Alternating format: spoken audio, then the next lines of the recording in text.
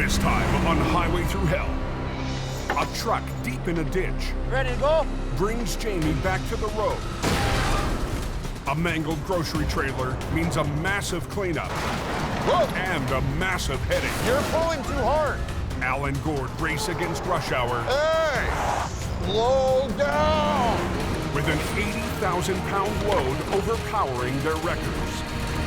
Come on! No! Stop! On the Highway Thru Hell, the last line of defense is a heavy rescue team ready to tackle any disaster. Because closure is not an option.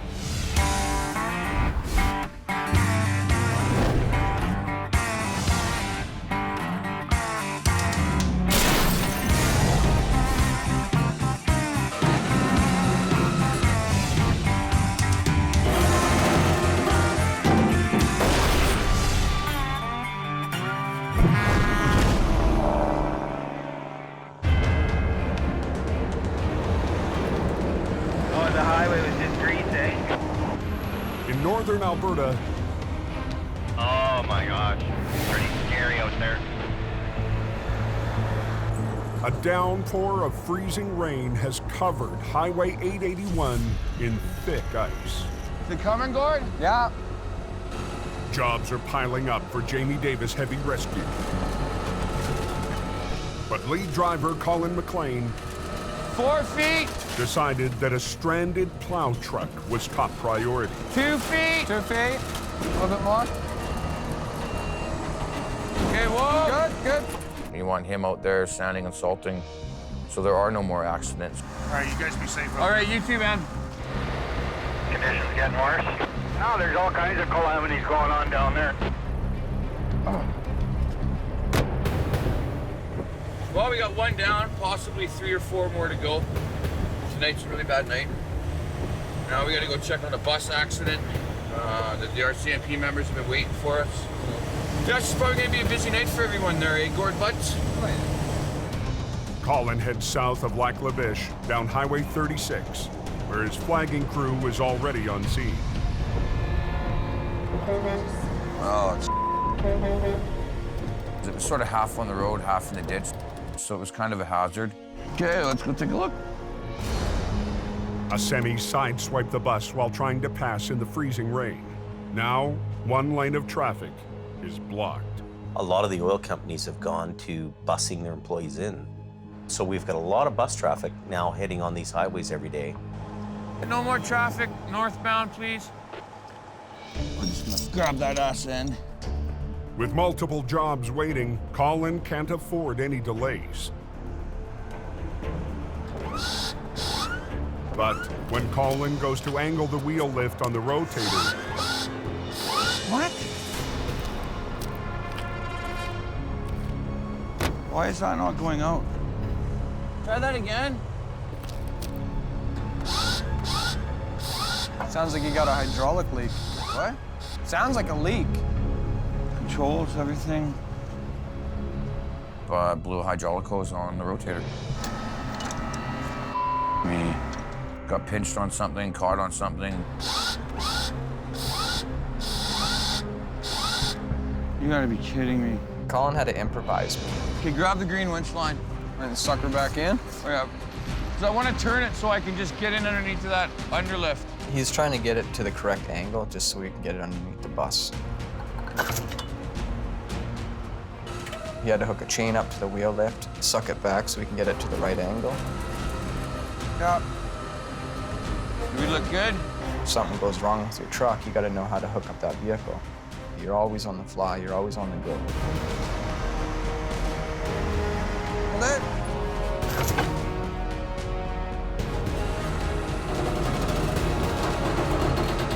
Here's some tilt.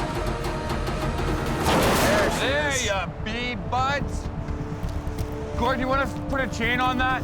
Yeah. Please, put it right here. Colin's already been on the road for 9 hours, and there's no end in sight. You have to be a warrior to be a wrecker operator to do this kind of job.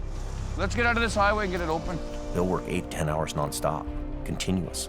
So think of it as a marathon, and you're running a marathon. Hard.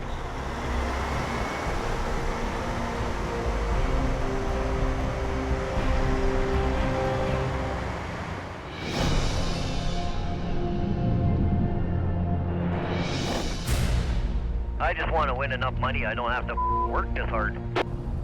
750 miles southwest in BC. It looks like he hit right in the middle here, right in the middle of the meridian. He must have plowed right into it somehow. I don't know what the he was thinking. Just west of the town of Hope, a semi is down and blocking the fast lane of the Trans-Canada Highway. Beauty. A big job for Big Al from Choir and Towing. The trailer was broken, and it had 80-some thousand pounds of paper and very heavy bales. The semi was traveling westbound in the fast lane when it lost control, careened into the center guardrail, and slammed down on its side. The timing couldn't be worse. Thousands of commuters will flood this main artery to Vancouver in just over 2 hours. The Highways Department want us to have this road open before 5:30 in the morning. This is like a high-stress job. Because we don't have any room here to work, we got all this railing. Within minutes, Al's right-hand man, Gord Boyd, joins him at the scene. I pulled up and went, oh boy, this one's gonna be fun. Boy, he didn't do that truck any favors at all. It's full of paper. The loaded trailer is too heavy to flip without spilling the cargo. But there's no time to unload 80,000 pounds. It was an optimum air cushion job. Airbags could slowly raise the trailer intact, but there's a risk. Using the air cushions, there's still a chance that you could get it partially up and the trailer totally blow in half, and now you've only got 15 minutes left. Our only option is get this thing up, and we'll get Daryl's trailer underneath it, roll it on, take her home. Okay. To save time and avoid closing another lane, Al and Gord will leave the trailer on its side and winch it straight up onto a low bay. But it's still a gamble. Dragging and lifting the trailer could compromise the wall under the weight of the cargo. Bales of paper. And the walls of the trailer are not designed to take that kind of a load. I separated the tractor from the rest of the trailer because it's just twisted up too bad. There you go. You're good. We're good. We'll try and pick it up and shoot it out onto the road a little bit more. Okay. If you back up, kind of just straight on, I think. Yeah, we'll just pendulum it out a little bit. Yeah. Okay. Hit your lock, hit your lock. Lock. Gord needs to swing the trailer away from the median so the low bed can get underneath. As I lift up on the cable, that cable wants to go to vertical. Anything attached to it's going to come with it. It has to. It's one of Newton's laws. Easy, easy, easy. Listen to the trailer. Yes, I was listening. The sound of popping rivets will signal that the trailer is starting to rupture under the strain. That trailer could have easily exploded. There's not much hold those trailers together. Once they're damaged, they kind of blow apart like a tin can. Let's go up a little more, Gord. A little more? Yeah. Up. But as they raise it up, Okay, good, good, good. Yeah, it's starting to buckle. the 80,000-pound load is already straining the roof and walls. You can see it in a ripple in the roof of the trailer.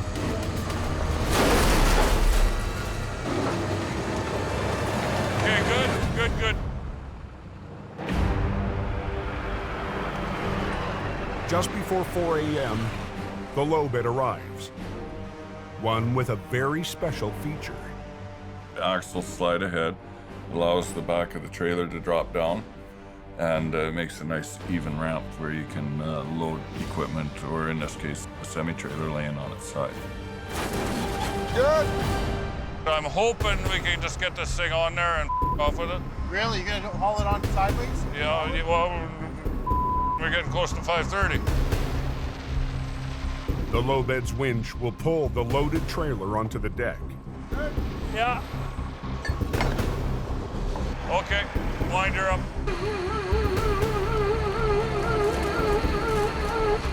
As the trailer moves up, the heavy cargo is pushing down on the side.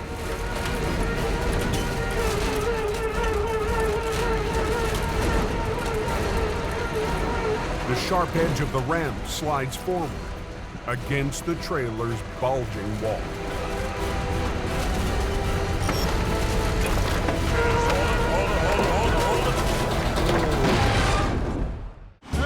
Yeah. Okay, wind her up. Al and Gord of Choiring Towing need to get a trailer off BC's Highway 1 before the morning rush. It's going up perfect. Not too sharp, not too much lift. With less than an hour and a half to go, Al's gambling, dragging the badly damaged trailer and its 80,000-pound load onto a low bed. Hold it. Now, the recovery has hit a snag.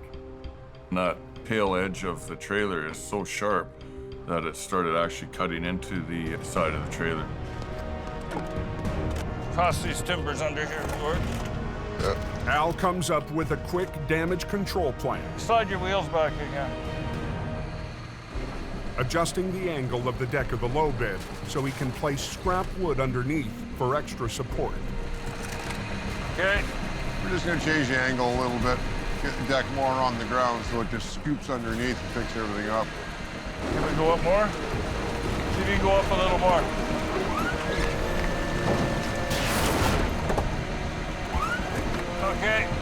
Okay, push her down. We can use the deck to lift the whole load up. We can get a brace under it. Now he can get back under without hooking the side of the trailer. The side of the trailer is compromised right now. He's not going to take a whole lot of stress.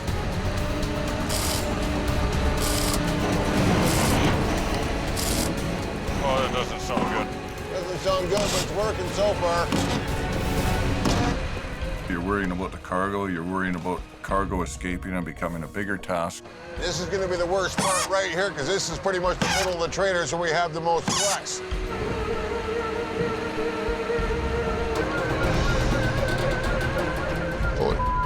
And there's another problem. It's not working. His angle's getting worse and worse. Yeah. The trailer is sliding on crooked. Okay, Gord, we're gonna need to get you to come up here. I'll let the traffic girl know. Okay. They need Gord's 50-ton wrecker to pull it straight. Stop traffic!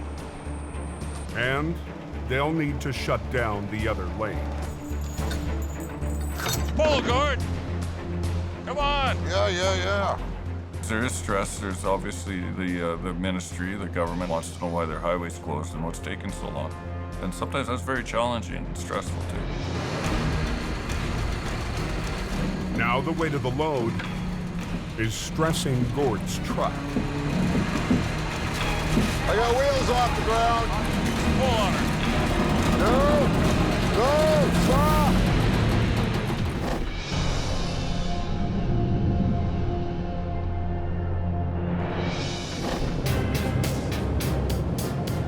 50 miles to the east on BC's Highway 3. 5 minutes away now, we're getting really close. Jamie Davis is leading his first big recovery of the season. John's got a few days off right now, so it's pretty much up to me to lead this recovery job. Last week, Jamie's new lead driver in BC, John, pulled off one of the toughest jobs of the season so far.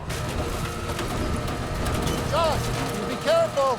So while John takes some downtime, Jamie's heading out in his newest wrecker, the triple-axle HR 117. I love getting in a brand new truck, nice piece of equipment, and get out there and make the thing dance. 117 is a 50-ton machine. It has quite a few bells and whistles on it. It's got the 3-stage boom, it's a hauler, and it's a recovery truck. The truck is heading to Alberta next week. But tonight, it's teaming up with Jamie's new tandem wrecker, 160. That was the first wreck these two big trucks had been on, and first time I'd operated either one of them.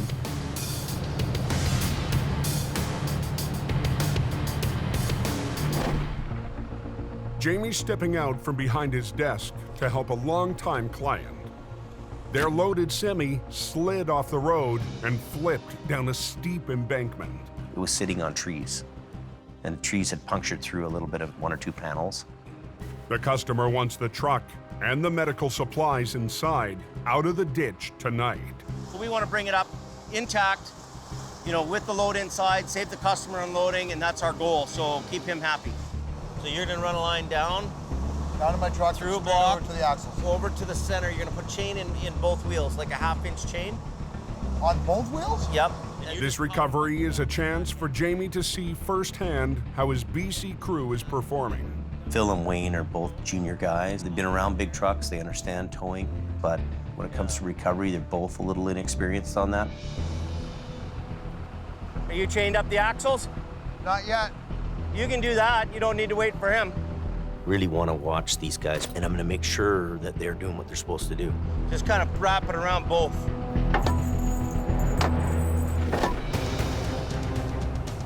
Come on! Yeah. Down in the Fraser Valley on Highway 1, Pull. Keep pulling. Al and Gord are trying to line up the wrecked trailer on the low bed. No! Stop! But the weight of the load is overwhelming even Gord's 50-ton record.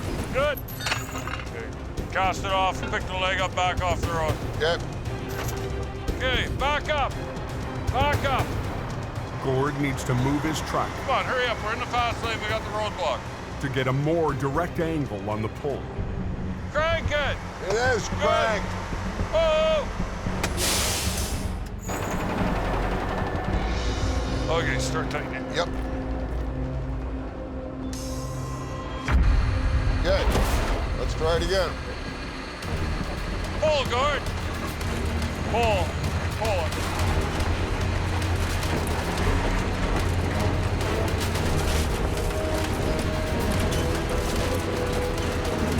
Good. Good. Let her down. Gord quickly clears out, letting the backed up traffic through. Some of these eastbound guys aren't slowing down for us. Hey, you want to slow the hell down? But after a 20-minute delay, some truckers try to make up for lost time. It's dangerous enough as it is. It really is. The last thing I need is a highway truck going by me 3 feet away at highway speed. Hey! Slow it down. Gord's getting pissed off at these apparent professional drivers. Slow down! It's very dangerous out there.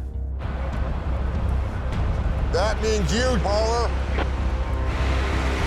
Hey, next time you come to an accident scene, the law says slow down. One wrong move, and that goes from a bad situation to a very bad situation.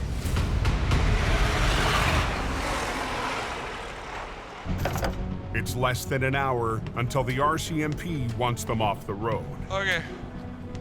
Gord and Al finally get the trailer positioned on the low bed, but it's not a perfect fit. We had about 10 feet hanging off the end. The front end of the trailer was already damaged in the crash. Now, the weight of the load is pushing against the overhanging wall. We'll get up on top with another cargo chain, and then we'll wrap this Oh, that's a good idea, yeah. underneath. Until they can wrap it with chains for reinforcement, the wall could rip open at any second. I'm just worried about that falling out the back. Very heavy, and right now this piece wants to let go.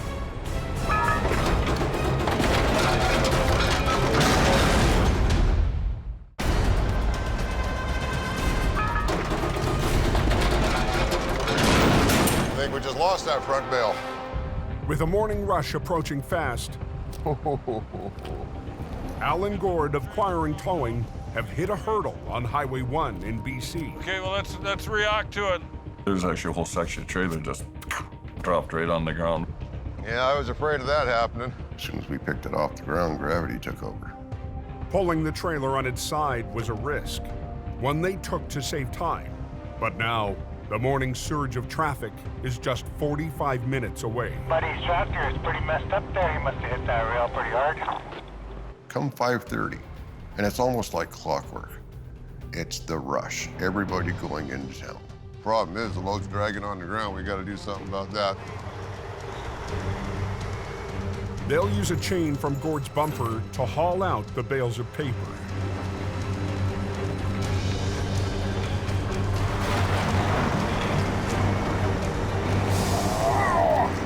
What, a little about 500 pounds each? Oh, more than that. It took a little bit of work to get those bundles, because they're all jammed in. So it's kind of like that game pickup sticks, where you want to try and get the one that's least jammed. You can't put a hook in the paper. Your only option is to grab the wire baling, hold it together. It's just not designed for that. You're okay, keep going. Bounce it. It's gonna come.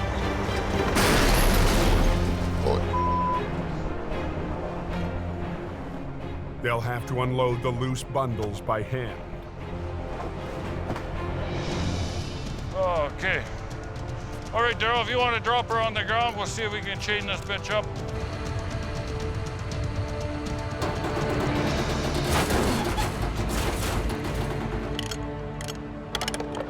The low-bed driver can finally move the trailer off the highway.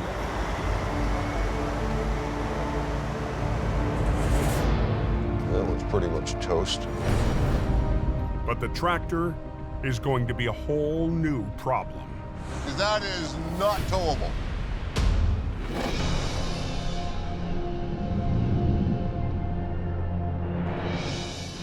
Up on Highway 3, see the Jamie Davis Tundra, a couple of big wreckers. Are you chained up the axles? Not yet. You can do that. You don't need to wait for him.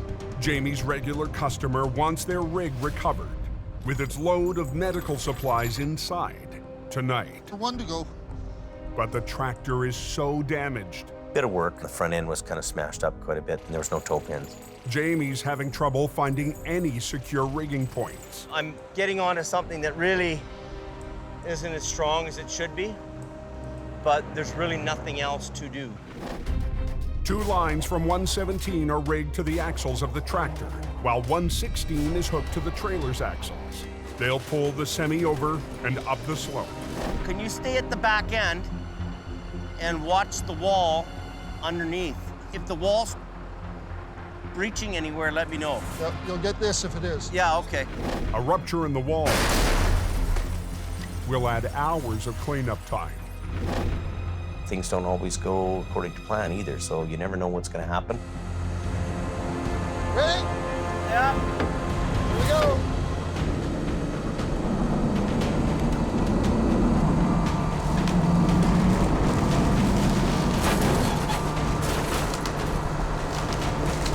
Okay, Phil. Looks good. Looks good. Good? All right.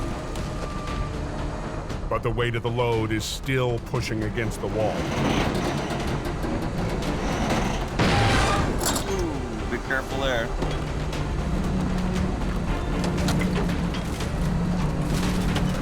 You listen to all kinds of things. You can hear the winch line, you can hear the truck, you can hear the load, different sounds that alert you to things that could be going wrong. There's one sound Jamie doesn't want to hear. What was that? You hear that banging in there? Well, that's the same kind of sound that happens when the trailer breaks in half. So what was the banging?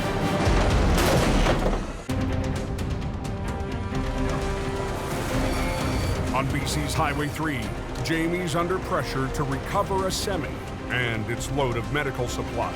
What was that? Hold on. You hear that banging in there? But a telltale sound puts the pull on hold. So what was the banging?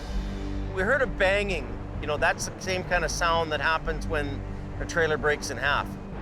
The wreck is actually talking to you. It's telling you things, by what you hear. Back at the back, the outer skin's broken a little bit, but the rest of the wall's fine. Okay. Let's hold you up for a bit, okay? All kinds of things and all kinds of sounds around that are telling you things. So listening is a big, important part of what you're doing. It's probably time for us to re-rig this thing and do a little bit of a higher pull on this. So I'm gonna bring everything, I'm gonna loosen everything off on this truck, and I'm gonna give it one little pull out too and get some room to bring this up into here. All right. He's just gonna pull ahead so we've got room. I'm just gonna move her. We're just repositioning the truck. They'll take up both westbound lanes to maneuver the wreck onto the road. Well, we're trying to minimize our impact on traffic, really. But there are points and times where, you know what, we have no choice. We have to block the highway. And we had to get her done, and that's just what had to happen. We'll let Phil do some winching here. Ready to go? Phil and Wayne, if you don't have these two working together in concert, they could split the trailer in half.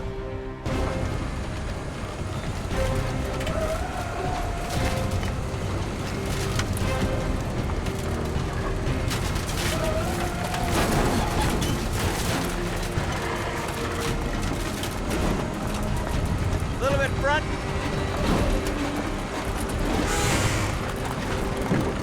Hard pull on this and just take up the slack on that. Good there, eh? Nice, first class, first class. Tonight, the client's supplies are back on the road, and Jamie's BC backup crew has passed the boss's test. One piece at a time, eh? And we need good guys that are going to run these trucks and do a good job. Okay, so let's get this unhooked and get off the highway. Good equipment, good guys, good service.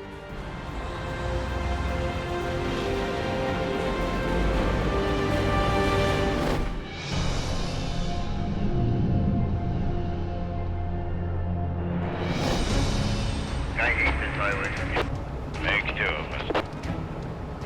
125 miles east in the Fraser Valley, So you're gonna need 2 lines? Yep. Al Quiring still trying to clear the tractor from Highway 1. Time is a factor. You gotta be off the road before 5:30. The RCMP and highways officials need the road clear by 5:30 when morning traffic heads for Vancouver. You've got all the morning freight hauls that are going in for their 7 o'clock deliveries. Those guys are all coming in. But there's no way to tow the tractor.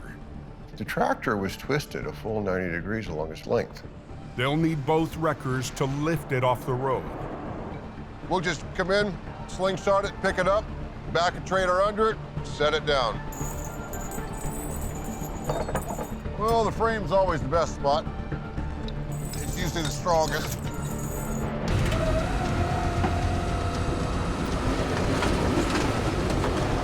Just like that.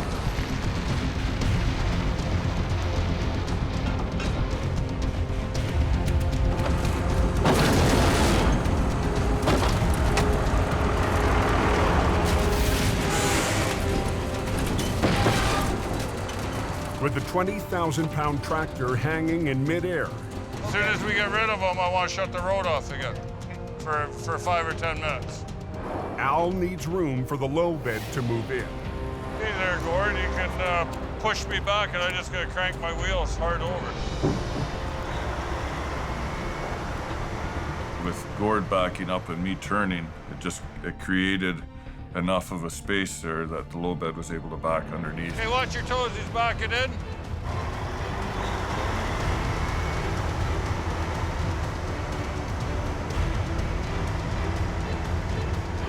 That's pretty much it.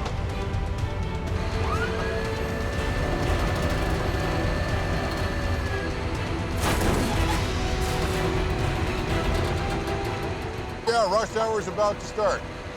We're gonna get off of here just in the nick of time. Yeah. Guess we can call that mission accomplished. I shouldn't be that bad. Yeah, it wasn't pretty, but we got her done.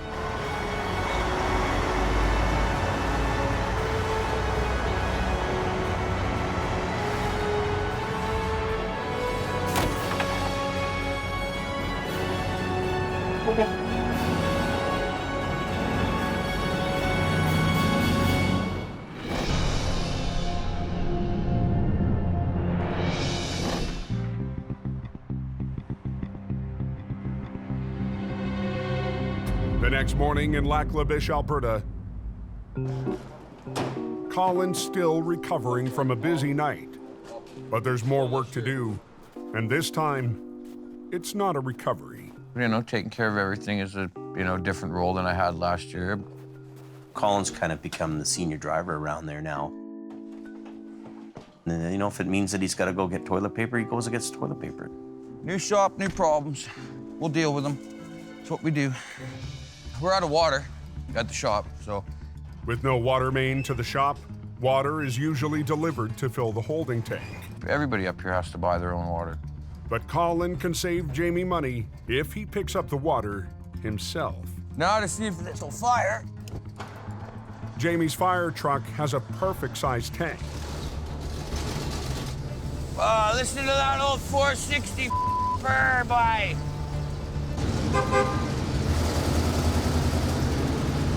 Problem is, it's not insured. So it needs to be towed everywhere we take it. So just hook it up to the tow truck, tow it down to the fill station. It is a weird way to get water. But it's a water tank. It's got a big lid on the top of it to put the fill hose in, and it's got a pump to pump it out. Jamie Davis, $750,000 water delivery service.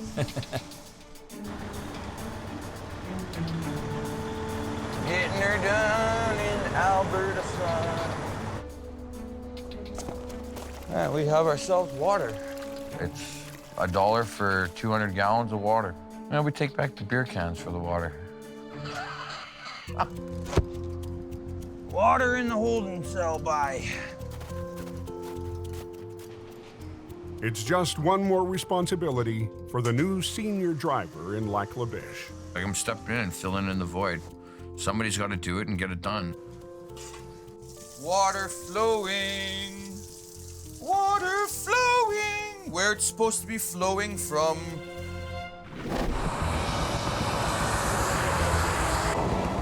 Back in BC, there's no shortage of water. Rain has been pounding Highway 1 west of Hope since midnight. Going westbound, it's just wet. At 11 a.m., slick roads claim a victim. Want to check out the front of it? We got?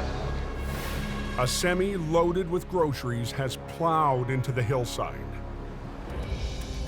The RCMP have just phoned us for a major accident involving a tractor trailer. Jordy DePerrin answers the call.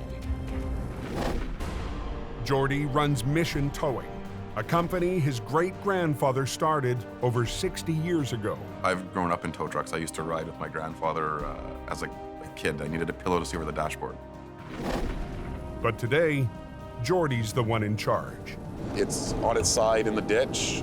The trailer is completely tore open by the trees. Apparently it's a mess. It's an absolute mess everywhere. The police want this cleared off as quick as possible just to get the highway flowing back to normal again. Trailer can just park on that road. He'll be pointing this way. Salvage expert Jim Lasser and his crew are already on scene. The trailer's too broke up to recover with the load on it, so we're gonna take the load off first.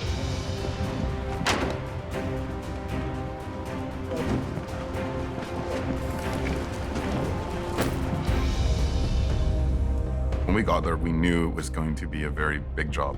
The axles in the truck and trailer were twisted out. It's into the bank really hard. This wasn't gonna be an easy job to do. It's a 2-record job, so Jordy's called in 2 operators. Everybody's stacking and packing and loading up. With the cargo unloaded, Jordy and crew can get to work. Let's start up here first. They rig one wrecker to the back of the trailer and the other to the axles of the tractor. The problem with that tractor trailer is the axles were all twisted, the fronts, the rear. Everything had such a twist to it that it wasn't an easy job to hook up to get it out of the ditch. With this much damage, Jordy's crew must be exact with their pull. The trailer's like a giant eggshell. Can't over-pull the trailer. Both operators have to work together to delicately bring it out. Okay?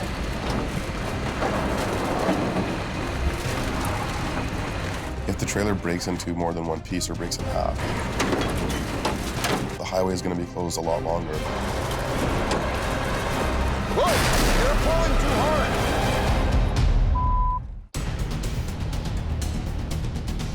hard! In Lac-La-Biche, Alberta, Jamie's lead driver, Colin McLean, She'll be icy. has another job to tackle up Highway 881. Kind of in the Big Bay corner here in Lac-La-Biche.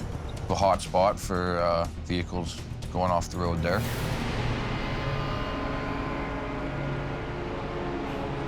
A little tricky area to be doing a recovery. The tanker jackknifed on the icy bend, spun around 180 degrees, slamming into the ditch.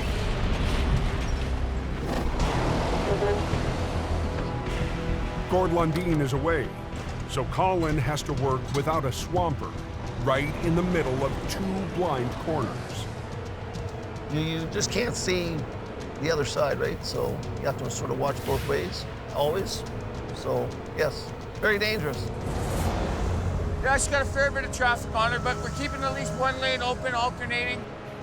It's a very narrow highway. You have traffic going at high speeds. It can be really dangerous if you don't have traffic control. Colin's two flaggers will each guard one end of the curve because it's the worst day of the week to be working on the road. The oil patch shift change will add to the already heavy flow of vehicles. The most efficient way to pull the truck is to winch it straight ahead by rigging to the toe pin on the bumper.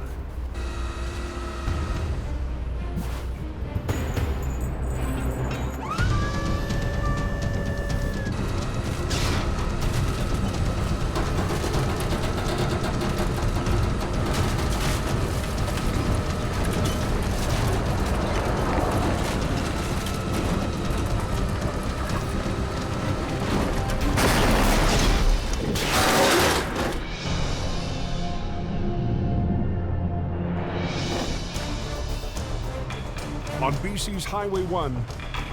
Yeah, it looks like a war zone. Trailer was laying on its side when I went past. Yeah, they had a little bit of a mess there, eh? I'm gonna watch it go. Jordy and his crew from Mission Towing fight to haul a grocery trailer back to the road. Okay. But the wreck is barely holding together. The worst case scenario is that trailer just breaks in half.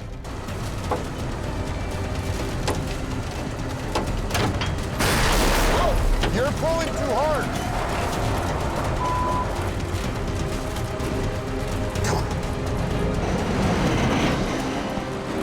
Okay, hold it there.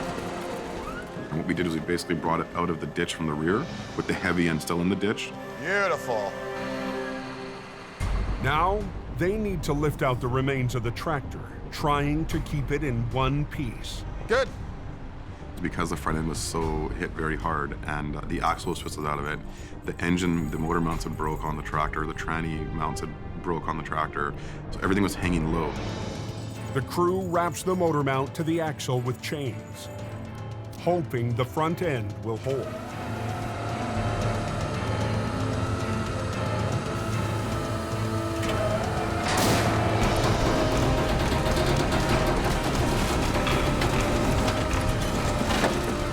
Right to you. With this much damage, Jordy will have to tow the tractor and trailer separately. Beautiful. Right there. Yeah. Up. Just hold it there. We're just trying to get the axles straightened out enough so that they'll tow straight, and just trying to free up any bent metal that's rubbing on the wheels, so it's towable. The wall's straight? Yep. Pretty straight? The walls are compromised. Just put some pallets in there to take some of the bounce on the trailer. Put some structural integrity back in the trailer for transport. Let's try here. I can go in the side there. I can go there. All right, boys. After a 4-hour battle, both lanes are open on Highway 1. It's a really good feeling. It's a great feeling. You can look at the highways department and open the road again. Pretty good? Yeah.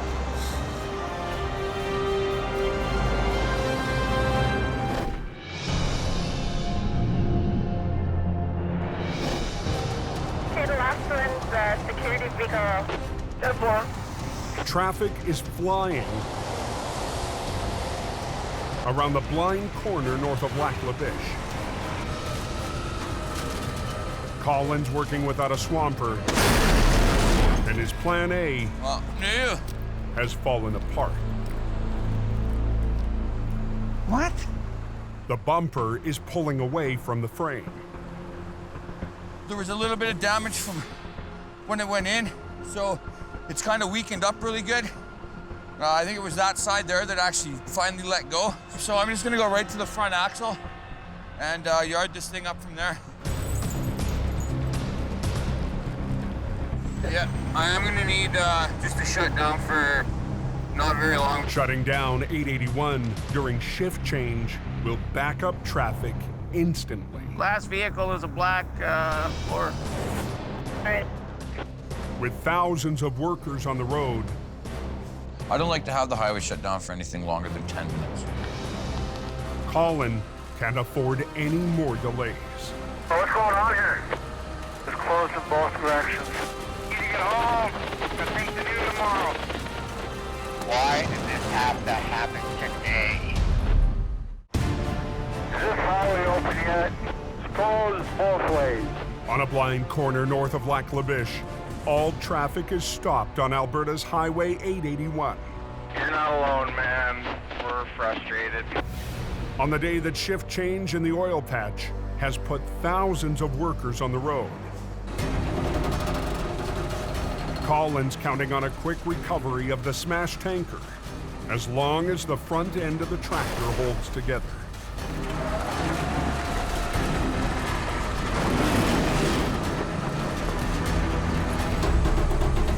Oh, we got that up. The tractor's wheels make it to the road, but the trailer won't follow. As I'm driving ahead, the trailer will just stay in the ditch.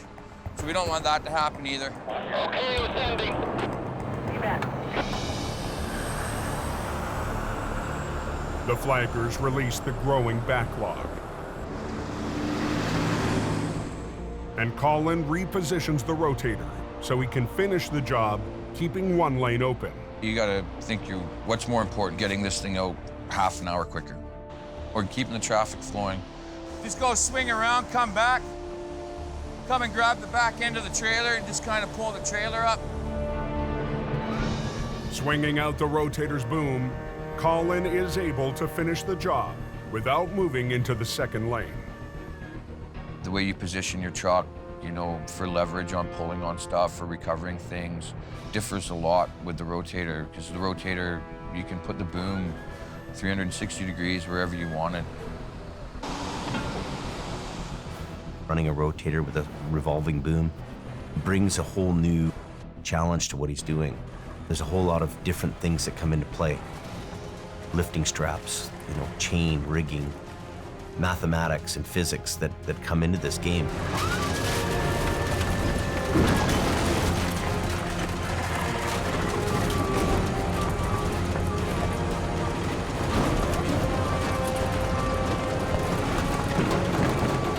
Nice. Peace. The trailer's up on solid ground now. It's good to go. It's just pretty much a matter of me hooking up to the front end right now. Which is all good. As long as the customer's happy and all the equipment's still in check, so yeah, I can't complain. We're good to go. That'll do. You always want to bring your best game to the wreck. Get in the ring and you're gonna fight that wreck as hard as you can. Decent, Jimmy. All right, Ange, we're just pulling out here now. Cool feeling when you get all done. There's nothing else like it. And we are a go. I give him kind of extra bonus because he's stuck it out and he's been there on the hard days and hard nights, and he works his ass off. It's just me, it's my nature.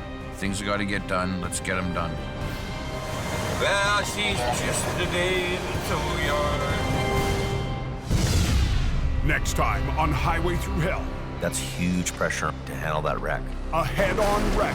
That's something else. Shuts the Trans-Canada and threatens the railway below. Ken Monkhouse faces an icy recovery. There you go, let's go. On a remote mountain road. Stop! Stop!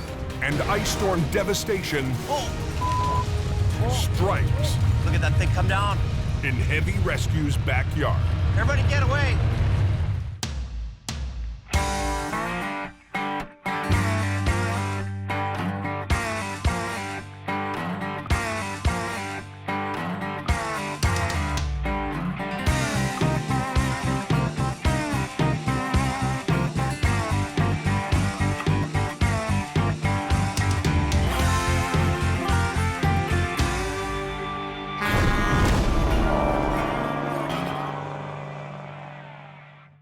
This time, on Highway Thru Hell, Interesting. a jackknife perched on a barrier How are you gonna get the trailer? divides Jamie's crew. They're gonna push the cement out. We'll see what happens. What do you got? Simultaneous wrecks How many vehicles? send Jordy scrambling, 2 vehicles on fire. Everything's shut down. and Al teams up with Jamie's brother. Here we go. But a communication breakdown puts their recovery at risk. We're ripping. Al! It's breaking. On the Highway Thru Hell, the last line of defense is a heavy rescue team ready to tackle any disaster, because closure is not an option.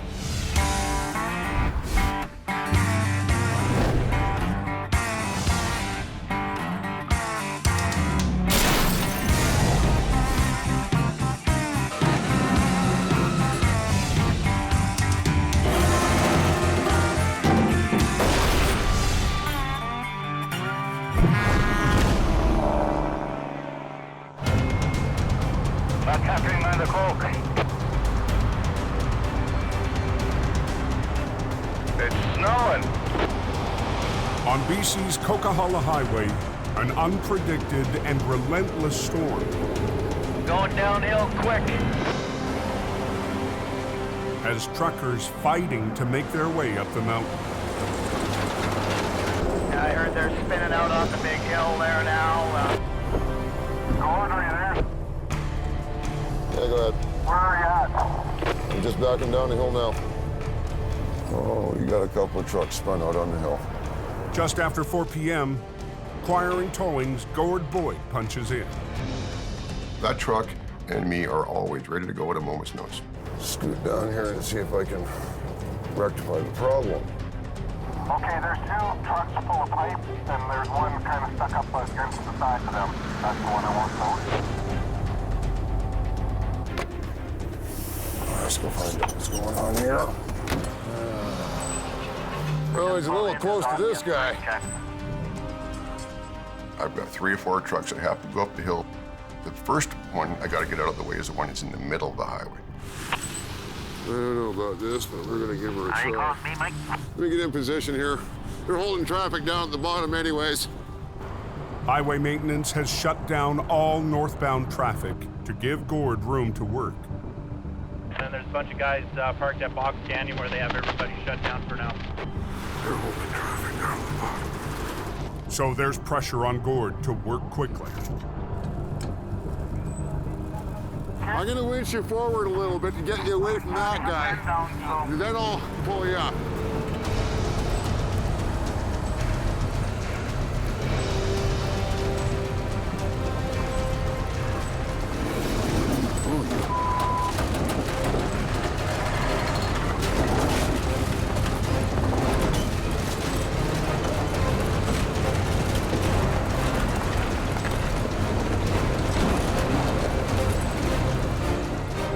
I'm just winching and getting away from that guy beside him if I can, but it just seems to want to slide back down. The slope of the icy highway is pulling the semi back towards the pipe truck.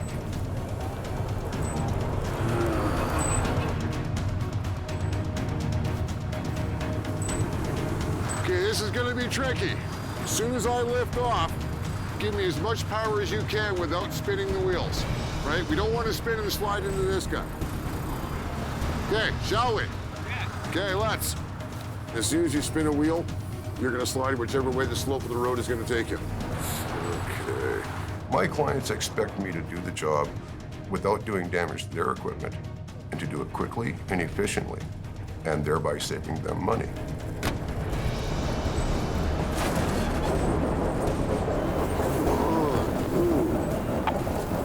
We can go right up behind them.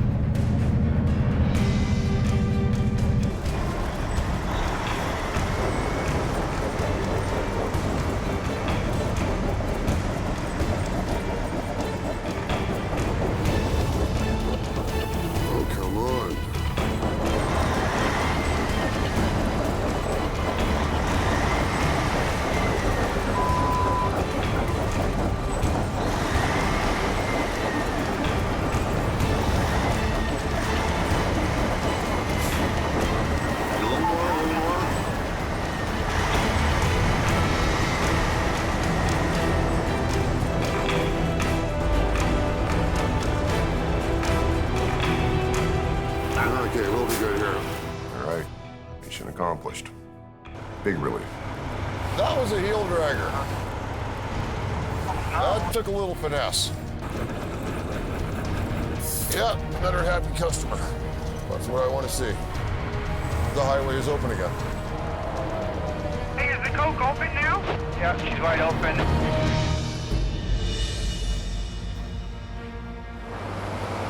As night falls on the mountain, 60 miles west, down in the Fraser Valley, We're gonna be pulling out of here in a minute. Gord's partner Al Quiring heads to work with his green record. It's a tricky little spot. Black dog ran out in front of the trucker and he went off the road and crashed. Al's heading back to a call on a busy stretch of Highway 1. So we've got to come back now at 9 o'clock at night and recover the trailer. He was able to pull out the semi's tractor early this morning. Pretty risky area here. But the daytime traffic prevented him from recovering the heavy trailer until now. So what do you think? With 40,000 pounds of groceries inside, Al has called in some extra help. All right, shall I back up? Jamie Davis's brother, Jason, and his rotator. I was surprised to hear from Al. Al's an independent guy, does his own thing, doesn't need much help from people. He's one man working his 10. General freight, yeah, groceries, general freight. But with Gord busy cleaning up the coke, Al turned to an old friend. We went to school together, and we've been friends for a long, long time. Good friends, vicious competitors. Tonight, they're on the same team. Firing's there, gonna do their thing there, but it'll be a little bit before anything happens. The RCMP will provide extra traffic control while the crew works next to the open lane. The trailer had about 34 to 40,000 pounds of cargo, so it was probably about 50,000 pounds in total. Groceries. We should be able to barrel roll. He said most of the weight is up front. Did he? Yeah. Take that chain down to Jason. We just want to kind of take up the slop in this, eh? Jason and his right-hand man, Chris Mervin, rigged the front end. Yeah, so if we don't put it there, though, we run a snatch block to it and then back. Being on its lid and sitting in a ditch it's hard to work with, so the first plan was to drag it up and onto the edge of the road where we could reach it better. That chain, eh? That's what scares me, is where's this gonna... Without a tractor to provide rigging points, One on the other side then. hooking up the trailer is a challenge. So can we shovel this out and get a strap on it, Murph? No. No. It's like a foot deep all the way down. That's about the best. Grab a shovel off the driver's side of my deck. Al and sons, Kerry and Lucas, We'll dig out underneath here. tackle the back end. I had both of my sons there. I sure enjoy having them because they're very handy sized, big. Is that gonna come right up to the top, do you think? We're close. Think of a cheese slicer. This is the anti-cheese slicer. It'll spread a lot of weight over quite a bit of area, whereas a cable or a chain will just pull itself right through the trailer. That's better. Okay. The trailer's already been damaged. So you ready to start pulling? Yeah, we're ready for a little lift, bud. Dragging it over the concrete with a heavy load could weaken the wall even more. Yeah, whenever you're ready. Okay, here we go for a little.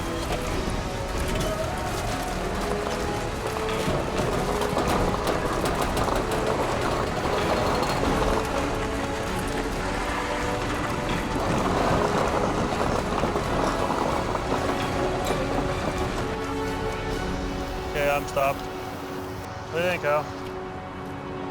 Looks like it's opened up a little bit. Yeah, it did, eh? It did open a bit. Slow and easy from here. This here, when you look at this here, this is the weak part of the trailer now. Now this, once it starts, if we don't do this coordinatedly properly, this is gonna zipper, open up, and it'll zipper the whole side of the trailer, thus putting the cargo all over. Ripping open is bad. And this kind of job is all new to Merv and Jason. The unique part of this recovery was Al had already pulled the tractor away. And in my experience in doing wrecks, we've never actually had the tractor separated from the trailer, which provides its own challenges. The tractor's wheels provide support for the front end of the trailer when it's flipped.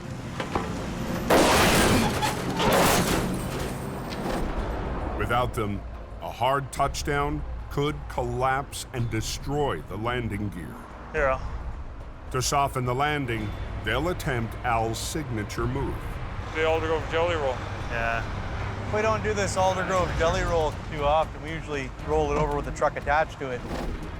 With Jason's rotator at the heavier front end and Al's 50-ton at the back, they'll lift the trailer and roll it upright. But just rotate it in the air and don't, just keep it high enough. A little more. They run straps around the front end. We got a point here on the landing gear and a point there, which will support the wall of the trailer where I'm lifting it. And then it'll come to one point on the top. Just run a chain to your strap and your short red strap over that way to this line. To catch it. Yeah. So once we pick it up and we go to turn it, we can hold on to it on this side as well. What do you think? I don't know what to think yet, Al. Moments before disaster. This isn't gonna work. You don't think so? No. I think it's gonna rip right in the center there, eh? Stand back, please. Here we go. When you go ahead and pick it up. It's a spot where there's a rupture, and when you're picking it up, it could start, it sounds like a drive-by shooting. You hear all those little pop rivets going pop, pop, pop, pop, pop, pop, pop, all the way around. That is the sound of doom when you're doing a recovery. Watch that lane buckle.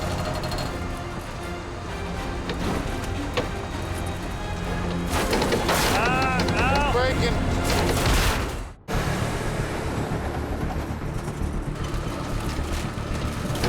Al!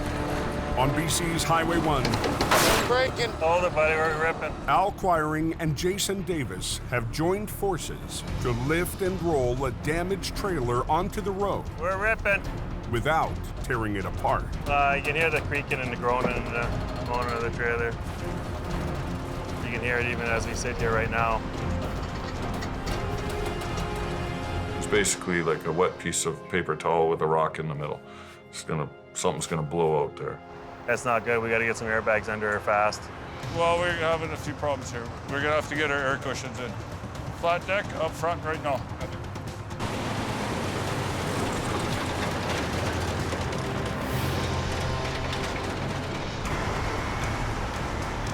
Grab a corner. With the wall too weakened to hold the weight of the load, they'll use airbags to push the trailer from below. There we go. Heavy? No. Jason's daughter Tia also helps out. He's gonna have to give you one right there. And at least one right there. Oh, we're just worried about this tear in the bottom getting even worse. We don't want it to split open in the middle of the highway and have to empty everything out in this one whole lane. It'd be hours and hours of lane closure. Right about here, buddy. The air cushions will provide support as they lift the trailer. Are we only worried about the zipper part, Al? Yeah, right in where all the weight is. The inflating bags will slowly ease the trailer upward. They're very efficient. Anytime you can put 9 pounds of air into a 70-inch bag and it lifts up the whole side of the trailer, 20,000 pounds each bag, they're very handy to have. Inflate.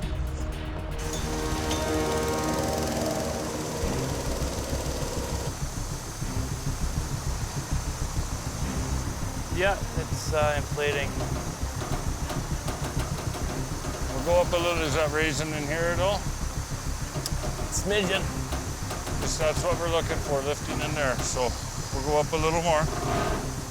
As the airbags expand, Jason will gradually take on more of the weight with his rotator. Is that what you want, Mark? Yeah, a little more. Oh, that doesn't sound good. Okay, stop. We're supporting the weight on it, so every time he loads the bags up with air, we take a little pressure off.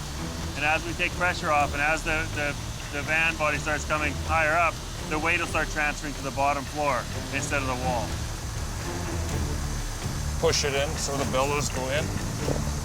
Like all the way around, son. From the inside. Carry. Okay.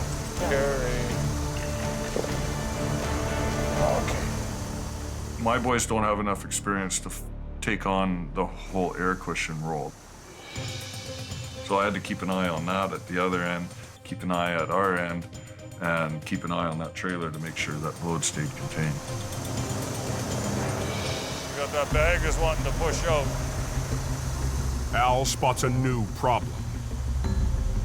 Sometimes if you use the air cushions on pavement and there's a bit of dust in the road-based rock on the asphalt, it's like little ball bearings. I think we're spinning out on that gravel right there. You can roll the base out of that air cushion and then all of a sudden you lose support. And if that happens, that can be really catastrophic. The whole side of the trailer could blow out at that point. We're losing an airbag. 75 miles northeast on the Coquihalla. It's wet all the way there. For the last 5 hours, the temperature has been rising, turning the snow into heavy rain. Wet and dirty. That's how we like it. Just after 3 a.m., the conditions catch one driver off guard. Well, that's a hell of a place to park a truck now, isn't it? We're just grabbing some extra gear just in case we need it. At Jamie's yard, lead driver John takes the call. A semi-truck that has jackknifed and is apparently blocking the highway here.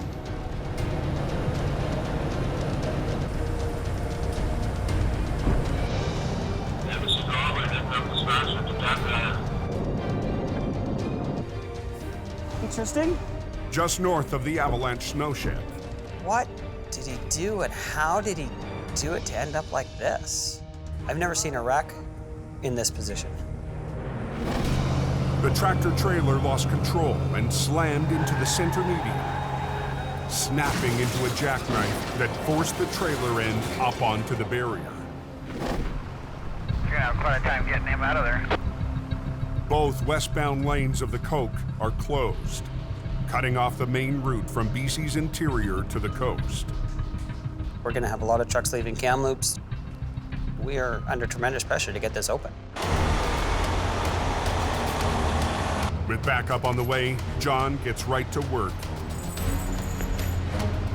We're gonna hook up to the axle right now and hopefully the trailer will just come right over these rails and we'll be good to go. Gambling on the fastest possible recovery. Pulling the rig forward and straight over the concrete no-post. Give it a little bit of a tug and see what happens.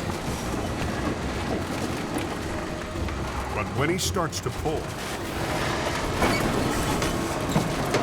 You can hear the fiberglass windbreakers underneath the trailer. It's starting to drag or grind on the no-post, so I'm like, okay, I gotta stop. So how did he pull this one off? I don't know, skateboarded it though. it's 4:15 a.m. when Phil Renault arrives on scene. Do you really want to take the time to undo that? They're pretty expensive. It is expensive. Yes, you're right. It's also time consuming. There's a balancing act here: do damage or get the road open. And that decision's up to him. We want to limit as much damage coming out as we can. So if we can take this off, then let's attempt to take it off. If we take it off, then we don't have to worry about breaking it. Just like so.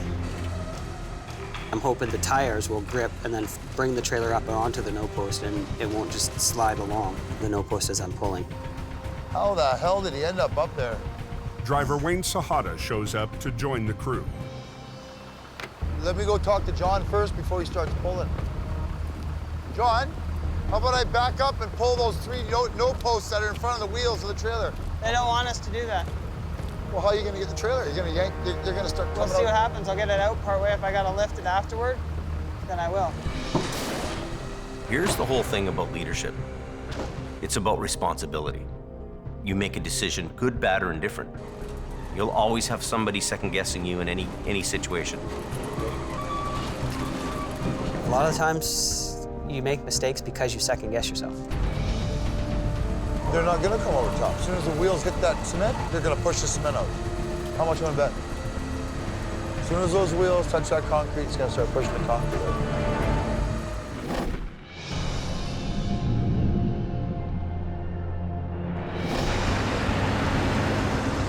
Back down on Highway 1 in the Fraser Valley. Tightener, just hold it there till it tightens. Al and his sons are struggling with a slipping airbag. That's not good, Al. As long as the thing don't skate anymore. One bag jumped out. We deflated it, shoved it a little bit further under, and re-aired it up. The higher the bags lift the trailer, the more weight Jason takes on his winch lines. Let's go up a little bit. They have to work slowly or risk tearing open the wall. I think we got it on the run here now. Oh, yeah. Just chasing the tear, right? Chasing the tear. Chasing the zipper. Yeah. It's hard to keep up with you. You're all over the place. Okay, just hold it. They've done all they can with the airbags. Hey, Jace, I think we're gonna lift her. Al and Jason will use their 2 wreckers together to finish the rotation. I think we better get going on it, Jace. We got that one air cushion that's popped out. It will require perfect coordination. So what do you want me to do then, Al? Like, I don't know what function I gotta do at the right time, right? That's what's scaring me. Al's intense. He's task-oriented. He takes it on, he's always thinking. And he's always thinking doesn't mean he's always communicating. Al's used to working alone or with his longtime partner, Gord. It is a little bit weird because Gord and I have worked together a tremendous amount. Tighten up. Easy, easy, easy. We know what to expect out of each other. But when you're working with a different company, they don't always have the same communication and stuff. Whenever you're ready. I'm just worried about controlling the same functions as you. That's my concern. Our whole deal is to cable up and support the load with this. Once we start into it, don't stop. Well, stop what? Unless you hear a lot of yelling. Yeah.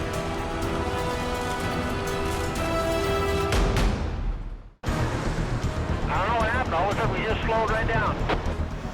Yeah. Just keep this one slack a bit. I don't know, just just boom her up. On Highway 1, west of Hope, BC, Al Quiring and Jamie's brother Jason boom up now and let down on the right cable.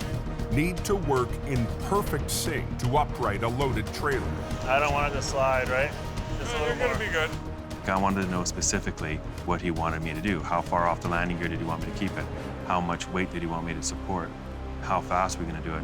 I got the one sling there, so I'm gonna have to fight that a little bit. So you're okay, right? Well, yeah. You're making me worry now. Well, I am a little worried. Okay. Just straight cable up, keep this one slack, all the way down. We're gonna be fine. Oh my God.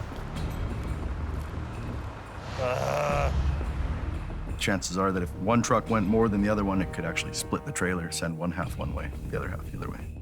Jason's never flipped a trailer without its tractor, but he must execute a soft landing. We're at the front and we don't have any wheels to drop onto. And knowing the trailer was compromised already and with a crack in the subframe, made it a little more leery. You ready? As ready as I'm gonna be. Next gap. Up. The RCMP shuts down the second lane. You ready, Jason? Okay. Go it easy. Don't stop till it's done.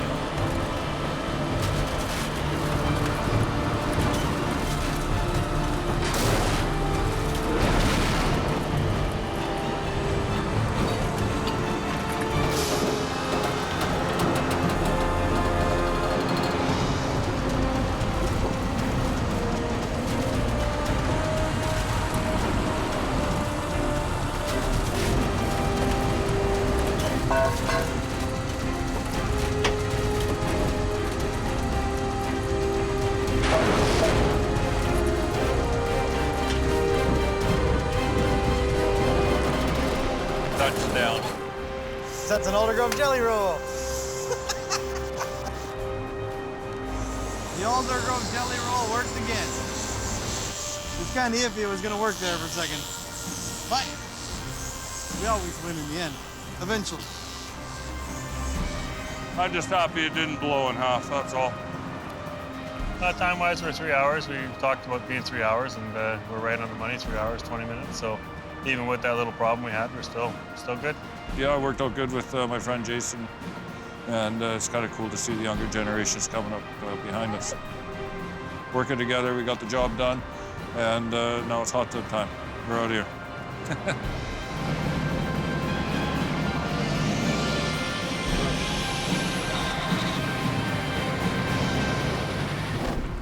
Turn around and go back, driver. The coke is closed. Oklahoma Highway closed indefinitely. 60 miles to the northeast, near the summit of the cove. Close right down, that's it. Nobody coming up. They're not gonna come over top. As soon as the wheels hit that cement, they're gonna push the cement out. How much you wanna bet?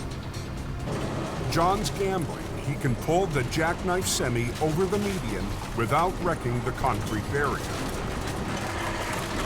Got one set of tires over.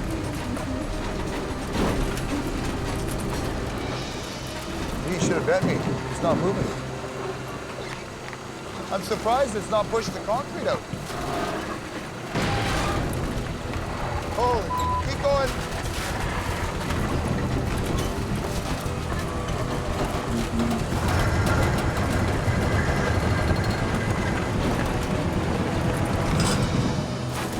There you go, you're off, buddy.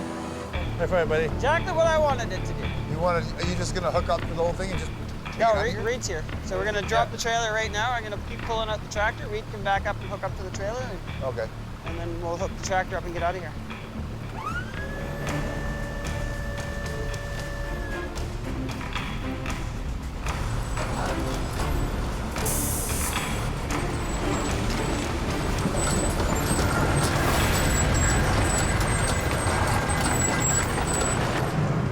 Yeah, the tranny dropped.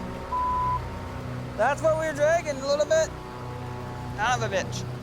The tranny fell out of the truck because of the damage, so we got to figure a way of getting that tranny out from underneath, disconnecting lines, securing lines after we disconnect them. Dealing with the transmission means the highway stays closed. Oh. At this point, I'm frustrated. I'm not happy. And it's getting earlier in the morning. There's going to be more traffic. We got to get this out of here. Phil works to pop out the drive shaft, still connected to the transmission. Ah, you son of a bitch. Get off of there. Hold it. It's off, buddy. It's off? It's off. Now how are we gonna get this tranny out from underneath it?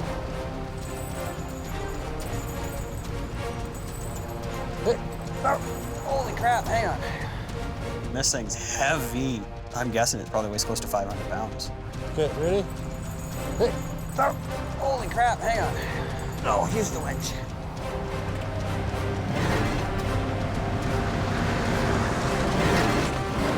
There we go. Now he's thinking. Okay, let's get her done. All right. It wasn't an easy battle. We overcame the challenges, got the job done in the nick of time. Westbound's open, eh? Yeah, westbound is open. Early the next morning, in a yard just west of Hope. Some of my most exciting moments in life have been towing one of these. Al Quiring is prepping for a monster-sized tow. What? What? If the guard dog will let him get rigged up. Is it open?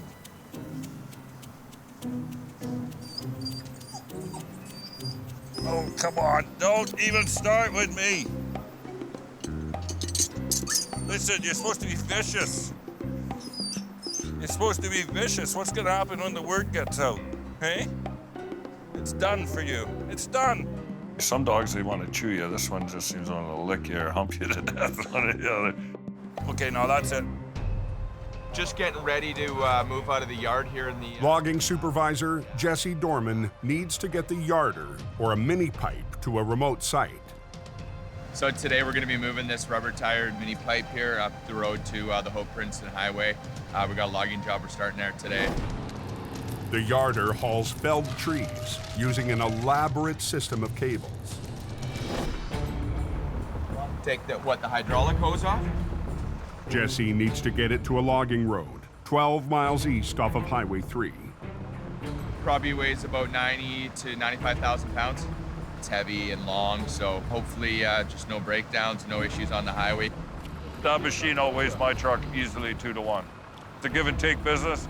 You don't want to give an inch because that thing will take you.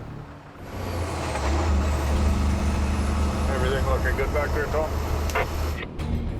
Got a little bed going up on the outside there. The heavy load puts so much pressure on the tires, they could cause serious damage if they blow. They burst with huge amount of force. I like to have the windows down because you've got the hum of the tires, and then all of a sudden you hear a tunk, tunk, tunk, tunk, tunk. That's usually an indication that a tread ply is gonna start coming apart. Ears are tuned to it. Any sounds, something that doesn't sound normal, you're better to go a little slower. I'd rather be an hour late than be over the bank or worse, involved in a catastrophic accident. As Al reaches the entrance to the logging road, his work is done. I'm relieved, very relieved when I unpin from those things and we're headed for home. It's a warm, satisfying feeling. Now it's up to Jesse to move the heavy machine the final 2 miles right up the mountain. We're gonna start making our way up there as the grader pulls it and take our time, safety first, and hopefully everything goes well here. Jesse will drive ahead while the grader pulls almost 100,000 pounds up the steep, icy logging road. Chains are doing well on the grader, and both machines are running well, so there's always the potential of the machine sliding off the road, rolling over. Could be catastrophic, but hopefully that doesn't happen. This definitely is a little bit steeper of a grade, probably around 18, 19%. Yeah, a little bit tight here.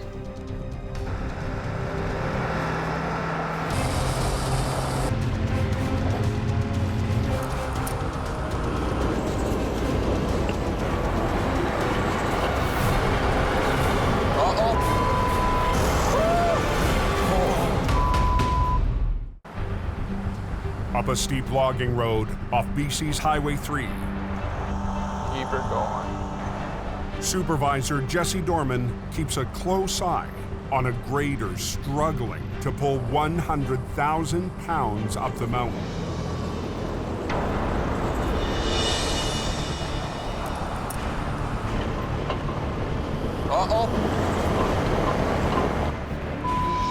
Okay. Oh.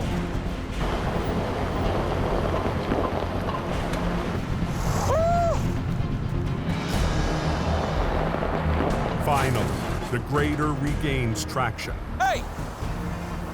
Just stop, just stop.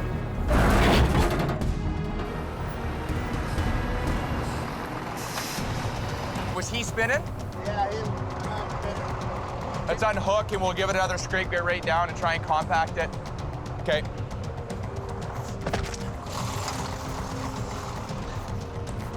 Holy, I didn't know he was still hooked up. I thought something broke. When it took off backwards, I didn't know that the cat was still hooked up. All I could see was the top of the pipe. So I thought it was freewheeling and it was gonna cartwheel down in the timber. Got the old ticker going pretty good.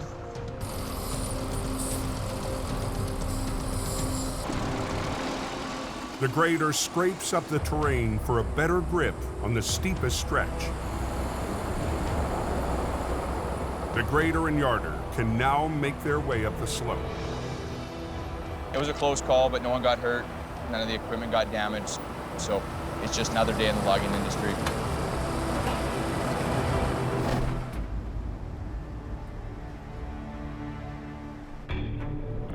The next morning, Did you get through that accident? They got the road closed. Closed a couple minutes ago.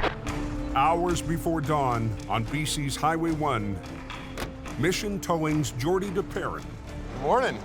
Is called to the scene of a big job. So this one is bad, the other one is questionable. It's torn to... An eastbound tractor pulling 2 trailers has flipped in the slow lane. This wall's just done. It was a very complex scene. And looking at the load, looking at the highways closed, there was a lot to take on for a first kind of look at everything. Like, oh, this is real. Like, this is a serious scene. It's compromised mid-roof. That mid-wall is going to be probably, I'm going to assume, blown out. How far did he slide on its side? Did you see? Fair ways. It took out a pole way back there. When the tractor trailer rolled over, it went into the ditch and took out a hydro pole. So there's another hazard there as well. Like, we could air cushion it, but if that wall's pushed out, I think it's better to unload it. The rear trailer is too damaged to flip fully loaded, even using airbags. Take an eggshell and put a bunch of weight inside of it and just try and pick it up, you know? When that eggshell's cracked all the way around, it's gonna fall apart. Offloading it is the safest, easiest way to go with doing this job. But it'll take time and put Jordy and crew under extra pressure. I'll start pulling it off. Basically, that job is bonded goods. I mean, that everything in that trailer is concealed. Everything has to be accounted for, which is also a little more time-consuming on the recovery part as well. If you pick up something that's wet, make sure you just pass the word down the chain. It's slow going. Some of these boxes are pretty... Gramangled. Yeah. And in just 1 hour, the rush of traffic will begin. This is Highway 1. This is a major artery, so my main concern right now is opening this highway. Early morning on BC's Trans-Canada Highway. Wall is tore right up pretty good from the roof. The morning rush is already backing up. As the salvage crew finishes cleanup, Mission Towing's Jordy DePerrin is anxious to start his recovery. Number one, the highway's gotta get open. I had the Ministry of Transport, the Highways Department, the RCMP, BC Hydro, they're all looking at me. Just as the crew is finally cleared to start rigging, there's another holdup. Everybody's gotta come out and line up on the inside of this trailer. Hydro's dropping those lines and they're afraid they're under so much tension they're gonna whip over here. The truck and trailers took out a power pole. The power companies are working. When they had to drop those lines, it was another huge delay for us to stand back and wait and watch. What do you got? How many vehicles? What is it? But Jordy won't be standing around for long. Bad or no? All of a sudden, we get a call for another pretty serious major collision down the highway from where we were. Now the highway is closed in 2 spots. 1 mile to the west, 2 cars have collided, bursting into flames. I'm gonna put this stuff in your truck. We gotta go to another accident. The morning's turned into just a chaotic mess, really, on the highway.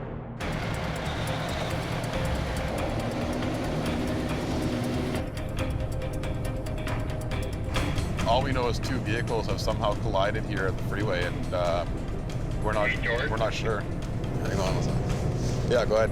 We have 2 vehicles on fire. 2 vehicles on fire. In your head, you're just thinking, oh, I hope everybody's okay. I hope everybody's okay. That it's not an accident that people usually walk away from. Everything's shut down. The drivers escaped uninjured, but the accident is blocking both eastbound lanes. What we can do there, we'll get the firemen to move their line over. Yeah. We'll get it the hell over. Go get that one, get it out of the way. Let's go get that vehicle the hell out of here, okay. And we can open up this highway. Absolutely. And get everybody over.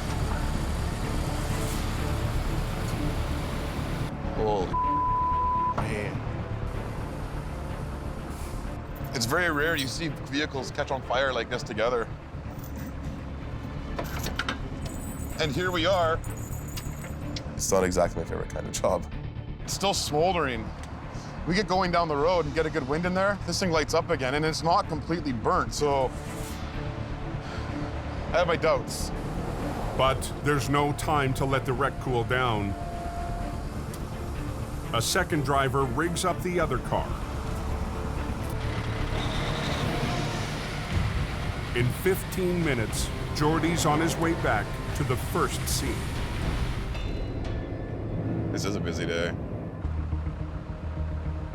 1 mile up the road. When I got back to our original accident, it was ready to go. I'm looking at it thinking that we're probably going to end up having to use 2 large-sized tow trucks on this one. One of our 50-ton and one of our 35 tons. Low lines from both of the wreckers to the front and rear axles will roll the first trailer over, while a set of high lines will catch it. It's not good having highway closed. Even after all the delays, Jordy will keep both lanes closed while his crew is at work. I mean, worst case scenario, we could open one lane, but you know, and I don't like, if we can keep it closed, it's just safer. I'm dealing with people on the highway that are panicking to get the highway back open again. As they prepare to flip the first trailer, the pressure is on. I don't think you're gonna be able to lift it. You're gonna go a lot higher with your boom too. It'll require precise coordination to flip and then catch the trailer. I think you're too low to be able to hold that. We get it part way and then we can just move out. You ready to catch that? More pull down. No. Neil, you got the wrong line going. Neil. No. More pull down. No. Neil. No. That line's got to come off. This line's got to pull. On Highway 1 west of Hope, all traffic is stopped, and Jordy needs a quick recovery. I looked over at Neil and realized he's pulling the wrong lines. Kind of a tense moment there. Pulling on the catch line instead of the flip line has dragged the trailer towards the wrecker. You're too close now, man. Neil slacks off the catch line and starts winching the low line instead. Just this line, bottoms, go. Ready to catch it. Hang on.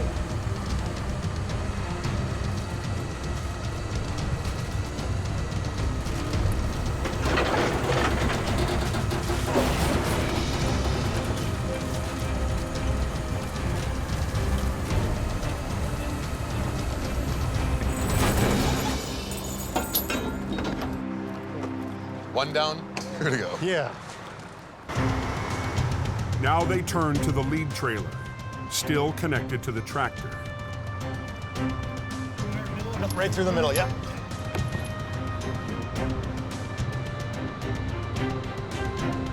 The possibility of it slamming to the ground and rupturing something else, rupturing a fuel tank that wasn't already ruptured, it's pretty embarrassing when you're the operator, especially as a scene coordinator. So they rig a line from their 3-ton tow truck using a small excavator to redirect it to pull back on the trailer. When the 2 wreckers upright this, that wrecker works as a control, and it's called a controlled roll. And we control that, we set it down, nothing slams down. You're gonna sit in the truck in neutral, and you're gonna control it with the brake. I just don't want it to slam down, you're gonna control it, okay? Yeah. Is Neil hooked? Okay. But just make sure that line stays slack until it gets to that balancing point. You will slow this thing right down, okay? Everybody's on board? Yep. Okay, let's do this. Okay, this line, but hang on, okay? Go.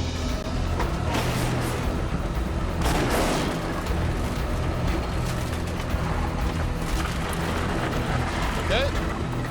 Front end. Run.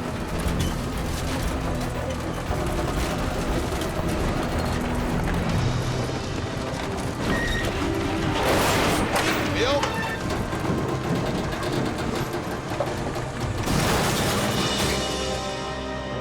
Voila! Beautiful. You're done. Good job. Hey!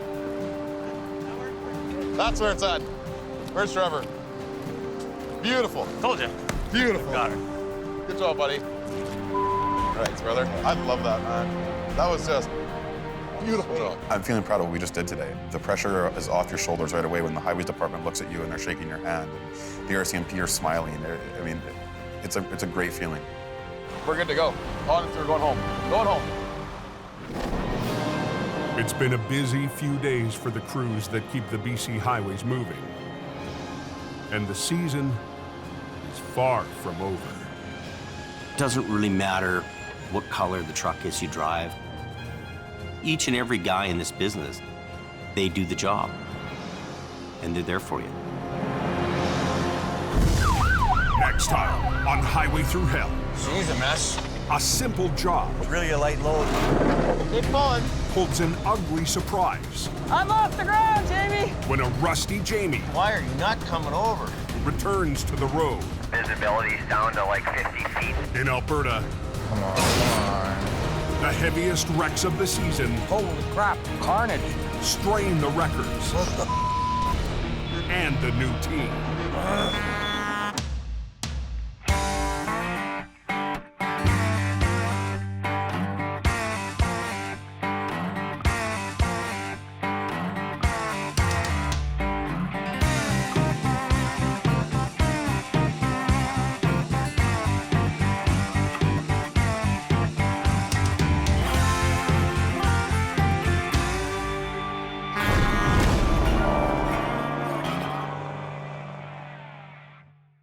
This time on Highway Thru Hell. Go, go, go. It's its own little world up there. 4 seasons of heavy rescue. Basically, we're all fighting them out. Looking back at the twists and turns. Look out, Don. Look out. Go, look out. We all get scared. Wow. And what's next for Jamie? I miss driving trucks. On the Highway Thru Hell. The last line of defense is a heavy rescue team ready to tackle any disaster. Because closure is not an option.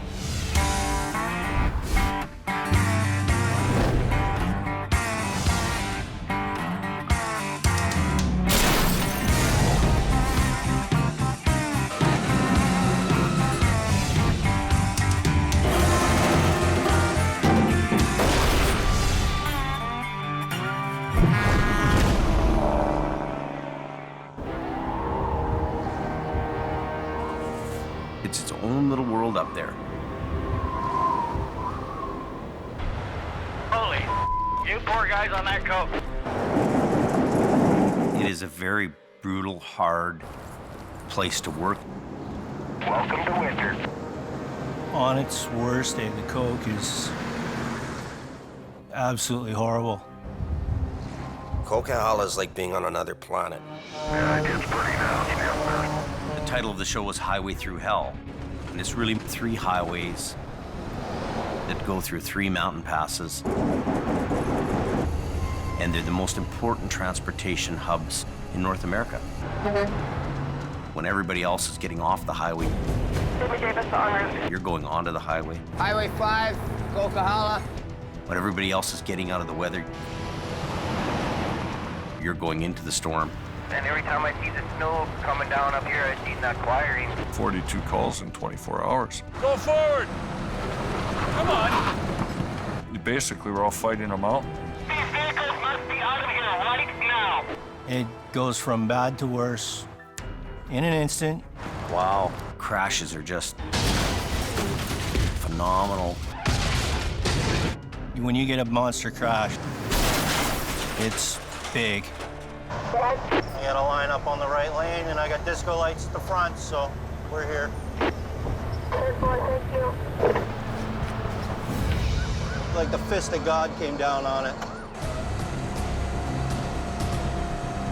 Hold it! Wow. You have to be here to make sure that those roads are going to be open for people. Grab it in the middle, grab it in the back of the tractor, and pull the thing over. It's go, go, go. It's adrenaline through the roof. Hey, what is going on here? You got 15 minutes to get the road open because the highway guy is bitching. Closure is not an option. And it's really more than just one location. Northern Alberta is definitely its own brand of hell. Yeah, let's go. You get in let's here. go. Stop all traffic. Flat and windy, cold. It's cold out today. Minus 53. It's pretty white out up there. It's not for the faint of heart.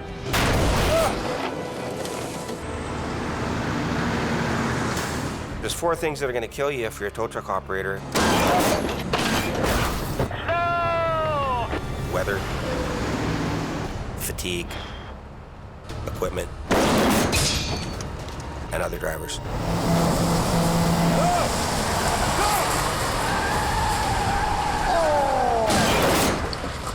danger is real. You don't know if anything else is going to come down and get you.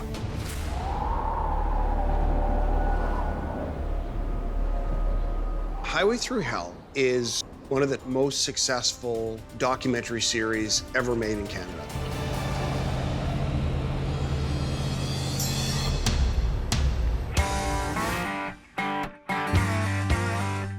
Highest rated premiere of any show on Discovery Channel ever.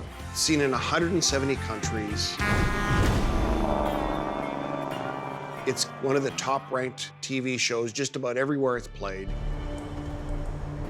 Oh, that thing's broken right in half. People are rubberneckers. Unbelievable, man. People drive by a car accident, they look, right? So there's this curiosity that people have when they go by a car accident.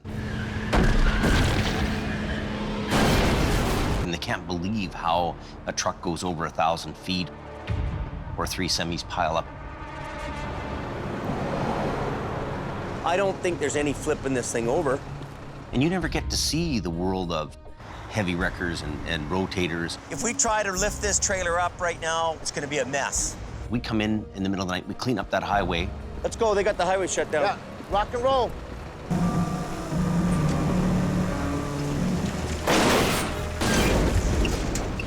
Yeah, baby.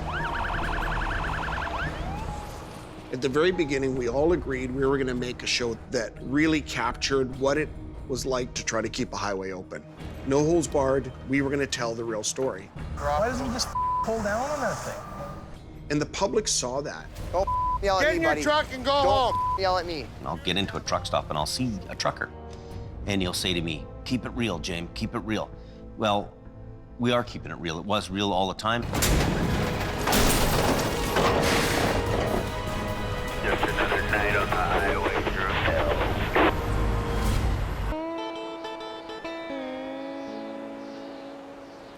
There's been a lot of changes since the beginning. The one thing that's constant is change.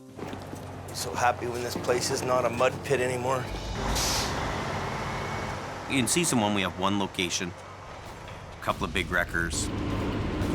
We have a small, tight little crew. Pull, come on. 5, 6 guys. You've got Sammy here. Big done for. Kevin. Somebody's gonna tag somebody today. Bruce. Come on. Adam. There's neck and neck right now. I don't know. Ken. Nice. Yeah, I like keep doing that. Yep. Beautiful.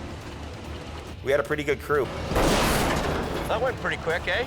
As a team, we were unstoppable. Highway 1 is now open, boys.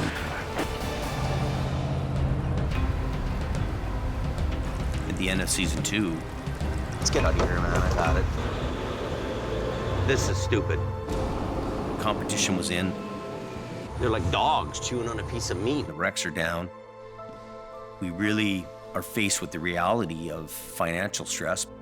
Bills every day. Some of the guys at the barn that we deal with all the time. And you don't feel you can... Well, we can't survive. Survive. Really, we can't survive. They say to us, look, go to Fort Mac. There's lots of work up there. There's money in the oil fields. Go to the oil fields. Go to Alberta. The oil boom's on at that time. The work's everywhere. And we either get on the ride or stay back and die. We really don't have any options. So we go up there. Look at that. Just like money, money, money all up and down this road all morning, eh? Yep. Hey, go ahead, Colin. Get over. Decent, Jimmy. Decent.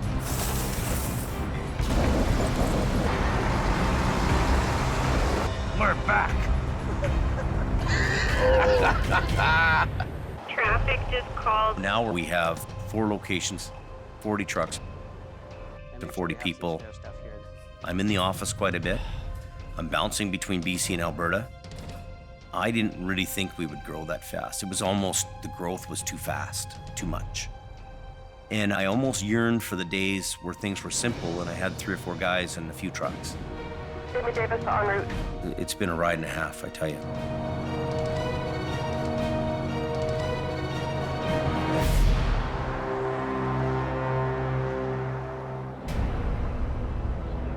Looking back over these 4 years, That's the big one. There's been certain jobs that just stood out. What an absolute disaster zone. Some of the largest, most complex, most technical wrecks. I'll do the lead if you want to catch up, okay? Keep going. There we go. Some of them are just unforgettable. Well, see the rock slide there? Unbelievable. In season 1, we get a call for a head-on in the canyon. Nothing much left to that, eh? One truck had swerved for some rocks that had just come down, hit the other guy in a reefer trailer truck, and he went right over the edge. Holy moly.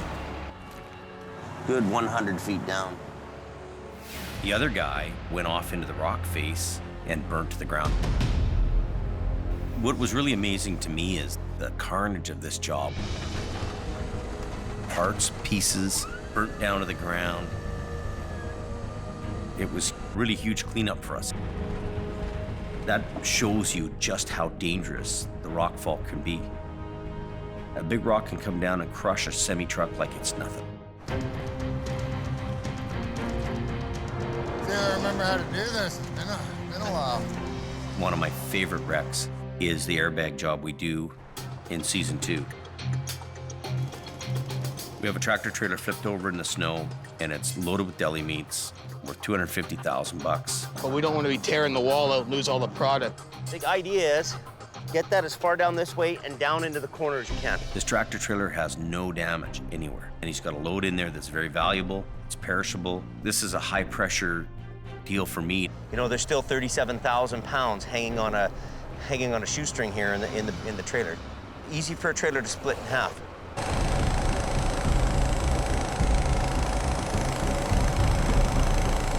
You can push up too hard on one bag or not enough on another, and you can push the wall in. Now it's do or die right now. Almost there. Go a little more at him. He's ready. Top one. Top one, top one. Okay, good. We airbag this truck up, boom, and there's no damage to the truck or trailer, and he drives away. Couldn't have done it without you, buddy. Hey, let's go have some Chinese food. But there was really one wreck that was the most amazing. That's where we're going, is our accident. It's the one. This is a hard job. You know, I'd like to have another rotator here. The most impressive job for me over the past 4 years is the 2 rotator wreck over the bank. These people are lucky to be alive. I mean, they're hanging off of a cliff here that's 650 feet down. It's just hanging, barely.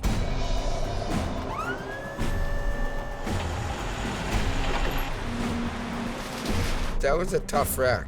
As long as I break it up and just poke through on that end, we'll be good. We had to get Jamie's brother, Jason, out there with his rotator. We had to get Jamie with his rotator. The biggest challenge for me and Jason is to bring this wreck out of the canyon, fully loaded. I'm gonna boom in a bit, okay? Don't flip our big rotators over the bank. It's like having a big hand and just picking that tractor trailer up and putting it on the road. Pulling against each other a little bit. This is a huge job for us. Hold on, hold on. Stop! That is what you live to do. We've got 80,000 pounds hanging in the air there, and let's get this thing back on its wheels. Let's get it in here and on the road. All right, Jen.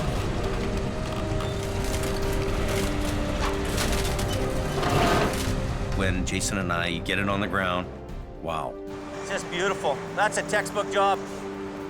And I'm like, we just did it. It's a great feeling. We didn't drag the oil pan over a rock. We didn't drag the whole unit up and puncture a hole in the bottom of the trailer. Good recovery is what really makes my day. What's going on, man? What's going on? And this is the one that stands out. And it's the reason we got the big gear. That's about as good as you get it in this business. You know, it takes a special kind of guy to be in the wrecker business. It looks like it's going to be a busy night now. There you go. Push it. Tony. There's a lot of things that make up a good guy who can drive a big, heavy rescue truck. You be careful. You gotta be kind of a Marine to be in the wrecker business, especially when you're doing mountain recovery. Are you the guy who caves and falls to the ground? He's up and down the bank. Or are you the guy who stays up and holds the log? Yeah, I'll do it. It's about, are you tough enough to do the job? If you're physically fit, that's part of the equation. The other part is, do you have the mental capacity? Unbelievable. There's 4 here. 5 pieces, 4 trucks. Sure, you can go buy a wrecker, the same as you can go into a golf store and buy clubs, but you leave that golf store, you're not Tiger Woods. It is a mess. You have to be able to think on your feet. Trailer's not wanting to release. Figure it out, get it done. That's what they pay you for. The biggest problem solving I had to deal with? Rolling over a truck that's 3 times the size of the wrecker I was driving. Keep going. Just keep going. I should put my wheel lift down. Keep pulling on it, man. Yeah, let's run what you brung.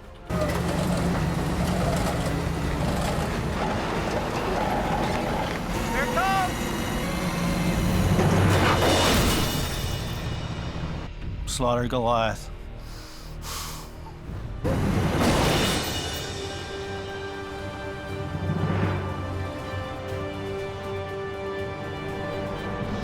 Anything? Nothing. In the world of heavy rescue, you have to expect the unexpected. The wall just cave in? Anything can happen. What do we got here? When we show up to an accident, we don't know what we're getting into until we actually get there. Wow. We have to come up with a plan on how we're gonna get that thing out of there with only the tools in our head and the tools in our truck. Everything is always different. It has to go in the bay. You've always got to be thinking outside the box.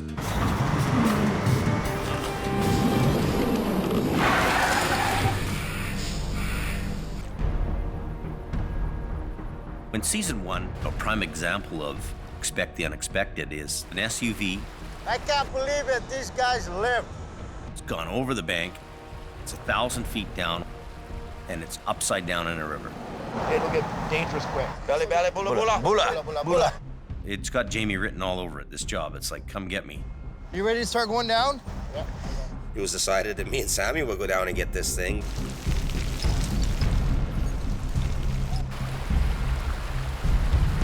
So we got a little bit of a bite on it with it. You threw a kind of a hook into it.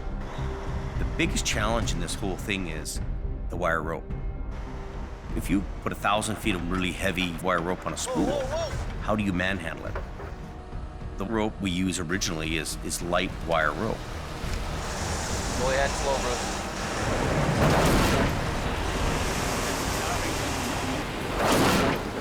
The line snaps.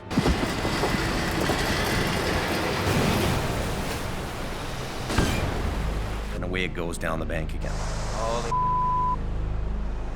You guys okay there? Eventually, we bring some really heavy 5/8 line down there. Coming okay? Looking good, buddy. Coming up nice. We got it out finally, and it was a good feeling when the job was done.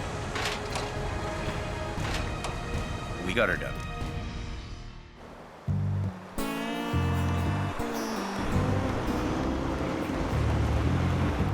We get 100 job applicants a day.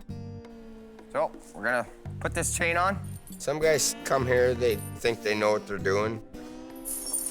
You're already putting it on wrong. Can you get it? Reaching back. The first time they'd have to pull a drive shaft or cage some brakes, Have you ever caged a brake before, Rob? Yeah! that's when most guys are done. Oh, around, man. Some people are cut out to do the job. How are you supposed to lock it? I don't know. You're the tow truck guys, man. And other people aren't. Sometimes they ring the bell and they chime out. It happens. A bit of a mess. We're gonna get there, take a look, see what's going on. But Colin has really stepped up to the plate. Let's put a couple of snatch blocks down. Well, yeah, one for that. Yeah, at least to pull that down. A year into the towing industry, I was hooked. I'm gonna go ahead if you can grab the cable.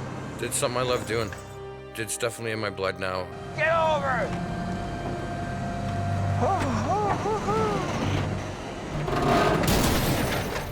Nice.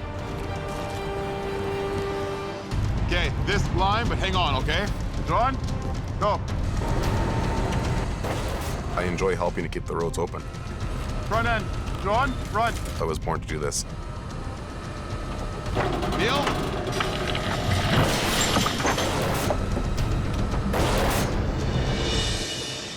Voila! Beautiful. Come on, get over! You got the right gear, We're getting there. you get the right guys. It's not, watch out! This is what we live for in the recovery world.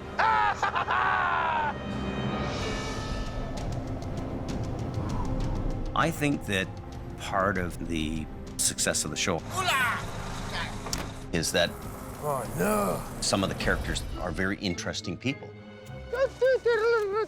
Central Casting couldn't come up with this group of guys.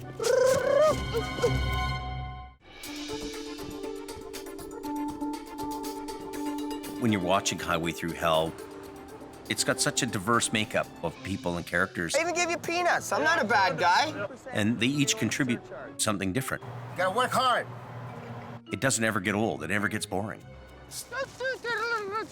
Central Casting couldn't come up with this group of guys. Somebody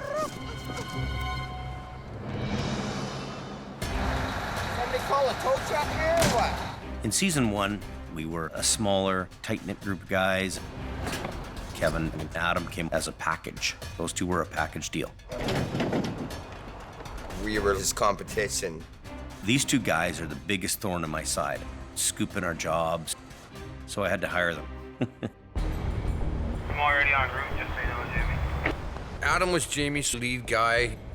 Every company's got like a lead guy. Tired? Did you have a good sleep last night? Yeah, no, I'm just Waking up? Yeah. Then you had old Kevin Ritchie. I'm going for a ride. Kevin is Best part of the whole truck is that horn. one of a kind, I guess is what I'm trying to say. It's my baby. You don't got this truck washed yet? You can walk all the way around, buddy. Sammy came to Jamie as a laborer. We get a wreck tonight, well, then it'll be dirtier for tomorrow. That's right. And as my swamper. He was always a hard worker, and he was always happy-go-lucky. If I scratch the side of my truck, I'm gonna kick your ass. Or no, just learn how to drive. Bula, bula, bula. Bula, bula. Happy every time. Whereabouts on the Coquihalla are you going? When Ken first came to us, he came from the city. 5-4's on location. I met Jamie in 1985 when we were both driving little trucks. Okay, job well done. He recruited me for 10 years, and I finally said, well, what the heck, I got nothing else to lose, and I came up. You sure you can handle this big city guy? Problem, buddy. You sure you're gonna do her? I was born in a ditch. And it was like, okay, well, let's see if this city guy makes it. Keep me going, keep me rocking. I'll work for 3 days straight if I have to. Ken works at a competitor company now, but we're still good friends and talk all the time.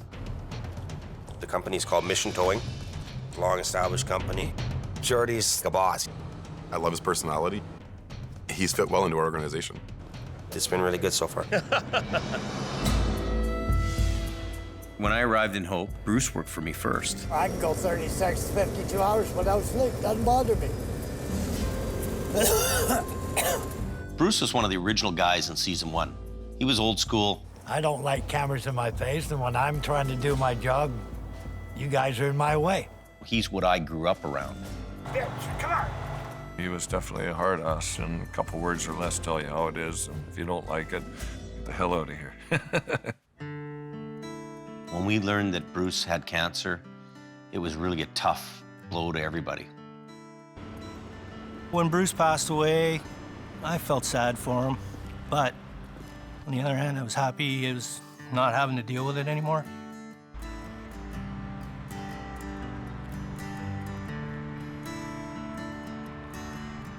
He was one of my best friends, and I'm still heartbroken that he's not around.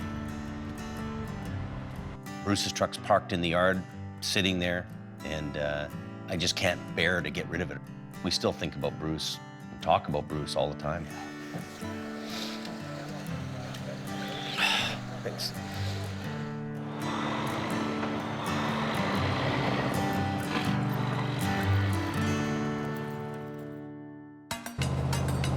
Tractor trailer flipped over on its side, blocking both lanes of traffic.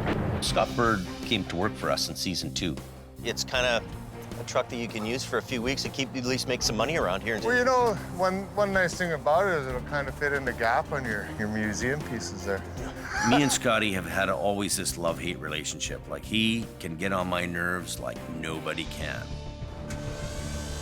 Like, you throw him in a truck and he's got a decent truck to work with, he'll make it happen.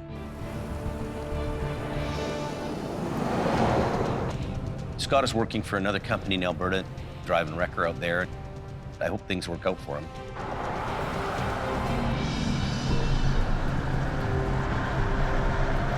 Hope for the best, expect the worst. Howie came out to work for us during season 3. I call him like the MacGyver of towing. Any problem comes, he knows how to fix it. As long as it's got some work lights on it and 2 winches will work, I'll figure it out. He doesn't talk much. He doesn't make a big fuss about it. He just makes it happen. I don't worry about proving myself to anybody. I just do the job I know I can do. Holy.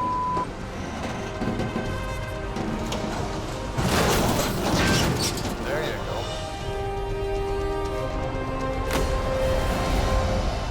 go. Howie and his wife had a horse farm closer to the city.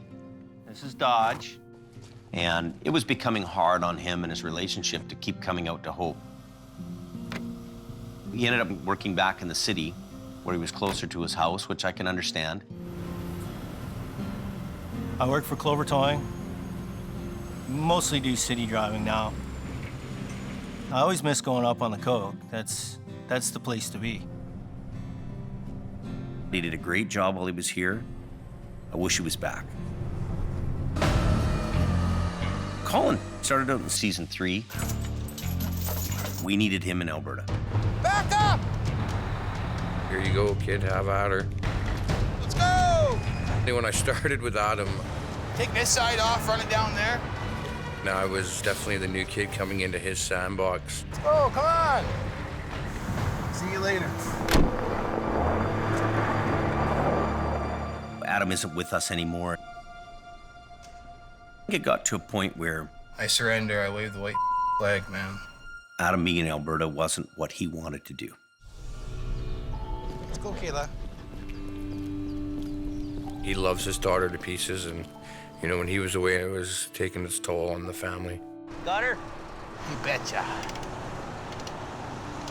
You know, Adam and I were great friends before he left. Did you hear that about that story? No. There's a bunch of pileups on 63. I don't really have any hard feelings to Adam, simply that we were on different roads and it didn't work out.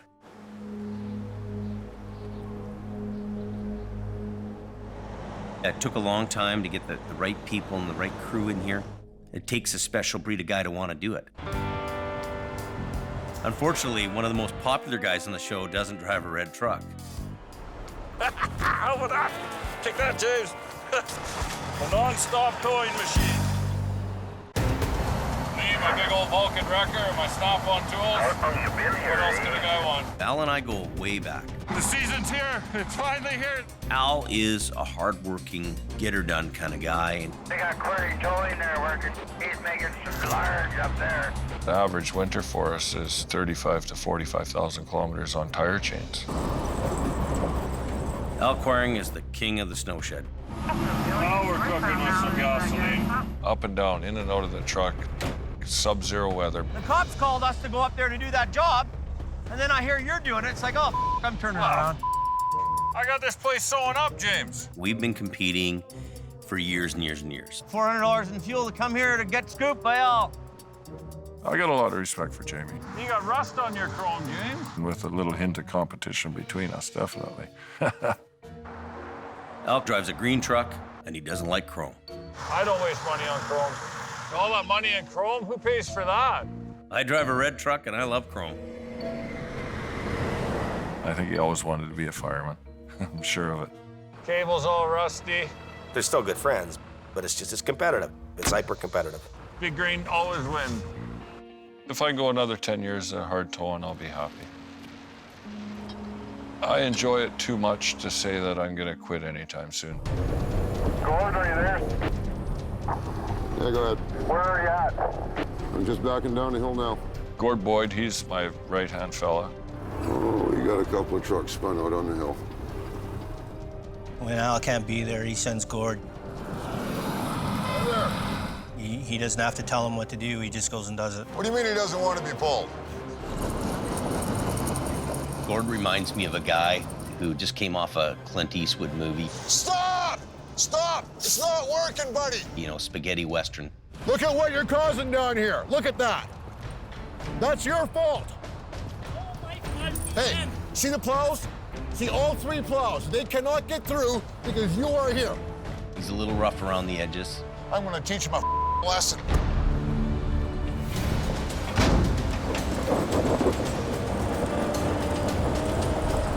But Al's lucky to have a good guy like that. Just like that. They're few and far between. Welcome to the party, Gord.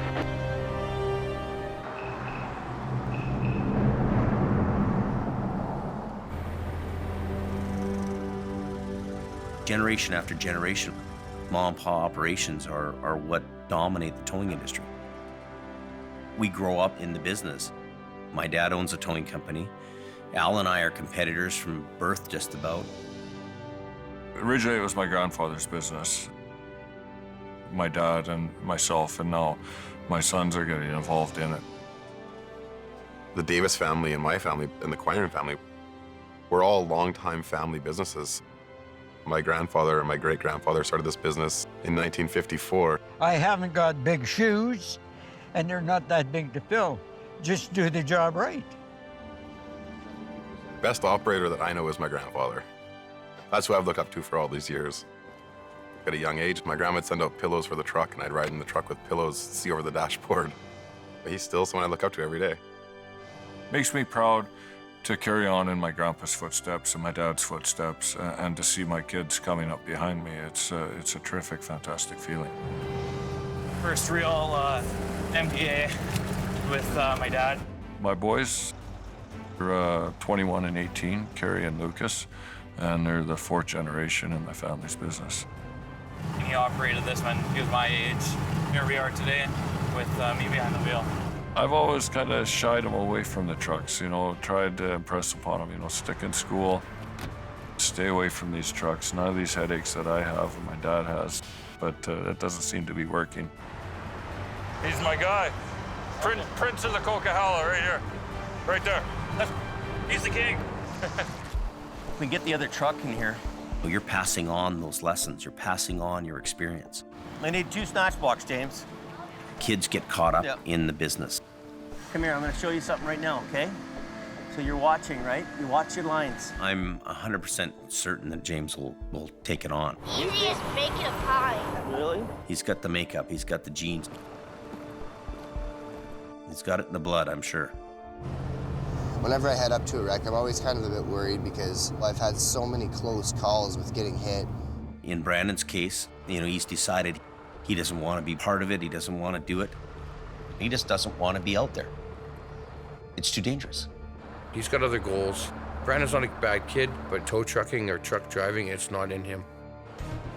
Watch yourself, Dan. You carry on your family traditions, you carry on your family name. This is who we are, this is what we are. Straighten your wheel out. Kelly's the middle brother. He's working with me in Alberta. Okay, let's get this thing off the road. Jason's my youngest brother. Go time. Jason's daughters, Mattia and Jasmine, are very active in the business. I'm really amazed to see them take on the tow trucks. Very interesting to sit back as a parent and watch these kids evolve around the towing business. Who's got my flashlight? We'd have to point to the DNA that keeps us towing. Brandon! Go, go, go! You never know who's coming along. Bang, you're done. Look out, look out! Hey! The toll man, Slow down. every day they put their lives on the line.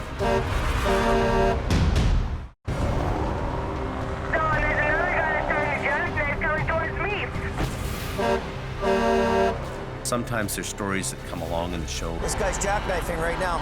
There's gonna be a crash here. that show you Wow. how dangerous this business really is.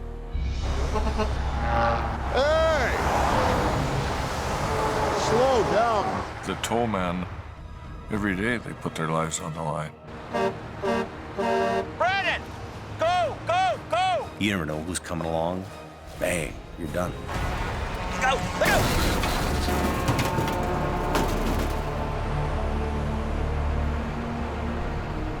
Even getting to a wreck. Got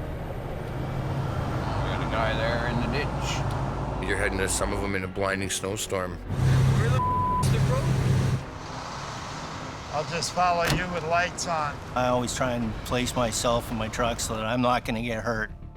Okay, let's go. Let's try this. That's my biggest fear, right? Slow down. Sometimes that shadow in the road is not a shadow. You try not to think about the fact that you could get killed doing this job.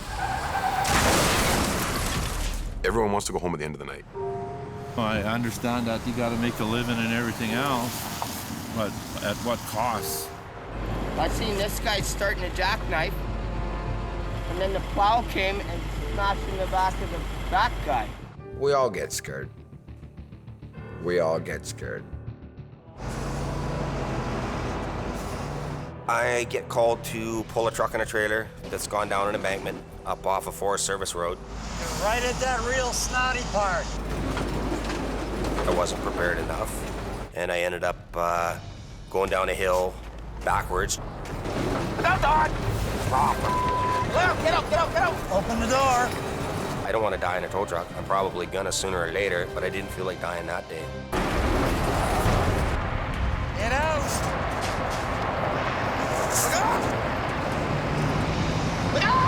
Get out of the...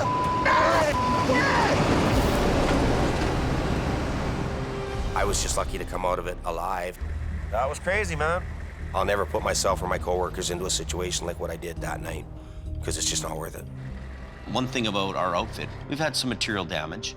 This looks like a goat's trail, this place. We're spinning out. But we've not had persons injured or killed on the job. Oh my God. We've been lucky, but there's lots of times when other people haven't been lucky. A friend of mine was loading a car on the side of the highway. Somebody come along too fast, bad tires, and instantly amputated his left leg. Seeing what happened to Martin really hit home for everybody. Here's a guy at the side of the road working, and he loses his leg and his life's changed forever. Hey, buddy. Hey. How are you? Well, you know, things have changed a little. Oh, my God. I still get asked, how's my friend doing? How's my friend doing? How's my friend doing? So I know that that particular episode really touched a nerve with people. The flashing yellow lights aren't just so I can look cool. They're there for a reason. Sometimes when you see a serious accident, those events can change your life forever. Yeah, she was first aid nurse, so she came up to help. There was your big mistake right there. Heavy rescue operators are out there on the front line every day. Sometimes you come face to face with the ones that don't make it home. Another vehicle came down the hill, struck that vehicle again, and then struck the woman that got out to help and killed her. That's not a fun part of the job. That's not a rush. This is some of his personal stuff, so we'll keep care of that. I've seen a few bodies. Things run through your mind. You wonder who the person is. You know, does the person have kids? You know, is there somebody at home waiting for him to get home? You don't want to ever see anybody die. I've seen a few too many.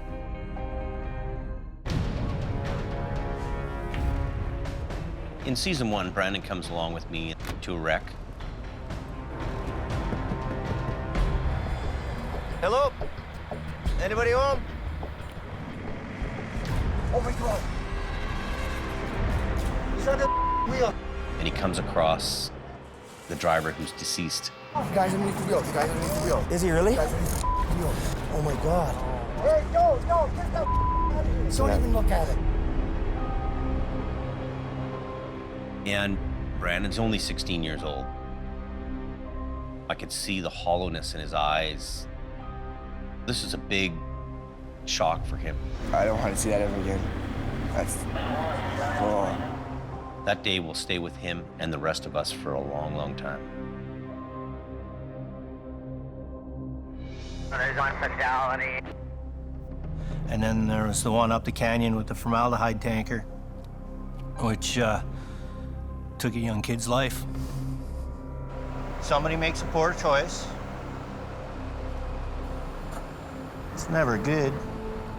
I try not to take it home with me. It's not. It happens. You take the ghost home with you, definitely. I'd be lying if I said it didn't.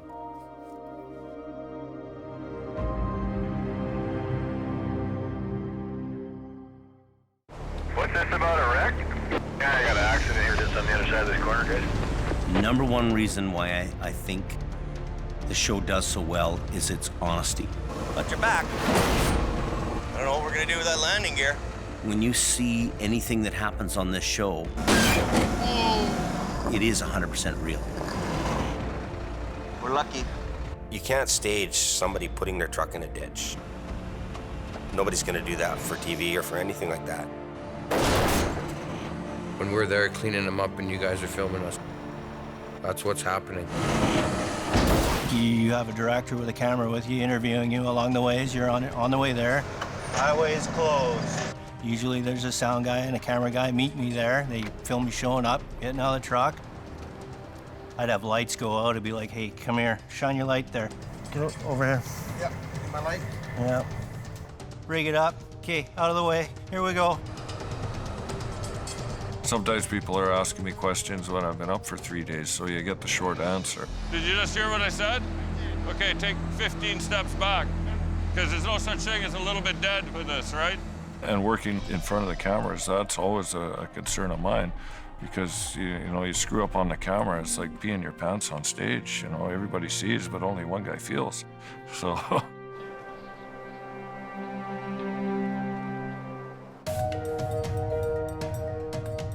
One thing I'm very proud of is the fact that the show has actually helped reduce accidents. Westbound, Highway 1. We need you guys to slow down. It's almost putting me out of business, believe it or not. We got snow squalls in with that wind. It's opened a lot of eyes to what really can happen up there, which is a very good thing. I hope the image of the towing industry has been brought up in people's eyes around the world. Easy in the westbound lane. There's a truck in the ditch. And it wasn't that long ago, we would be working on the side of the highway, and people would drive by and roll down their windows and yell dirty names at us, throw their garbage at us. Now when people see us working on the side of the road, they pull over, they come up, they shake our hands. They want to take their pictures with us. They want to buy us a drink if they see us at a bar. They want to buy us dinner if they see us in a restaurant. So that's been the most beautiful part of the show for me. Looking back on where we started and where we are now, is this really where I want to be? I don't own the company, it owns me. The problem with growing so fast is you always have growing pains. He suffers from the same problem that I do, that there's only one of us. Can't be everywhere at once. Al and I have grown up in this business together. They've taken a direction that's been very conservative. I'm finding myself I'm wishing to be the size of Al's company again.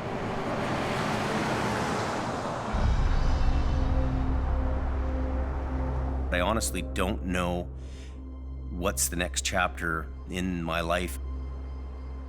I miss the smaller family environment. The wind is in his favor, but whether he can capture it within his sails is another story. That's up to him, right? I miss driving trucks. Yes, it's hard work, but doing that job and being out there is still better than sitting in an office every day. Firing up that truck is just freedom for me. Way simpler life.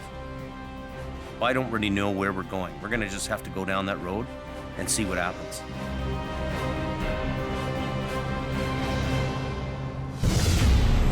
Next time on Highway Thru Hell. Another one. Spun out. One final blast of winter. That's it, we're towing you. Means one busy night for Al. I'll stay there until we're done. Gord brings out the big guns. There are problems you can solve with a hammer.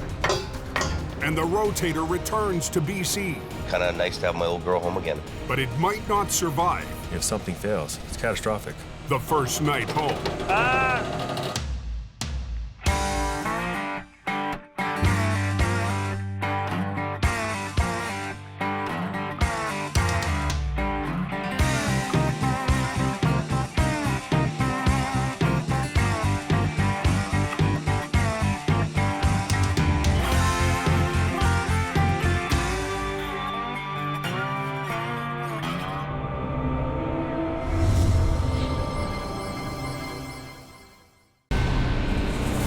This is a redneck kind of job. This season on Highway Thru Hell. Help! Whoa, wait, whoa! Oh my God. Everybody get away!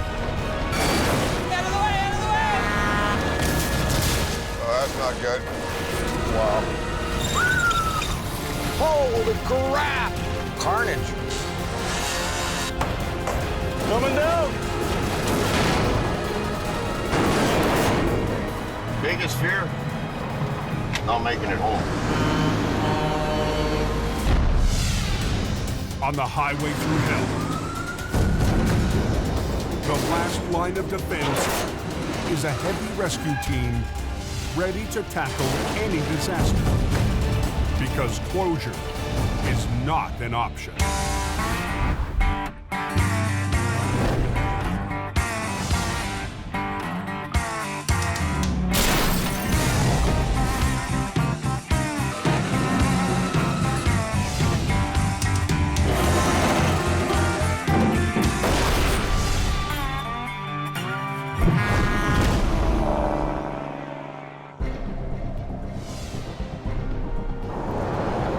Welcome to BC.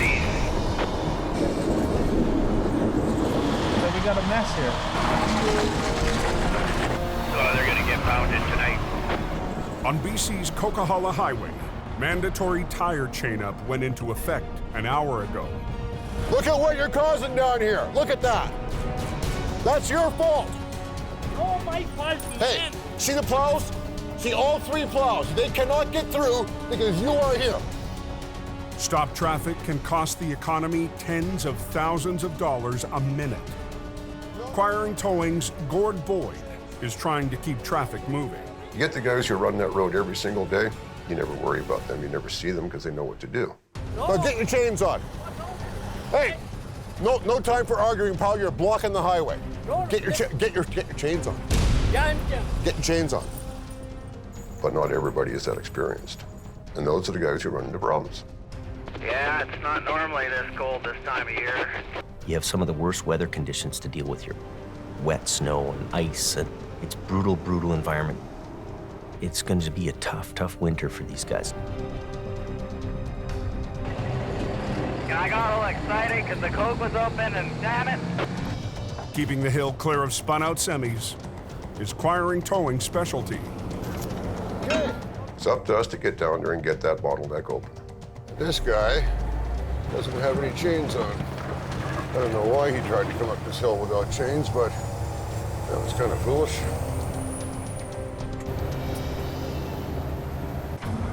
conditions getting worse? It iced over on everybody. Everybody's sliding all over the place there. As darkness falls, Big Al Quiring works a stretch of road known as the Smasher.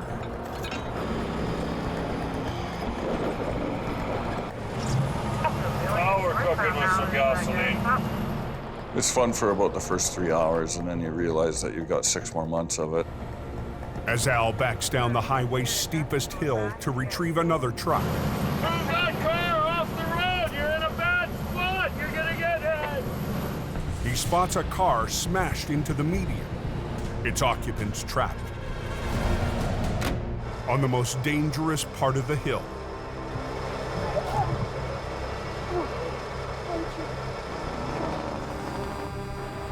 You gotta take responsibility for bystanders, make sure they're well out of the way. The important thing is you're not right here.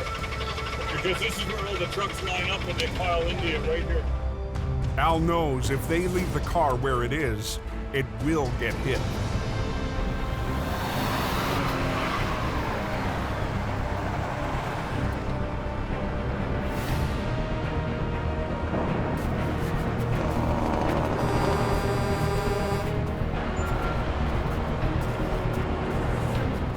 You never know what the situation is going to be. It can be a really tough neighborhood to operate in. Howie to Coldwater. At 11:35 p.m. Hey, buddy, how's it going? Great. With no sign of a break in the weather. Turning into a gong show here real fast. Howie Irwin heads up to join the battle. It's an adventure thing for me. There's adrenaline junkies. They get it from sport. I get it from work. It sounds to me like it's blocked all the way up the hill here. I want to get to the off-ramp. There's about 1.5 kilometers back up. So there's probably a good 50 or 60 trucks in the lineup.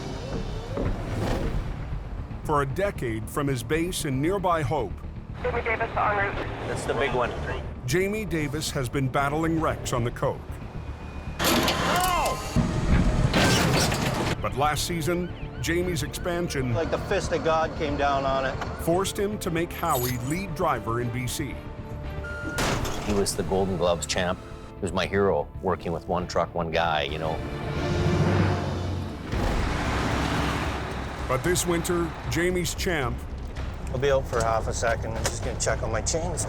Has changed teams. He's working out of a city tow yard to be closer to family.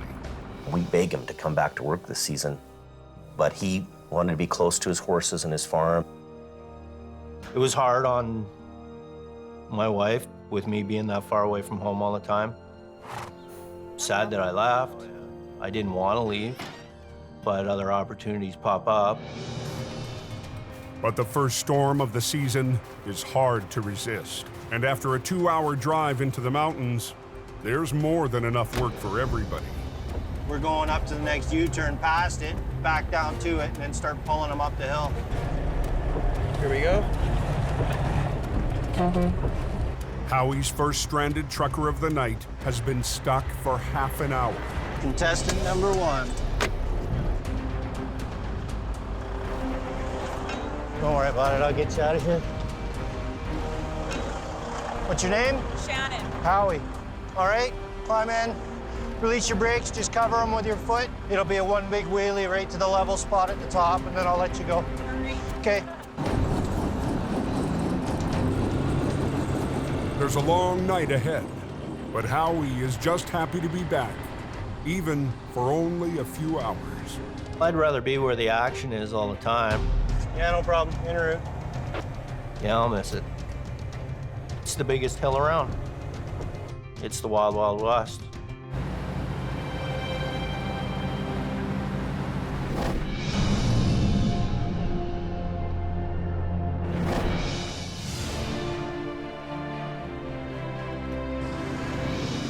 "750 miles north of the Coquihalla, snow arrived more than 2 weeks ago.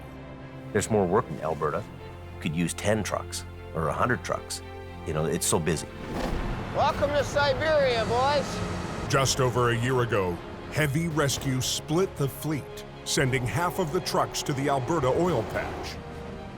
And Jamie found more work than he could have imagined. Nice, decent, Jimmy. Decent. We're back. Jamie's gamble paid off so well that this year he expanded south of the oil fields. Edmonton's 1 million+ people, and it's also the gateway to the north. He's built a new yard and dispatch center. Jamie's betting big on Alberta. I think the biggest challenge has been change. We've changed a lot of staff. Some people left on good terms, some people didn't. After leading the charge into Alberta, Jamie's friend and lead driver, Adam Gazzola, is no longer part of the family. I think it finally got to the point where he just either couldn't do it anymore or didn't want to do it. And that drove Adam back to BC to work for a competitor. You know what? His dream was in Alberta. My dream was in Hope. It's strange to look in your mirror and see that different name on the door. It's definitely a weird feeling. With Adam gone, last year's rookie Colin, Let's go wreck Jamie's rotator. has just been told that this season he's running the big show. With him jumping into the rotator and trying to fill those boots, I need him to step up his game. I need him to be the guy he can be. It's Monday morning when Colin heads out to his first call of the season. We're headed to the tractor van trailer that's rolled over in the ditch on Highway 831. Highway 831 feeds into the main highways to the oil fields. I'm definitely having to step into the shoes of the senior operator. Yeah, it makes me nervous. Last season, Can't hear you through the foot. Your other line to that chain. Thank you. Colin had Adam to keep him out of trouble. But guys like him are looking for somebody to tell them what to do. Today, Colin is on his own. Well, look what we got there, eh? Now, let's get it in the position here.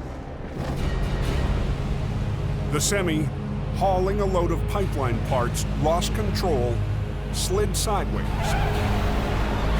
And when the rear wheels caught the ditch, it flipped. For the sake of a quick recovery, Colin wants to flip the truck and trailer at the same time. If they were attached, it'd be nice, because then I could bring the whole unit up together.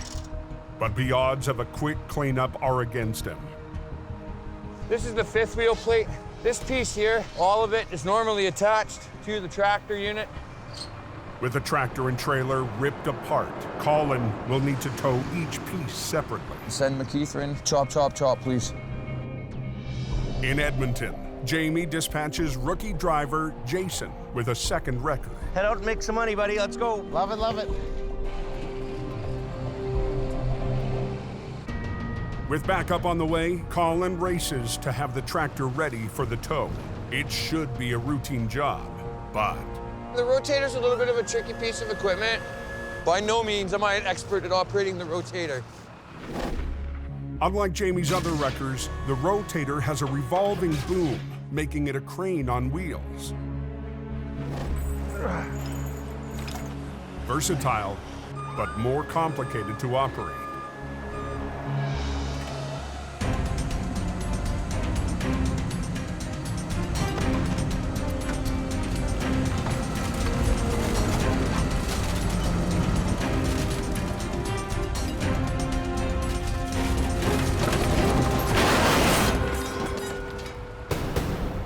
Yeah, we're good. We're good there. Colin chalks up his first win. What's going on here? But he can't go any further without his backup. They got half the highway shut down. There he is. The second wrecker finally arrives. So, if you want to back up to it. Oh, my air's not working. Why? It's frozen. Collins just hit a big delay in his first recovery as lead driver. Son of a bitch. What happens when guys don't drain their air tanks? All the water and moisture that sits in the tank freezes, causes chaos. He needs his backup driver to release the wrecked tractor's air brakes and tow it off the highway. If you don't have air, brakes are locked up. It's a pain in the ass. Without a way to release the brakes, the wrecker needs to tow from the other end. To hook up and tow from this position requires a complete shutdown of the highway. Yeah, I was a little pissed off, but whatever, you got to deal with it. I'm going to get my plan into play and shut it down and do what I have to do and then get it reopened as fast as I can. Yeah, I can see the flagger up there with the Tundra shut right down. Okay, when you pull forward, I'm just going to straighten out the steering wheel a little bit. Okay.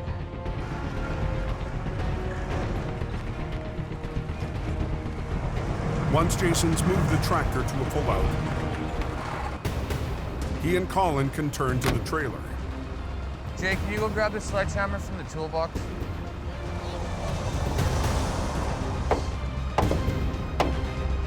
Punk, oh. To finish the job before sundown, Okay, good. Colin can't afford any more delays. A year ago, I'd be getting screamed at by Adam. Today, I'm running the mighty rotator, all by my lonesome. With the help of my new trainee. Okay, that'll be good. Let's go to the back end. Just go put it by the rear drive tires right now, please. What we're gonna do is just the way that it's sitting, draw you a little map. We have the road. We have the trailer unit sitting here on its side. I'm already positioned here to run the two big lines to flip it over. We'll put you up in this area here, run your two lines down to it to pull it up the mountain. Okay. Okay? We're gonna need that. Oh, yeah, that. This is where things are gonna get a little technical and interesting for us.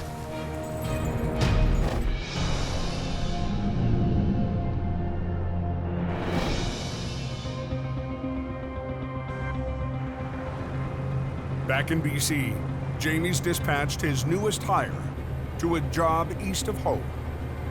I just like the tow. I just like to help out people when they're in trouble. John has a heavy rescue resume 20 years long, and he's promised he's the guy to keep the BC highways open. I need John to develop and become a Howie.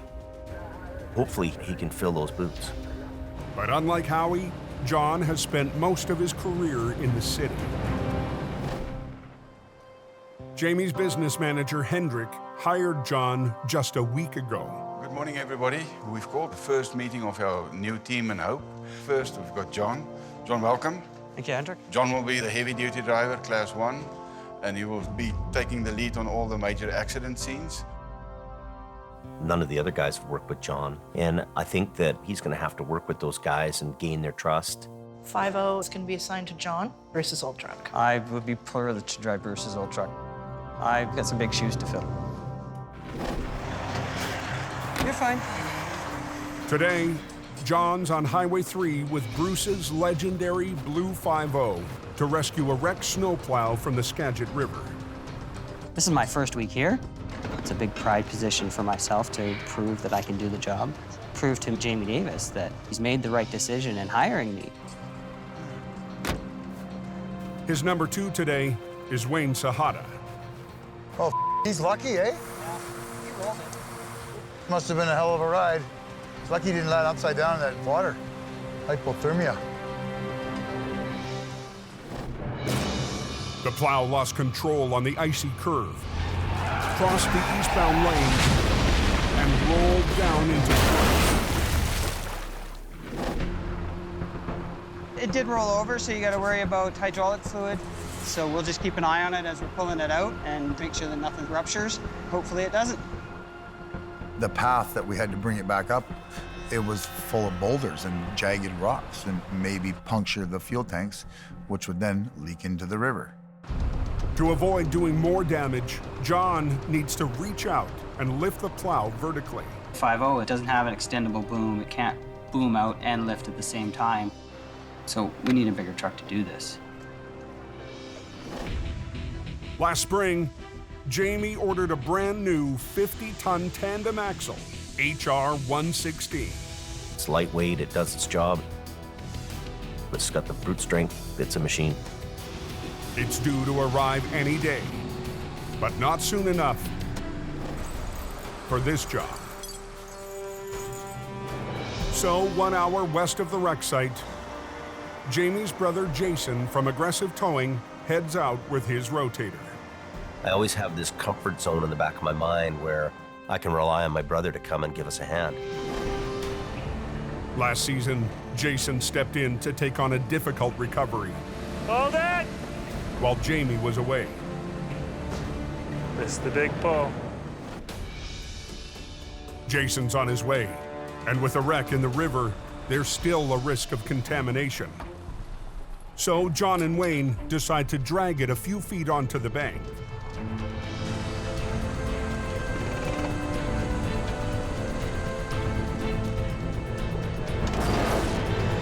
Hold it. Stop pulling. It's not on top of it. They're not even biting. They're not even touching the ground. See what I mean? The tire's got to be right at the top. I've been through this with this truck, man. Many times. No, that's good to know. I'm a bit cocky. I don't want to drive the big truck, but you will learn stuff from me. If you got too much pride, just say, God, I've done it and been there, done it, then I don't that's have fine. that much pride. Right? No. I know he was hired to be the lead heavy driver, but that doesn't mean I can't do it. There might be a little bit of alpha male stuff going on. I mean, he's been here longer. I'm the new guy. I've kind of put myself in a higher role than he is.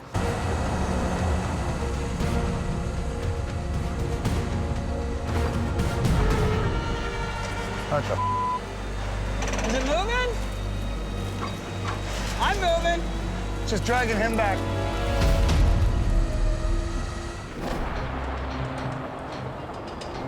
$750 miles northeast on Alberta's 831. We're gonna need that. Colin is rigging up for a big pull. Do the back end first. This goes up to that tire. Colin and his rookie That goes to there. have to wrap straps around both ends of the 20,000-pound trailer, loaded with pipeline valves. Okay, got that?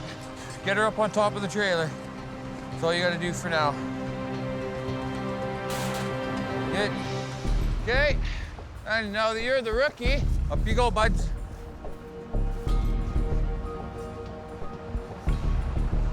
Hey. Okay. Right there.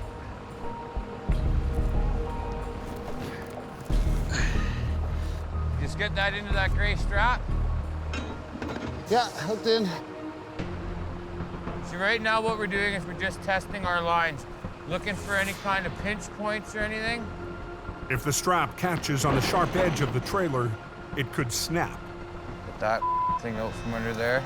So Colin uses some scrap wood as a buffer. What line are we on here? Now, this is the one thing I don't like, is that corner. The trailer is so far off-road, Colin has had to max out his boom. You have to make sure you have the right guy on that rig. What do we got, blue and white? Because the consequences to not having a good guy on that truck can be disastrous. So this sort of has me a little bit intimidated, but whatever. What could go wrong? He's reaching way far out. The further you've got that boom out, the more you have a chance of flipping the big wrecker. I want you just to kind of go over and watch that back strap in that back corner, eh? Come on! Watch yourself. Watch yourself. In northern Alberta, Colin has his boom maxed out. Come on! He's gambled on an awkward angle to speed up the job. Oh, look at you. Nice and sweet.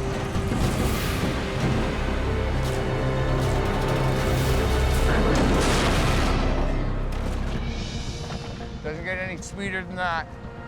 Okay, get the hooks off. Flip it, give it a lip. There you go. You see how that all came down? Good boy. Colin must now get the trailer back on the road. What we'll get you to do is we'll get you to winch it up, okay? Like you can see how the trailer is. So sort of get your truck in on the same angle. Jason gets HR-66 into position. Okay, let's grab some line here. A bit more. Okay, good. Okay, so give me lots of height. But he needs to lift it high enough so the landing gear doesn't dig into the ground. Can you get any more height? Lean on that thing. There's a problem with the hydraulics in Jason's boom. Come on, Howie made that truck sing. Don't make me call Howie. That's it. Just get disconnected. Winch that up, and then just get it up into the space. I was gonna get him to pull the front end, and I would pull the back end, and we'd have it done, and he could hook up, and away he'd go. But I basically had to pull the front end up myself. Just kind of pull it ahead enough, and just keep in this lane, because when I pull it out, I'm gonna pull out of the way so that you can load it. Okay. I'm gonna pull this out with that. Or that out with this. Colin moves the rotator down the highway.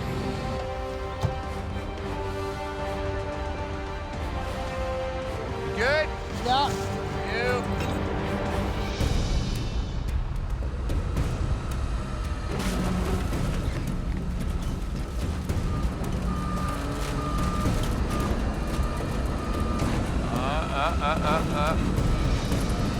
Colin quickly runs out of room. Well, I'm just gonna have to get over. To finish the pull, he'll need the whole road. I'm gonna have to. You definitely want to keep traffic flowing. You don't want to have to shut the highway down at all for any length of time. No more traffic northbound, please. I need an off stop. Okay.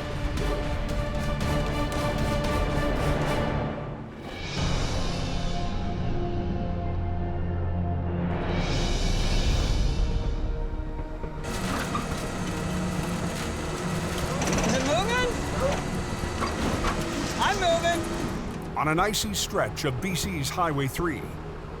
Yeah, I'm not pulling that. It's just too big for this truck.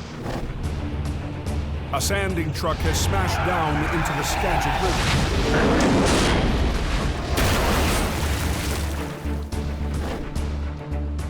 River. Like Colin, John's trying to prove himself, but he's struggling.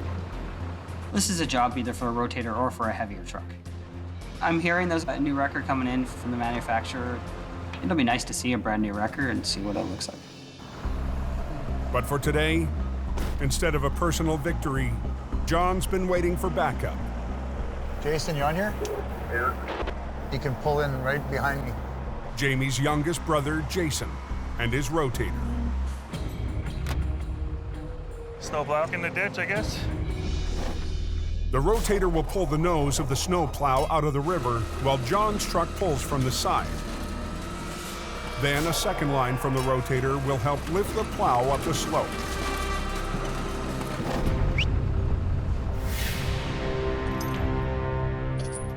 On these particular plow trucks, you can have two plows. There's one underneath, and they can attach one to the front. What we did is we hooked the chain up to the front plow pin. Are we ready? Just bring it tight. But the plow truck weighs 26 tons, and the front end has sustained major damage. Cabs, it's twisted, it's bent. You can't predict that it's actually gonna work. Is that a rock? That is, yeah. The vehicle was parallel to the road. I wanted to turn it 90 degrees and take it straight back up. We got a long way to go. Want to bring your other line to here?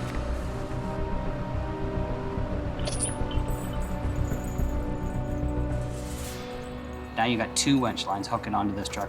You're double your lifting capability and your power. Right now, we're gonna stand her up really high and drag her up the bank. The good news is the truck has spilled its heavy load of sand. Brakes rolling? Brakes are off.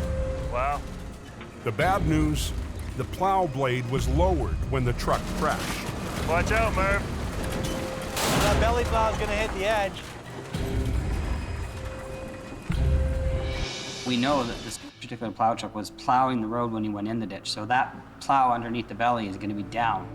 They need to pull from a higher angle to clear the edge of the highway. For that, they need more room. I'll get the flagger to stop people. Tell them to hold all traffic for a second. We're gonna pull this truck right across the road. Copy, Case. Hold your traffic. Are we ready? Yep. Reposition the rotator to give us a little bit more lift and more angle. Lift it straight up over the bank. Okay, well, I'm gonna keep going.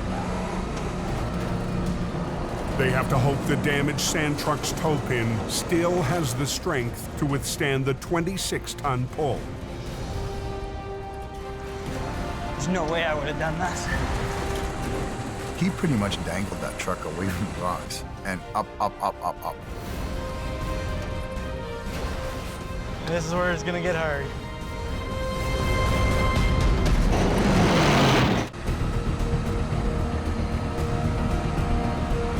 On Alberta's 831, trucks are backed up for miles,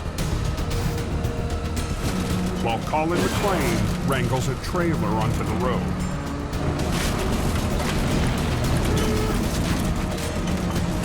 Jason, you want to lower the landing gear, please? Okay, good. Good, good, good, good, good. Jay, can you unhook that chain? He wasn't on the pavement, he was still in the ditch. And the trailer's still pretty heavy hanging over the end of the bank. With a trailer teetering, he needs to unhook and move to pull the back end. As soon as I get out of the way, you can send traffic. One last pull. And home free. That should be good. Come on, princess. Yeah.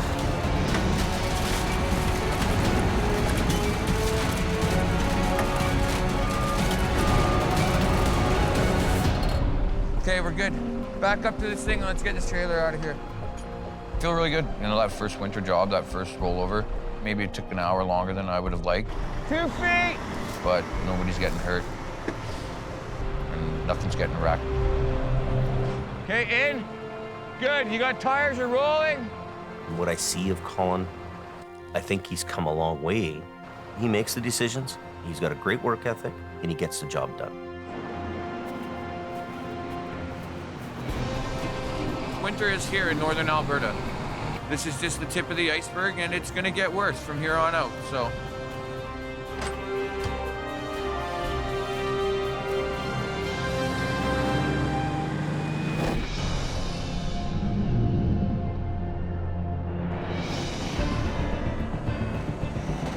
Back in BC, traffic is backing up in both lanes of Highway 3.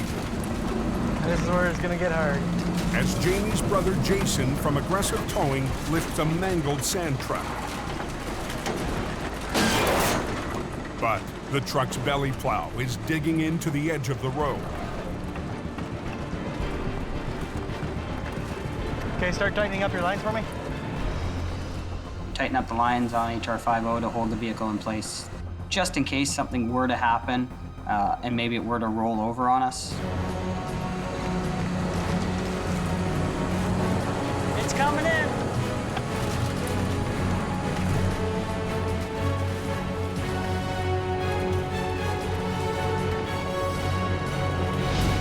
Sure we're okay? It ain't gonna go backwards. Anytime they come out, you're happy. When the going gets tough, the tough keep pulling. If we didn't have aggressive there to back us up, I don't know if we could have got that plow up. Okay, Johnny, I'm pulling ahead. Gonna back up to the front, we're gonna hook it up, and we'll be on our way. Up.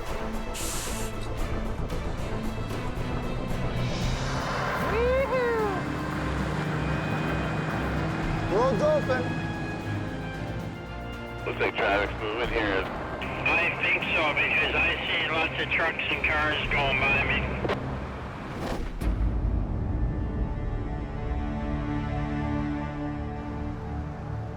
The next morning, just east of Hope, BC. It's a long day. It's a 10-hour day to drive there. Jamie is on his way home from his new base in Edmonton, but it's not a happy homecoming. I'm heading back to Hope for an important mission that I can't miss, and that's to bury an old friend. After a tough fight, veteran driver Bruce Hardy lost his battle with cancer. Bruce had been sick for quite some time. It's a really tough day that it's actually come and it's happened. In the heart of town, towers from all over have gathered for a procession to pay their respects.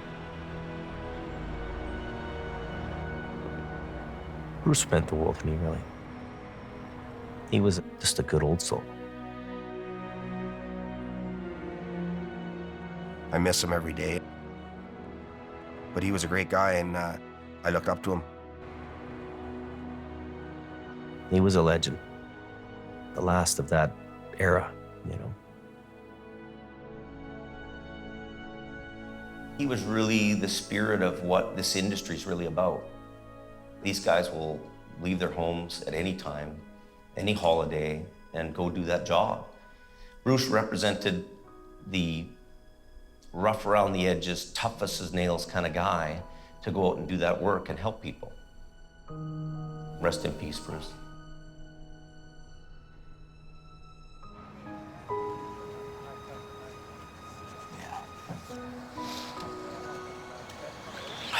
Thanks. We gave him the best send-off I think any guy's ever got in this industry. I hope we did that.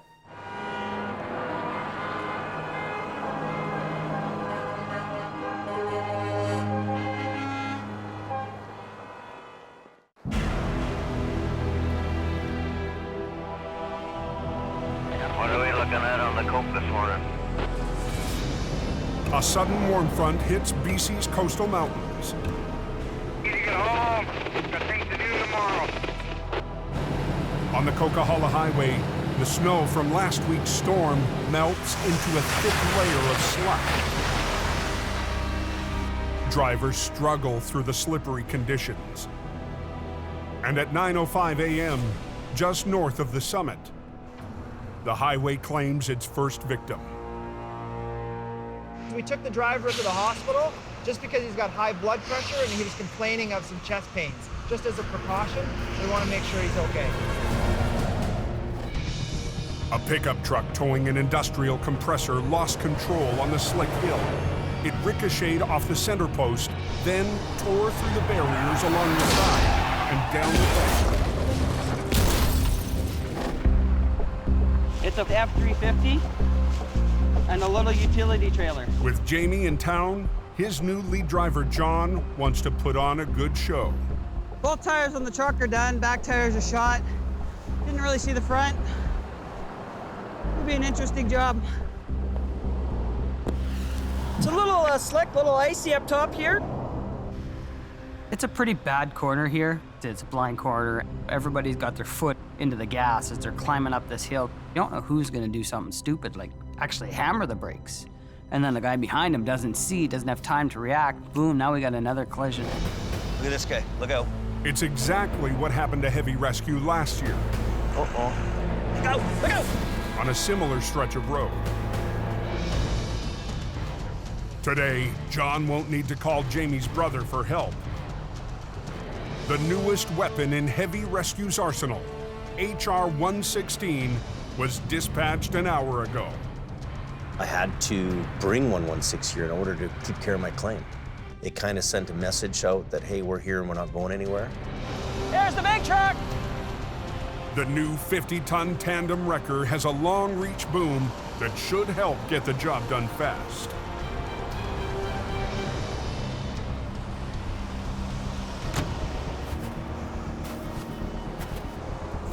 buried in the trees. There's a big rock it's up against a big rock here. Just gonna try and find a good spot to, I guess, hook up. This thing's punched right into the ground. And I can't even get at the front end. You're not getting through there. So together we figure, okay, let's pull the trailer out first, and then we can worry about the truck after. John chains up to the compressor to pull it clear, so we can get at the trailer.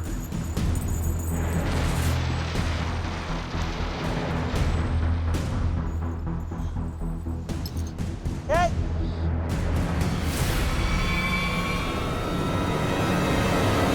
Whoa, back it off. Just pulling the pipe out. Oh, it is hammered on. Hang on. It's attached to the trailer. It's actually bolted to the trailer. Well, now it becomes another problem we have to figure out. Got a chop saw? I don't know if we have any gas for it. I haven't checked to see how much gas is in it.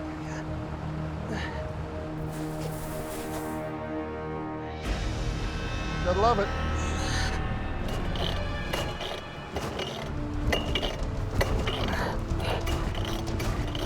If it's not going by now, there's no gas, John. Come on.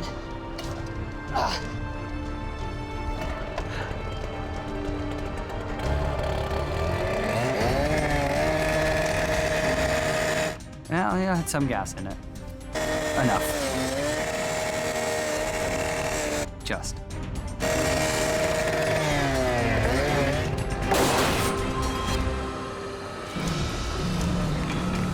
With the components separated, heavy rescue will have to haul the wreck out piece by piece. There's a couple hooks right here on the corners.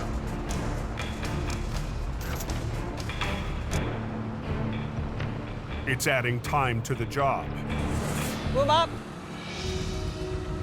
A job John wanted done by now. You boom out anymore? I have to prove myself to Jamie. He's the boss. Cable down. If you can't prove yourself to him, just move on somewhere else. I was hoping it would have flipped, but it won't. With the trailer out, they turn to the heaviest piece. Now we gotta concentrate on the truck. Whoa, wait, whoa. Don't do that to me. Don't do that, man. Sorry. Just a show.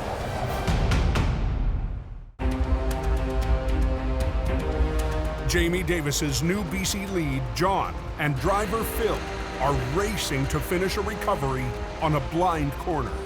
Oh, we're gonna pull the truck out now. Whoa, wait, whoa. Don't do that to me. Don't do that, man. Sorry. I had enough tension just to keep me slow. Sorry, John. I was trying to help you.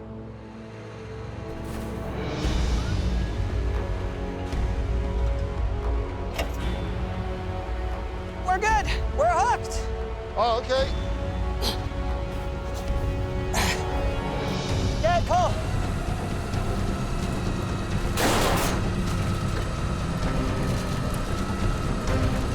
Move all the way up. All the way up? Yep.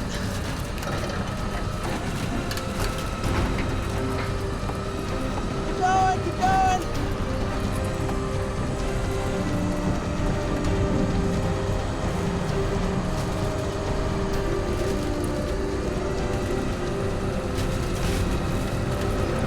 Hold. Slow down. There you go.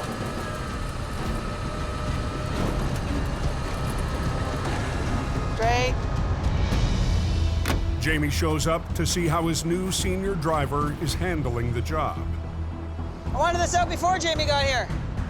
I don't know what's taking so long in this job, but I gotta go up there and find out why. That thing was down there, eh? You needed a big truck. You know, John, we'll see. I'd put that chain right around the other side of the bumper like he's got it. Over time, if he rises to the top or sinks to the bottom. Hold it. Hold it. Okay.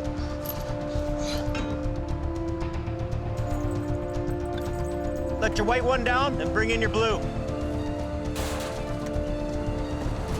Down on your white.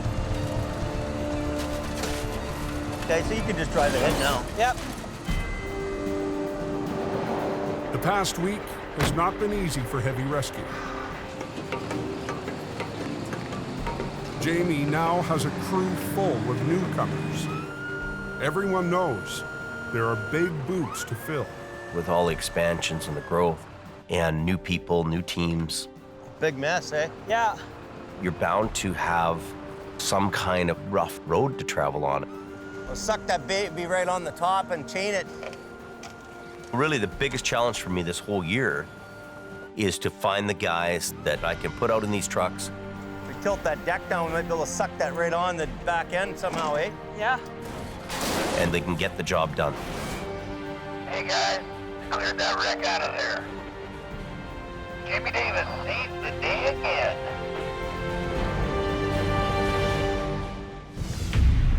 Next time on Highway Thru Hell, a new highway presents a chance. The road's closed. And a challenge. Overhead power lines are very bad for an operator. Jamie's newest hire The wall's taken right out of the side of the trailer. fights a trailer split in two. And Colin's mistake puts a rookie in charge of a major recovery.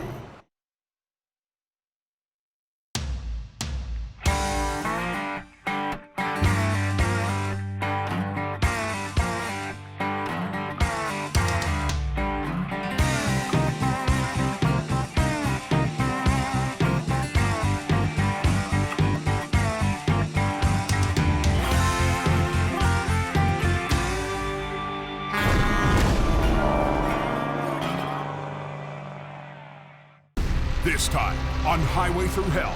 Stand by. Gord! Gord, just wait! Al and Gord struggled. You gotta watch where you're going, Gord. To get in sync.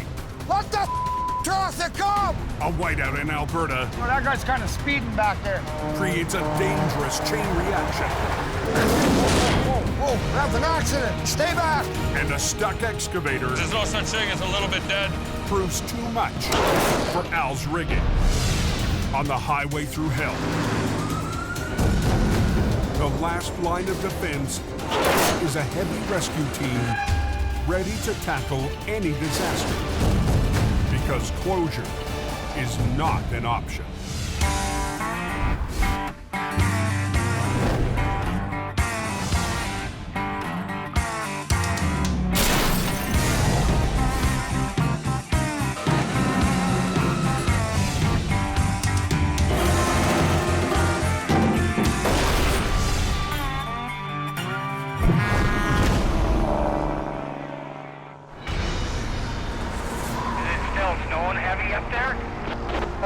Pretty good, yeah. The weather's moving so fast, it seems, right now.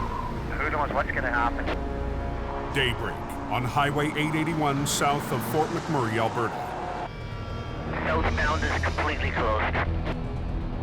Strong Arctic winds are whipping up heavy snow, blasting the highway with the worst blizzard of the year. It's so real heavy, you just can't see the road. Blinded truckers struggle to stay on the road, but it's a losing battle. This is our forecast that says winter time. Hoorah! At Jamie Davis's shop in Lac La Biche, We have a 15-ton wrecker, and across the road we have a smaller car, also in that area in the ditch. temp operator Randy Jackknife answers the call. Don't look like there's been any sand trucks on this highway, so we really have to be careful. 881 is like the Wild West. I mean, guys are passing. It's a narrow two-lane highway. There's a really reckless cowboy mentality on that highway. It's just before noon when Randy arrives on scene, 90 miles north. It's like he got snow blinded or something and took the ditch. A crane truck lost control and plowed off the highway into deep, heavy snow. Let me look at it. Dispatch told me it was a 15-ton crane. He was no 15-ton crane. That was a 31-ton beast. Yeah, I'll run my sling around there, and I'll run my cables out to you. There'll be a sling pull. It's not gonna be just a solid chain or a cable pull. As you can kind of see, 2.5 feet right here in the front. There's gonna be a pull because I'm gonna be pulling the snow as I go. So it's gonna be a kind of a challenge. A challenge that Randy needs to tackle fast. The crane is due at an urgent repair job. Dad, stop him! Randy will have to shut down the northbound lane so he can work safely. We'll get you out, buddy. Get you to hold on to that. Just hang on there 1 sec. I'm only a 25-ton wrecker. That truck was 31-ton. So do the math. But Randy is hoping the math might just add up if the crane truck driver can supply some power. Here we go.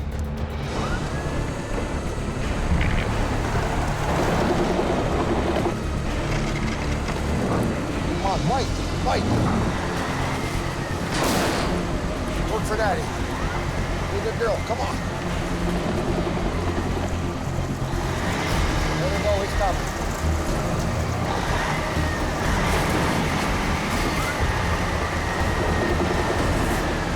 Hold on, buddy.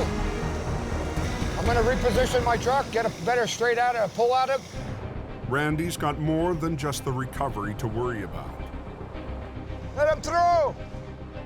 Visibility is getting worse by the minute, and that's creating a new risk.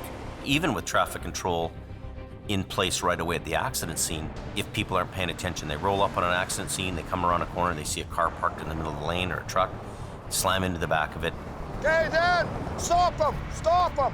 It don't take long to get another accident happening. Things happen fast on that highway because people do not slow down. I probably got a mile of traffic on that side backed up already.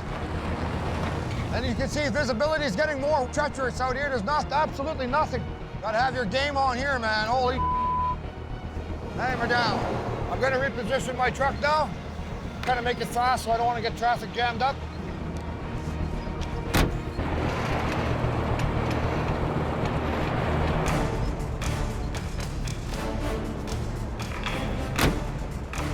Okay, you ready?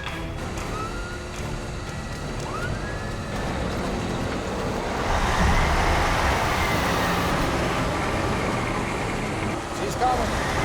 I see success coming. Randy coaxes the 30-ton truck to the shoulder. Come on, baby. Don't let me down. Sliding back over into the ditch. But his 25-ton wrecker is struggling to winch it over the lip and onto the road. I need to get him off, and I need to go assess the problem over there, let traffic continue to go. Hey, hey! Pay attention! Slow down, pay attention, quit taking pictures! And the combination of high speeds and low visibility has Randy on edge. Got to deal with other people too, eh? And that's not good to have somebody do like that. Look at that trucker. There's a ditch over there on the right-hand side.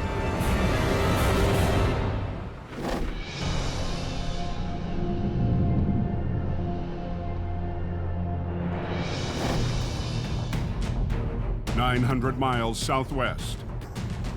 That's a bit of a temperature change. An early spring thaw has hit the mountains east of Hope, BC. Oh, look, it's a trailer side of the road. But at Sunday Summit on Highway 3, Al and Gord from Quiring Towing are facing a messy recovery. We got a trailer laying on its side full of mushroom compost. Basically decomposing vegetable matter, rotting grass. Check out the drop. I mean, look at how lucky this guy was. Windy corners, steep hills. It's prime towing country, that's for sure. Man. The semi, fully loaded with compost, lost control on a sharp curve and smashed into a barrier.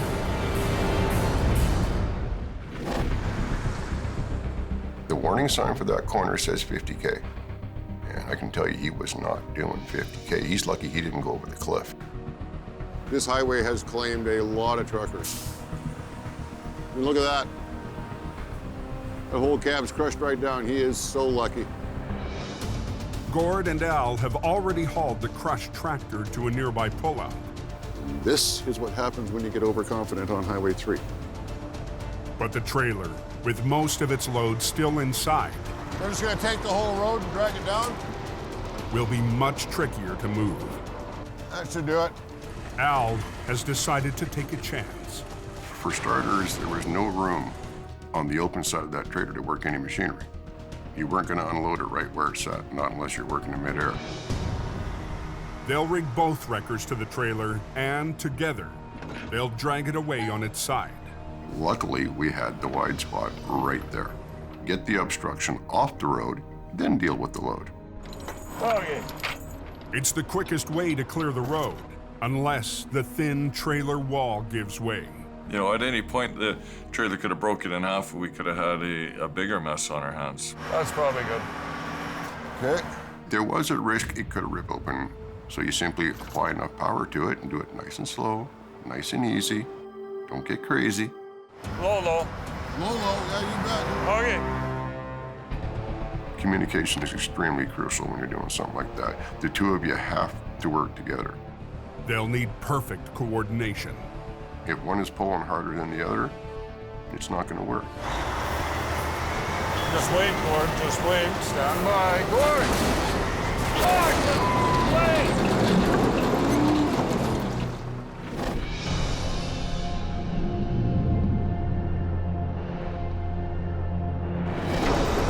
Sliding back over into the ditch. On Alberta's Highway 881, Look at that trucker. There's a ditch over here on the right-hand side. right in the middle of his recovery, Randy's just witnessed a second accident. I don't know what's going on over there. This is snowmageddon, man. This is bad. With the snow getting worse and traffic backing up, This guy's coming up slowly. Randy needs to clear the scene fast. Yeah, she keeps sliding on me. I was pulling him, and he kept sliding over. I moved my truck ahead. He'd slide over. Come on, truck, pull. I think I pulled him, I bet you, probably 150 feet I pulled him, and he kept sliding. Come on, baby, work for Daddy today. Just before 2 p.m., help arrives. Jamie's local driver, Keith Milkey. I need traffic stopped on that side. He's working on that right now. My guy's right there that I gotta go get. Yeah. Keith has been dispatched to recover an SUV in the ditch, just on the other side of the crane truck. Hey, bud, whereabouts are you from? Houston. Houston, Texas, eh? Unfortunately, I gotta wait until the heavy's done, and then I'll be able to get you, okay? Keith's only driving a 1-ton, but it might be the difference Randy needs. We're gonna anchor my truck to him to prevent him from sliding sideways, and hopefully be able to get him out a lot easier. Here you go. But we'll go double it. Double it, yeah. You're gonna be pulling heavy weight. Hit! Yeah, just give me a sec to tighten cable.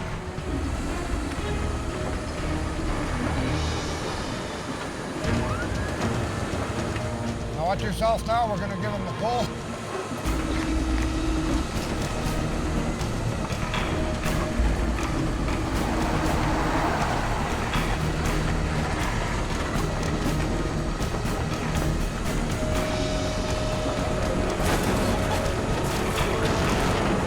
Easy up.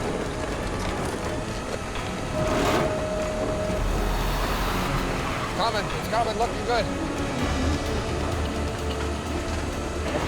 Looking good, and looking like I might succeed.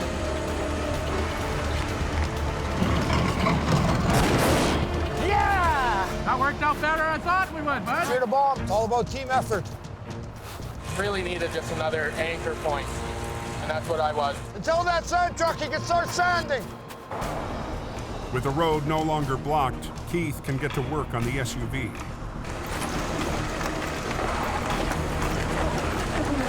Hold your breath. See if you can drive forward, bud. This guy's on his way. No harm, no foul. Hopefully there'll be no more wrecks today. Look it, we were here for 5 minutes and all of a sudden we got 300 vehicles, eh? But the backlog still stretches far off into the whiteout. Oh, that guy's kind of speeding back there.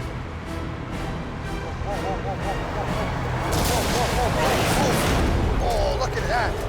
We have an accident. You guys stay back. Now look at the trailer side of the road.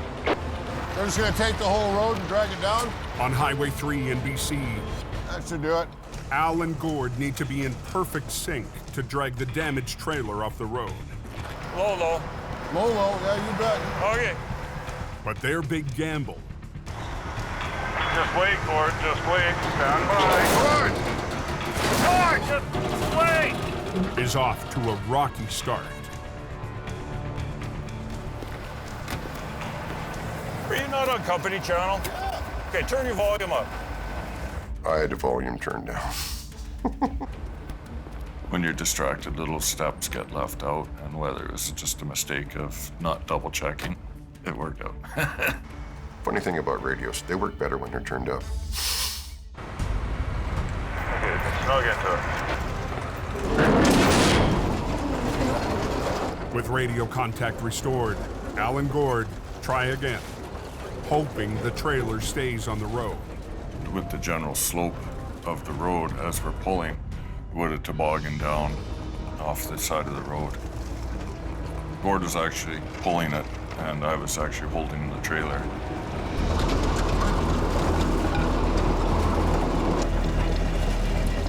So I'm trying to pull it up and bring it around the corner down into the wide spot. There were vehicles parked in my way, so I was trying to get them out of the way while we're pulling it up. I was trying to watch 3 or 4 different directions at the same time. Easy, Gord, easy.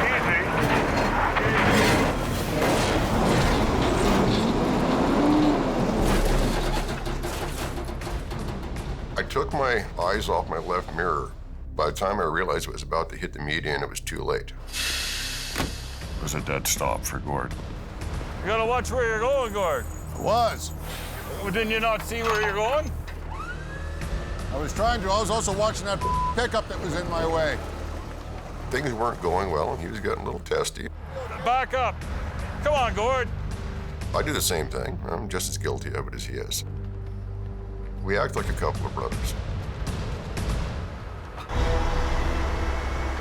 So we had to stop and do a little re-rig for a minute, and then we proceeded. Just wait, Gord. Just wait. Stand by. Okay, come on. Just give her a little bit. You okay on clearance there on your side?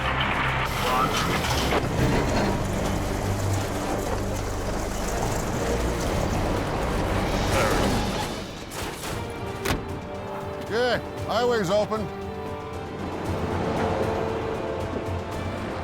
Now that we got it off the road, we simply get the small machines in here and get it unloaded, and then we'll flip it over onto its wheels and take it back.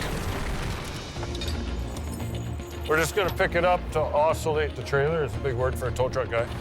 Trailer was kind of a U shape and had some sweet stuff in the middle. Taco roll seemed to be suitable for it. We're gonna do a taco roll. It's a little bit different than the old school jelly roll. 2 wreckers, 1 wrecker at the back end, 1 wrecker at the front end, picked the trailer straight off the ground and rotated in the air. See if you can let the other side down.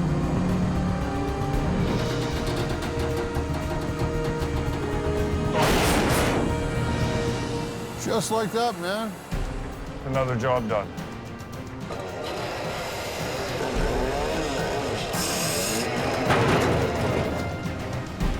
We came, we conquered, we cleaned up, and we're taking home trophies. From the time we were there to the time we actually had the road open, I think was less than an hour.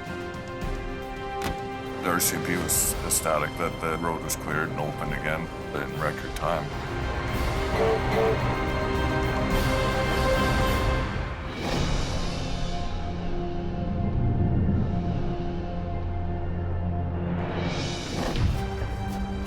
We have an accident. Somebody got rear-ended. On Alberta's Highway 881, Randy's big fear has come true. Call 911 and get location. Get an ambulance out here. In the whiteout conditions, one semi has violently rear-ended another. The second chain reaction so far. Company truck, the company truck. You guys stay back. Where's the driver of that truck? I'm just getting on scene. Are you the driver? You hurt anywhere? You're sure? When a semi hits somebody, man, that is an impact. Parts on the road all over. I have a chaos happening and I need backup. Okay, thank you very much. Hold on there, buddy. The road is closed at the moment. When visibility is a tough thing out there, you know, the drivers who are coming along are actually having a hard time seeing the flaggers, seeing the flagging signs, and seeing taillights of other motorists. So very, very real that another collision can take place. I want to assess this side of the highway first and get everybody safe over here. Put all your flashers on, all your lights. The highway's closed for now. And just kind of stay in the vehicle. Don't get out. Randy's priority, keep the traffic backup as short as possible and prevent another crash. Let the traffic come! Told Dan, the other flagger, when you figure you got 15 vehicles, let them through it. I will let this guy know over here, same thing. I got traffic flowing here again through Randy, and hopefully we'll get this cleared up. But some drivers refuse to slow down. This is a serious situation. Slow down!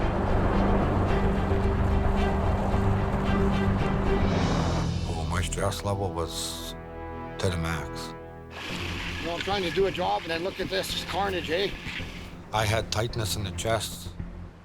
I just need to find my game here, and my heart was racing, pounding so bad, I was pouring sweat, and it was like minus 20 out there. Come on, think, Randy. Think. Think. Randy realizes he's in over his head. Hi, can you hear me? And decides to make the call to dispatch. I got everything on the go right now. Craziness happening here. We have multiple accidents, and we got a semi took the ditch. He lost his load. I got another semi rear-ended another semi. Can I just please get some help out here?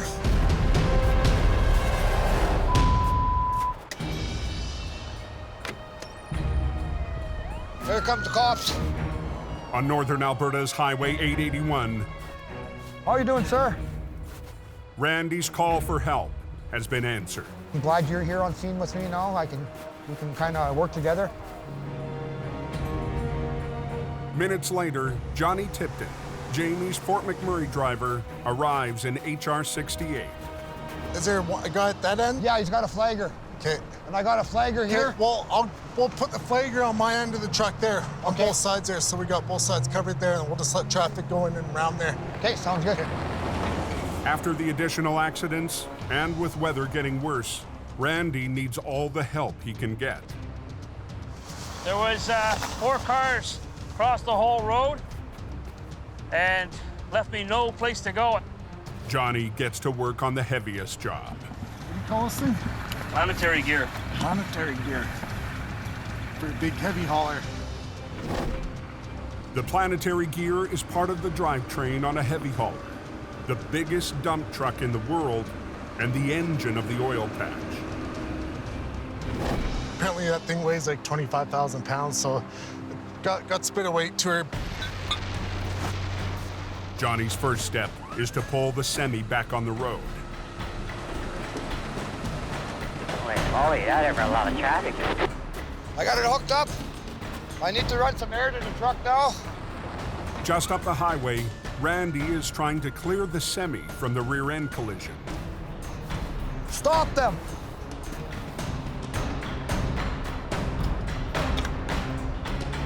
It's good to go. Randy is finally ready to roll. At that point, I did my job, and I left Johnny to continue on to finish one last truck in the ditch. Okay.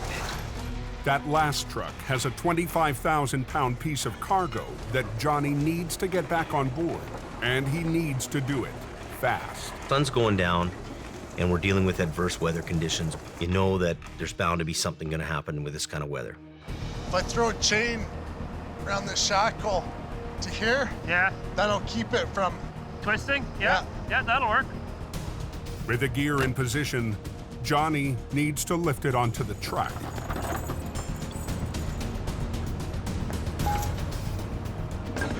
Now, hopefully we lift it up, it'll stay like this and I can just back under it. So close.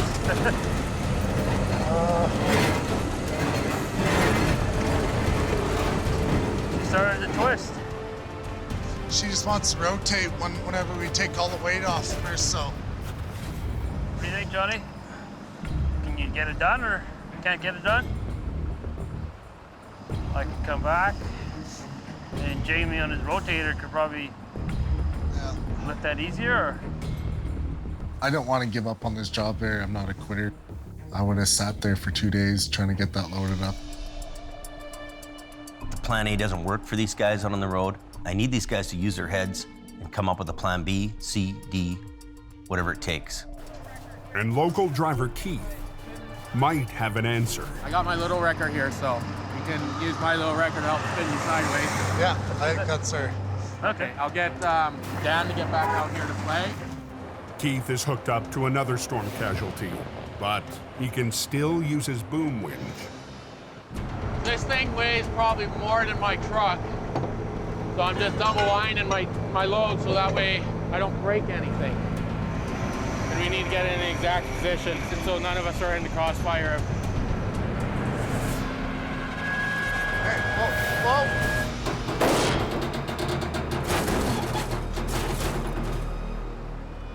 The small wrecker holds the gear straight. All right, you want me to start backing up, or? Yeah. Okay, backing up. But the last step will require the most precision. Whoa. Lining up the gear Almost there. and easing it into place. Just gonna use the little truck there, slide that bracket up there, then get it settled in there. Then after, we'll winch it back up over the axles there.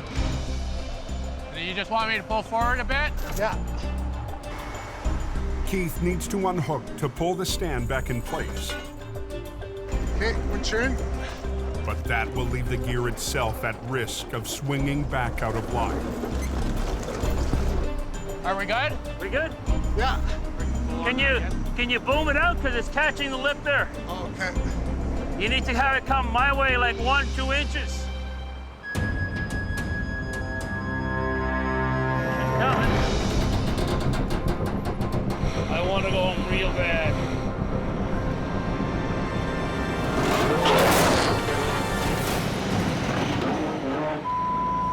Almost had her too.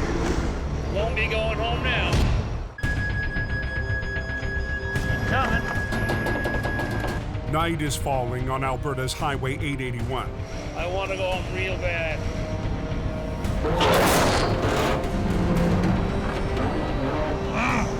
Almost had her too. Won't be going home now for a while. Jamie's driver Johnny is still fighting to get a 25,000-pound part back in place. So close. Like, real close. That's good. Traffic has been bottlenecked on this stretch of highway all day, and patience is running out. There's huge pressure to open 881 when it's only one of 2 highways servicing the north. It'd be nice if we had Colin here at the rotator there. He would have had this done in no time there. But the rotator isn't coming.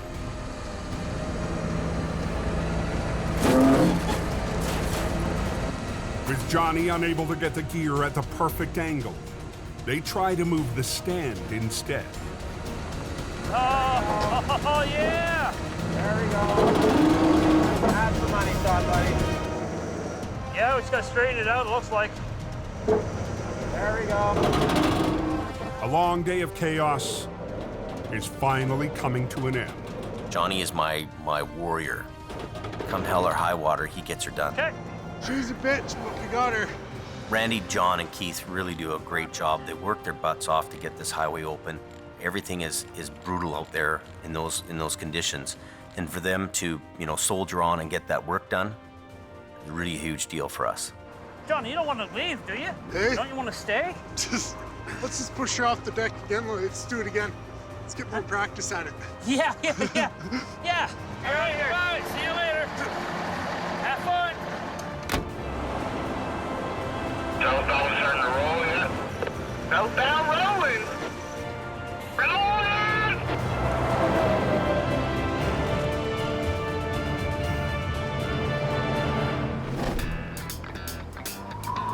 Early the next morning, Randy's recovered from his marathon day. And he's heading out for some well-earned fun. You can come out here and hunt for prairie chicken. Don't have to worry about shooting somebody. Look at that guy, just caught a fish. See? Hopefully we can catch something. And then here's our hole here. It's kind of clear the snow away. Dan! Flagger Dan Spencer is taking his first crack at ice fishing under Randy's wing. Show you a trick, eh? See the line is going, look, it's still spooling out, stopped, right? That means you're on the bottom. Now you give her a little, just a touch more, and then now you jig. Oh, I had a nibble there. No fish yet.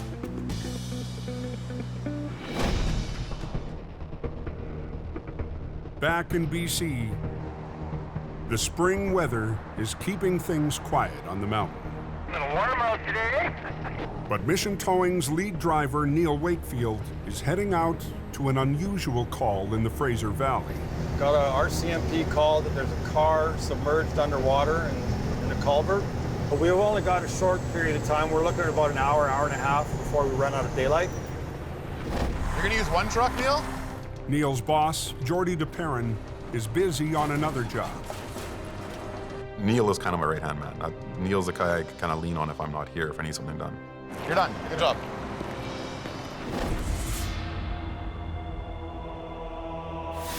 And this is one job Jordy might be lucky to miss.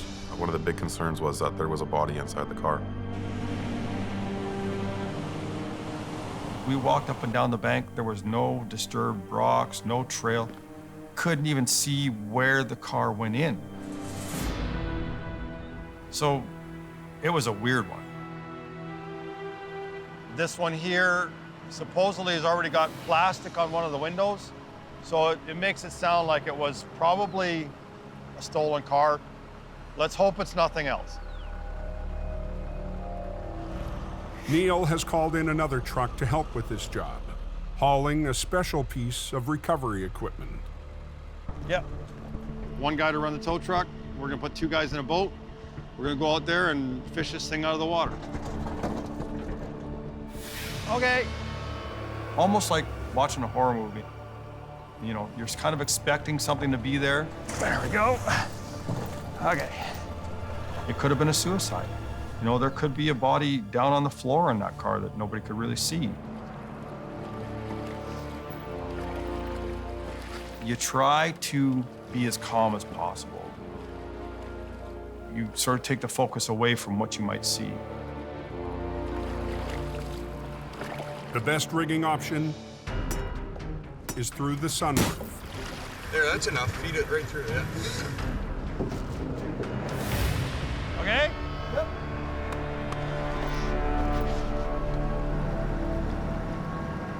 Okay, so we're good now. We just have to hold this thing up.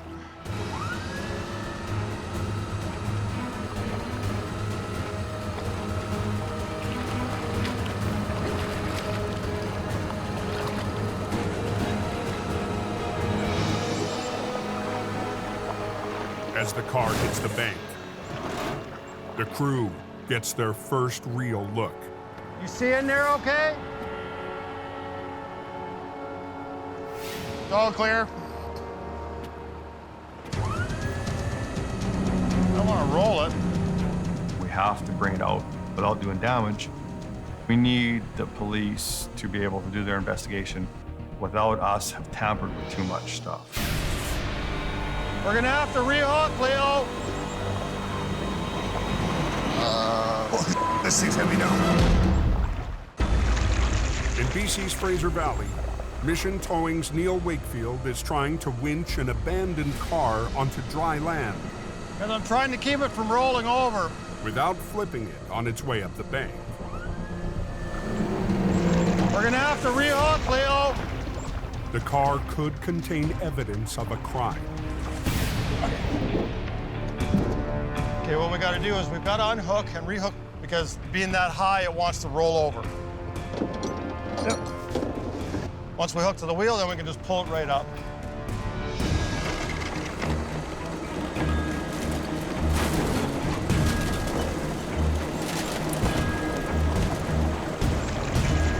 Can you let the water out of it?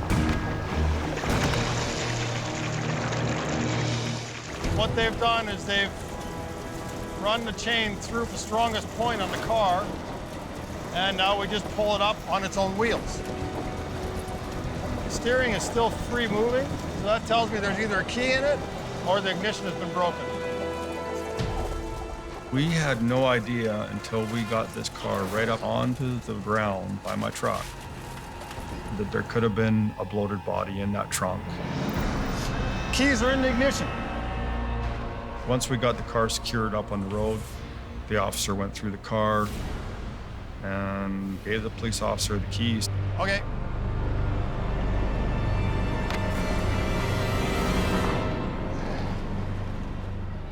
There was nobody in that vehicle. That trunk could have popped open and scared the hell out of us, but it didn't. The car was stolen out of Abbotsford, we found out. It's always a relief when you finish a job where there's nothing to upset you or make you think, because you can go on for hours thinking about what you saw. And for some people, it never goes away. We're very fortunate to have a great crew. They really pulled together on that accident scene and made that happen really quickly. You know, our crew is what really did it for us on that job and did it for me. You know, they made me shine.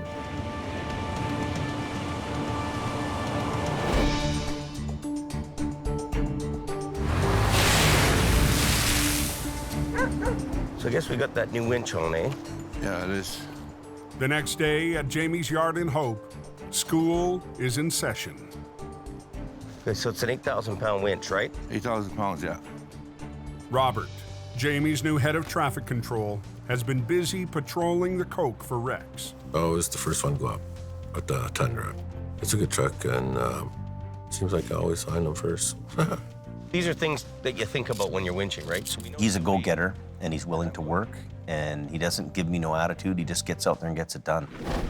Even a close call. Stop! Stop! With a runaway semi. Couldn't stop Robert from doing his job. Yeah, it kind of looks shaken up, but that's not going to stop me. So Jamie's decided to give him more responsibility and a new tool. One of the reasons we wanted to put a winch on this truck is because you're up the Coke and you're doing all kinds of different jobs. So winching would make this truck more money, right? Mm-hmm. So you do your flagging, service calls, unlocks, boosts, tire changes, and now we can do winching.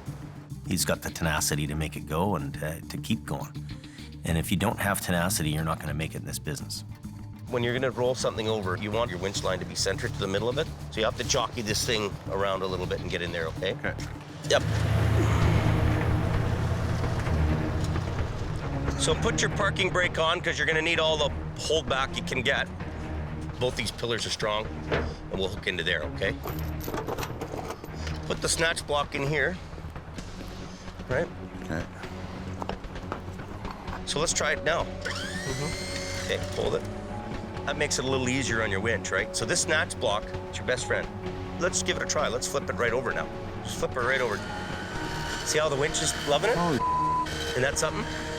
And as soon as it flips over, I stop, right? As soon as it flips over, it'll come on its own and you just let go.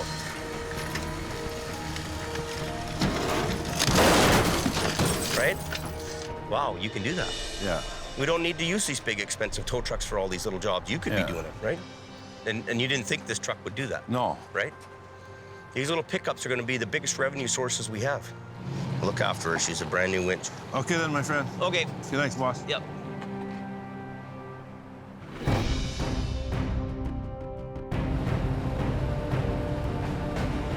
I don't know the cause, I just know the cure. 60 miles east, Al Quiring is on the road and ready for another challenge.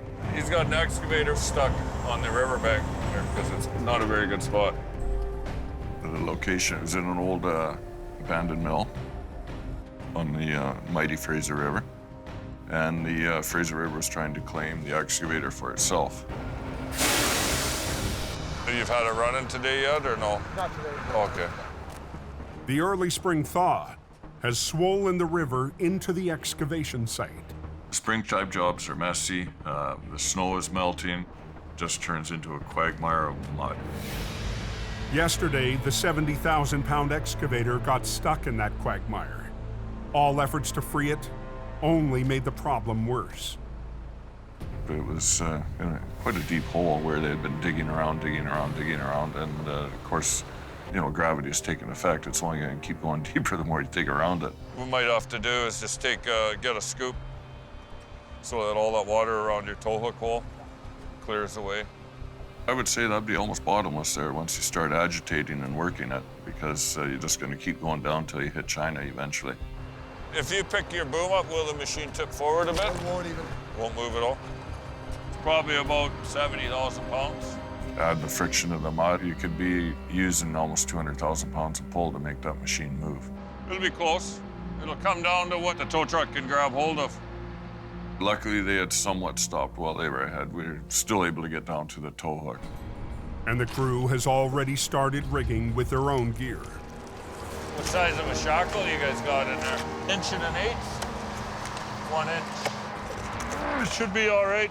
The shackle that I happened to see looked adequate in size, and we hooked my rigging on there. Put this in your shackle, the pin through the loop. Yeah, right into the big shackle. That hook will go onto the small ring there. Perfect. Before Al even attempts a pull, he needs one simple but very important piece in place. If I didn't have that big log, my outriggers would have just punched right through the mud, and I probably would have drugged myself right into the hole. We're gonna be putting a lot of pressure on there. Something snaps, high tension leads. Take 15 steps back, because there's no such thing as a little bit dead with this, right? Seen it happen before where rigging's gone flying up in the air and landed on equipment or people, and it's had catastrophic results. So we're giving her some pull. Try not to spin your tracks excessively, just go real slow with them.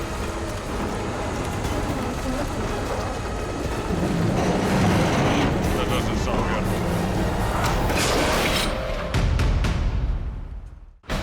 Take 15 steps back. In BC's Fraser Valley, Al Cliring is trying to free a 70,000-pound excavator firmly stuck in 6 feet of mud. It's battle of machine against machine, really, it is.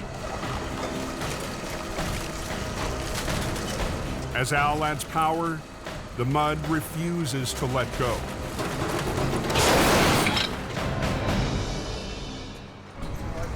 Love the little one. Just dig down and we'll get rid of the little. The excavation crew's shackle wasn't up to the job. So that's why I don't like using other people's rigging. You know, it could be, say, a 25-ton shackle, but in its lifetime, it's had forces upwards of 150 tons maybe put against it. If it didn't break, it surely could break. Al re-rigs, and this time, he's using his own equipment. I'll go get 2 more shackles. You can come out of there, we're done in there now.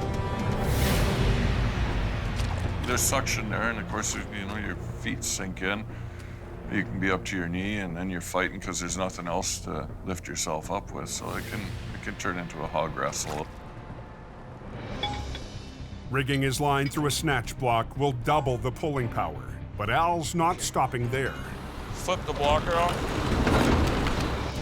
The work crew's second excavator will back him up. First, they've got to jar the excavator loose from the grip of the mud. Because the tow truck is working, vibrating, that vibration transcends down the cable, and it'll start, you know, basically kind of shaking the machine. You might not see that harmonics. And with the force, it's going to slowly release the suction, and once you break free of that suction, now you can start pulling. Al still has to get 70,000 pounds up a steep slope. Sometimes You have to get the front tires of the tow truck up in the air and give it 5 or 10 minutes, and you'll see it slowly start coming down, and just pull on her some more.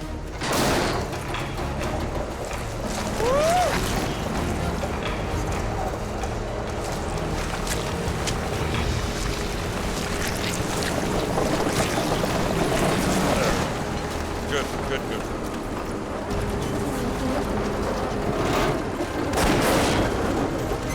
Slow on the track, slow.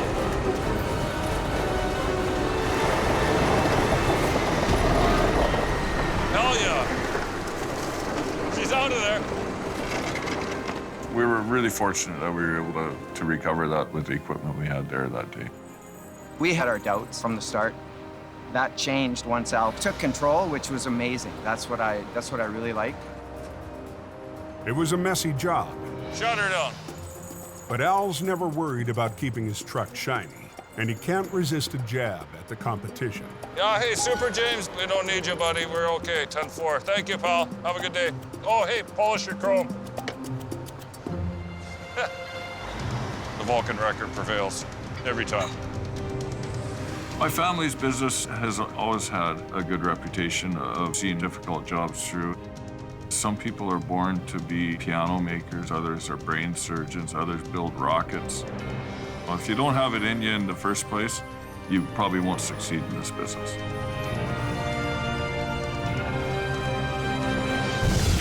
Next time on Highway Thru Hell. Go, go, go! It's its own little world up there. 4 seasons of heavy rescue. Basically, we're all fighting them out. Looking back at the twists and turns. Look out, Don! Look out! Look out! Look out! We all get scared. Wow. And what's next for Jamie? I miss driving trucks.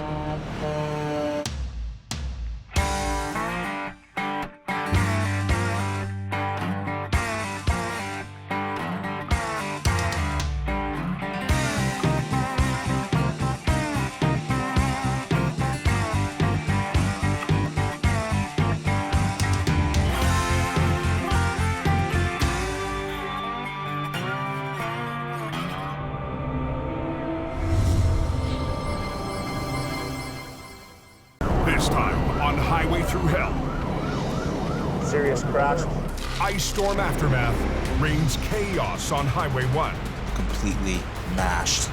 A remote recovery It's not a road to be messing around on.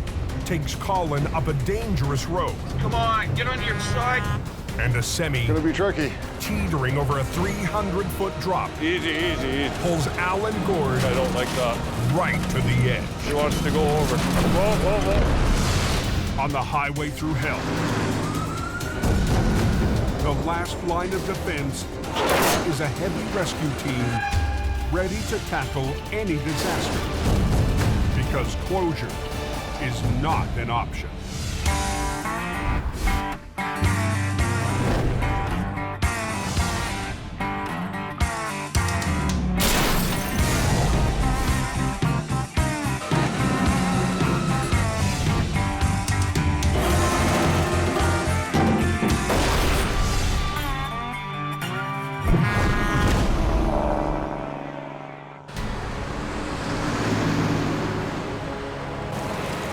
One wicked ice storm we had down here, boy.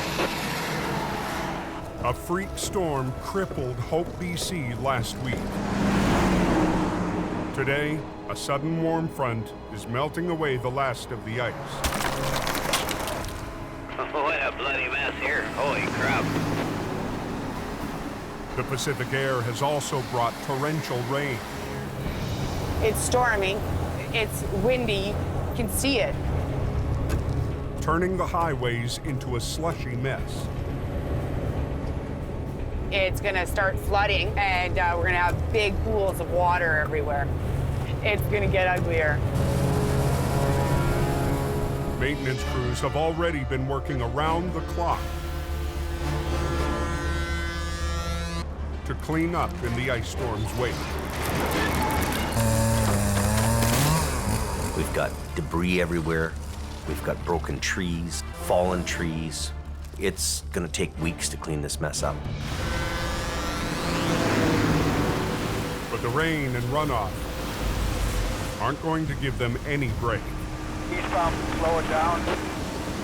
2 waterfalls coming down onto the highway. That water is just roaring down there, man. At 4:30 p.m., excess water bursts from the mountains onto Highway 1. You're gonna have a flood problem here. So in conditions like this, people should just slow down because anything can happen. Now a lake here in the medium, what are you doing? 100 yards down the road, Mountain is coming down. the hillside gives way. Floodwaters send a rock slide spilling across the highway into the path of a pickup. We've had a lot of rain, which has caused a lot of water going into the cracks and loosening the boulders, and then next thing you know, it comes down all of a sudden.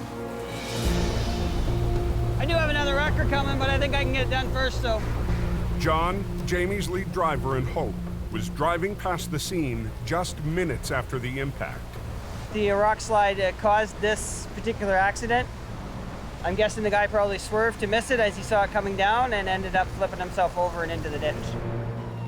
As the driver heads to the hospital, It is closed eastbound. traffic is already backing up on the Trans-Canada. The Ministry of Transportation has put a lane closure in from a long way back. But John wasn't driving his wrecker or even a tow truck. All he's got to work with is a flat deck. A flatbed sometimes can have limited recovery capability. I'm gonna try and hook up to it, flip it onto its wheels, and pull it out of the ditch at the same time. So they want us out of here as quick as possible. He hooks up high on the rear axle, hoping to roll the truck onto its wheels with one quick pull. I'm ready, let's go. Lift up, there you go.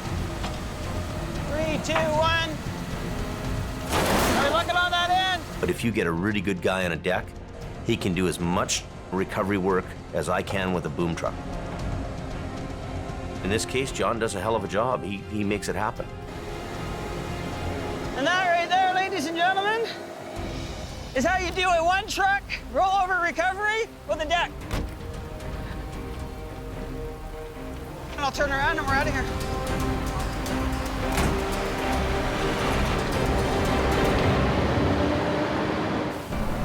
They're calling for heavy rainfall, like 70 millimeters, right?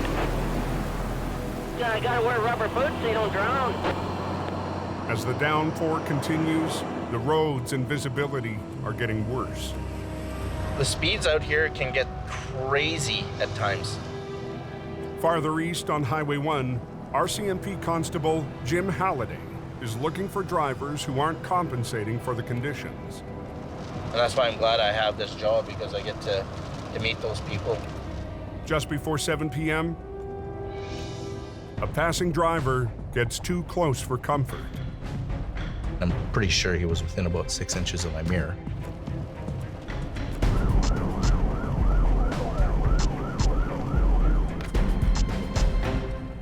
Hey there. You almost hit me there. How much have you had to drink tonight? No, nothing, sir. Nothing. First thing I noticed is this kind of vacant stare. Because I think you've been drinking. Honestly, officer, I wouldn't. No, I can smell it on you. And you're gonna sit here and lie to me. Come on back with me. Keep going, go, go, go, go, go, go, go, go, go, go. That says fail. To say drinking and driving, don't do it. These are the consequences. People still do it. And I have no idea why. Jamie Davis Heavy Rescue sends the 1-ton out to impound the vehicle. As a highway patrolman, that's what we do. Pick off impaired drivers, get them off the road. If I do nothing else tonight, it will be a success for me. It makes me feel good. I feel like I've done my job.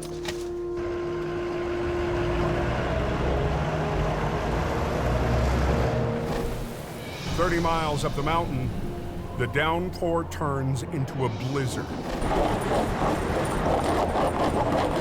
hammering the Coca-Cola. The old butt cheeks were grabbing the seat pretty good there. Well, go clean your shirts out.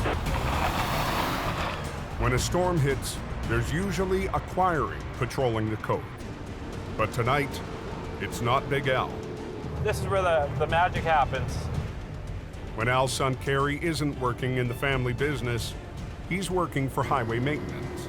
We're doing the Coquihalla Summit here, Coquihalla Highway. He's part of the army of plows, fighting to keep the highway open. Yeah, we're just plowing the snow off, putting some sand out. Nothing really that we can't handle.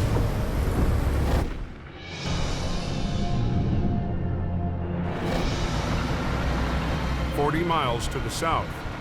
I thought I was going to be out for a nice prime rib dinner, but it didn't work out. Kerry's father, Al Quiring, is heading up Highway 3 to handle an urgent job of his own. A tractor trailer coming out of a mushroom composting facility spun out. The vehicle's kind of half tipped into the ditch, right on the edge of a big drop-off. Al has to navigate a winding, narrow back road south of the highway. This hill right here is nasty. 1 minute we could be a big wrecker, the next minute we could be a big bobsled. But it is icy, so we got to exercise a bit of caution.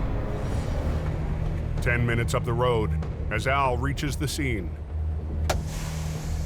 Just get out and have a look before we make any rational decisions.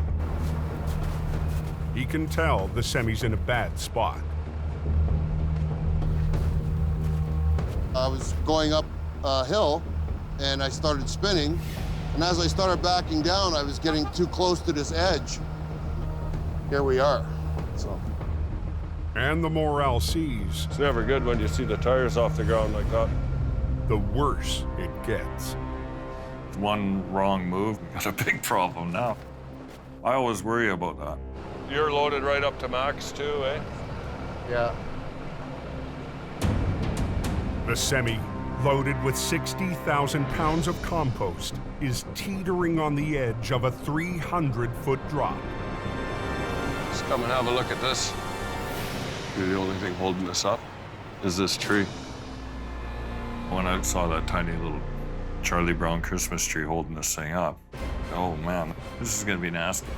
This tree breaks, it's gonna, this thing will flip over for sure. Let's come and have a look at this. On a remote back road off BC's Highway 3.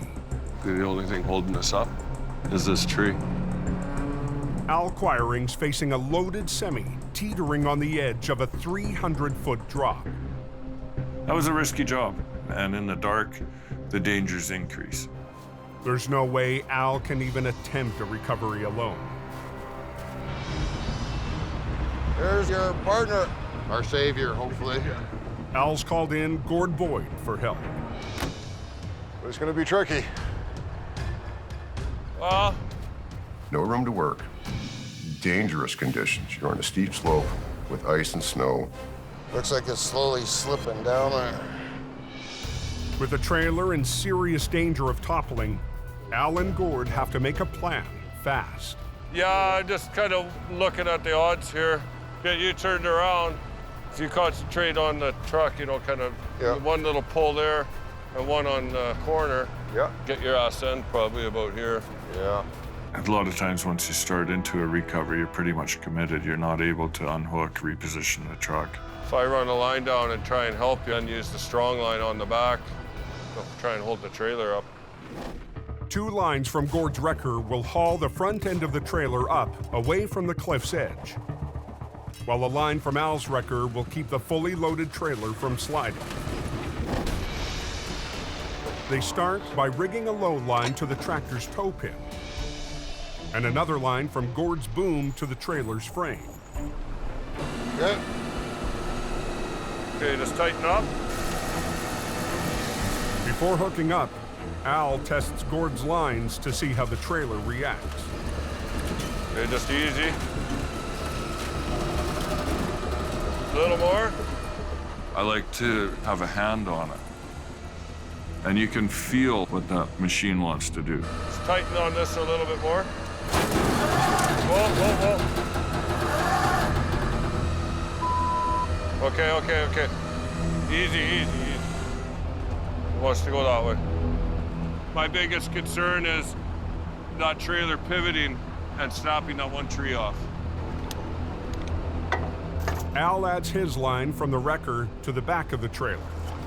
Al's going to use his side winch to keep the trailer from sliding any farther back in. He's just going to stabilize the trailer while I pull the bulk of the mass out. Hold your hand on there so you can feel what this thing is doing.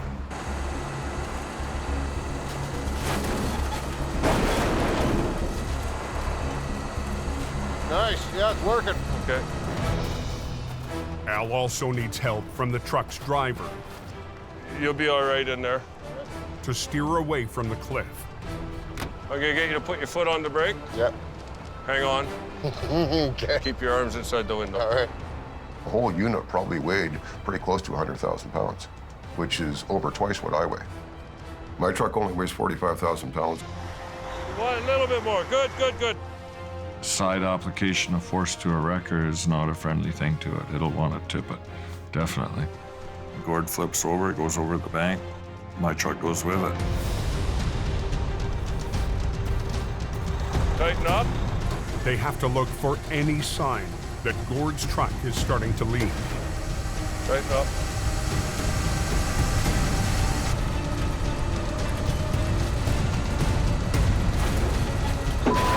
Easy, easy, easy. I don't like that. She wants to go over. Whoa, whoa, whoa, whoa. Move down, Gord. Move down.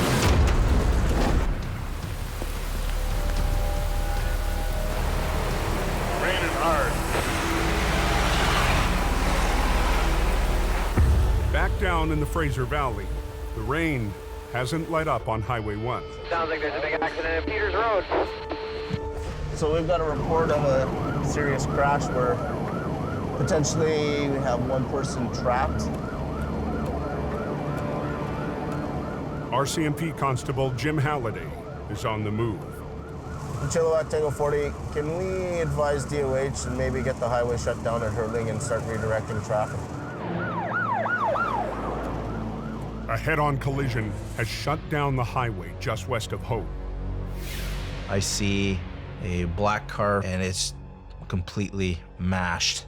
And there's a silver car in the ditch and it's got no engine. And I'm thinking to myself, oh my word. One of the drivers is trapped in her vehicle. The condition of the woman in the black car was worsening. Firefighters race to cut her free.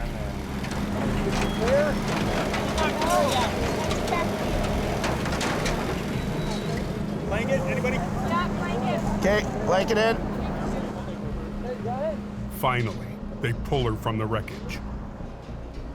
Just finished extracting one of the patients out of the vehicle. Do you want westbound shut down? So I'm coordinating it, I'll give him a call. making sure I have the right information to ensure that everyone understands, everyone has a task that they're doing. There are still 2 victims in the second car who need medical attention.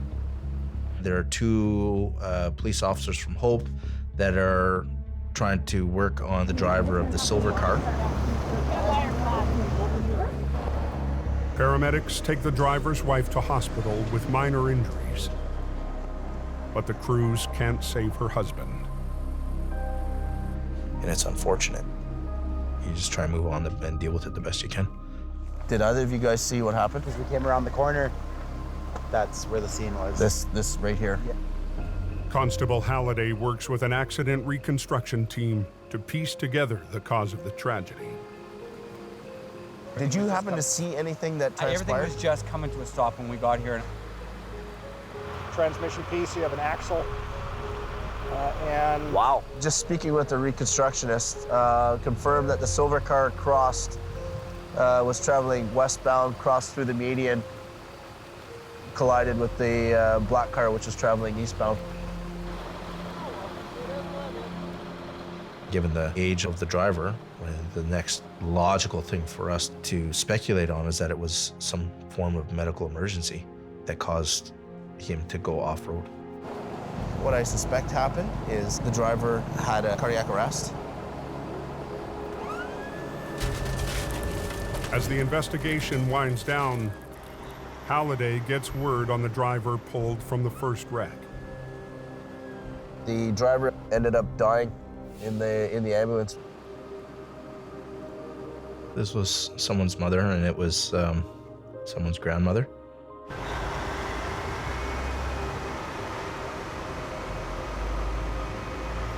Responding to these types of collisions is probably the toughest part of our job.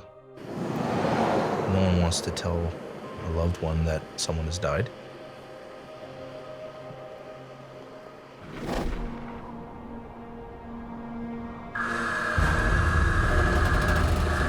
Tighten up.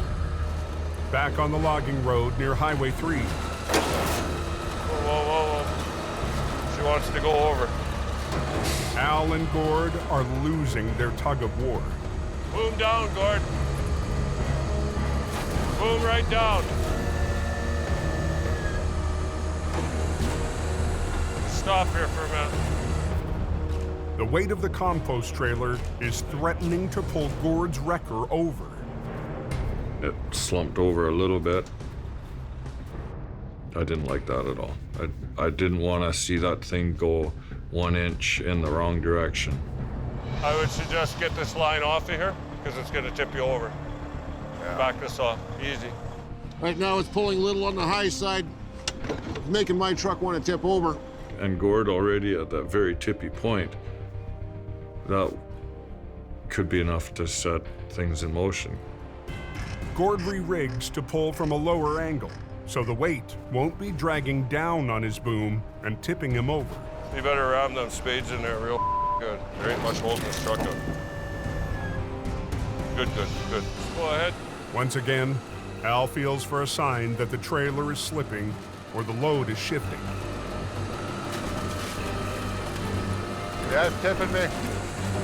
Get back off. Because there ain't much holding that thing up, so.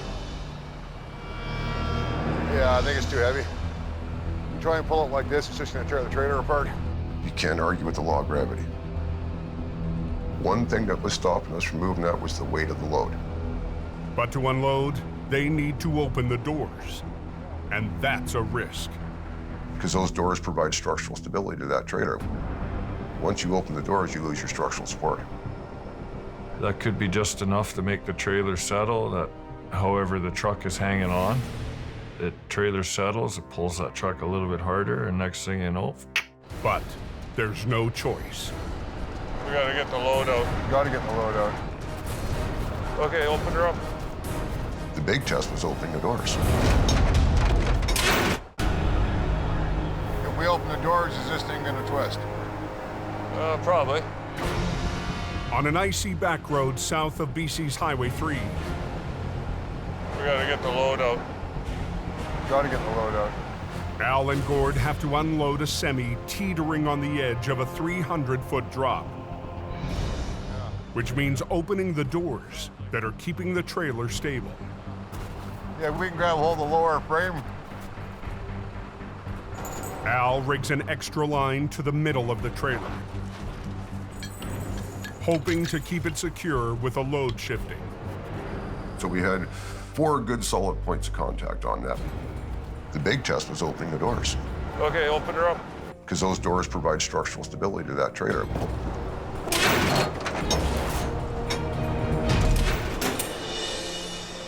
The trailer holds for now, but they still have to unload it. That's 20 metric tons. Last time, Al had to unload a trailer full of manure. He had to do it by hand. You don't want to shovel? No problem. Get out of the way. I'm going to shovel. I'm going to shovel until I can't shovel anymore. And then when I can't shovel, I'm going to switch arms, so I'm going to shovel some more. But not tonight. Luckily, that trailer has what's called a walking floor. A floor made of sliding slats to dump the compost. That literally is a steaming pile. Just trying to lighten it up. You can hear the suspension bleeding off the air. That means we're getting a lot lighter. Once you lose 30 tons of weight, you don't have that weight fighting you. Okay, we'll start over. Okay, go ahead and run with it, Gordon. As the load's spitting out the back, you can see the tractor just starting to nudge over it. And once I saw that, I knew we had it licked. I just started leaning into the winch lever and just watched that come out. Well, I should move forward.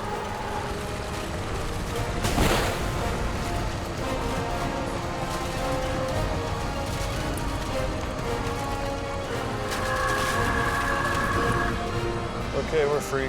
Take away. Your brakes on?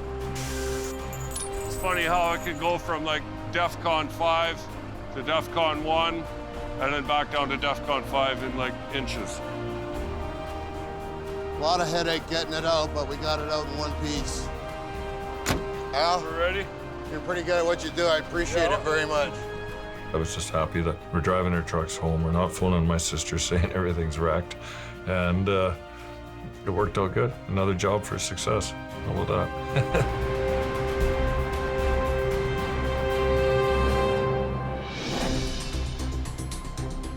The next morning, far up the Fraser Canyon, the rain has finally blown through.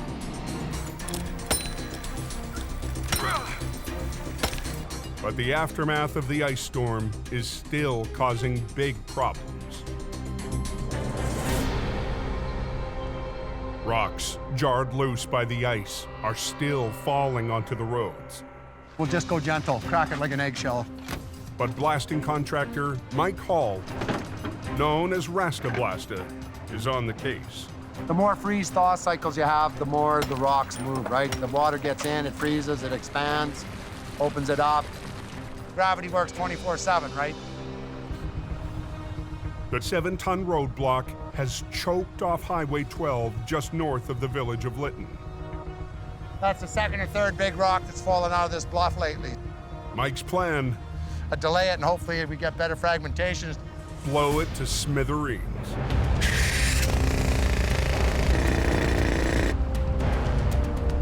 It's what we live for. I like the rush. Incoming! 10, 9, 8, 7, 6, 5, 4, 3, 2, 1.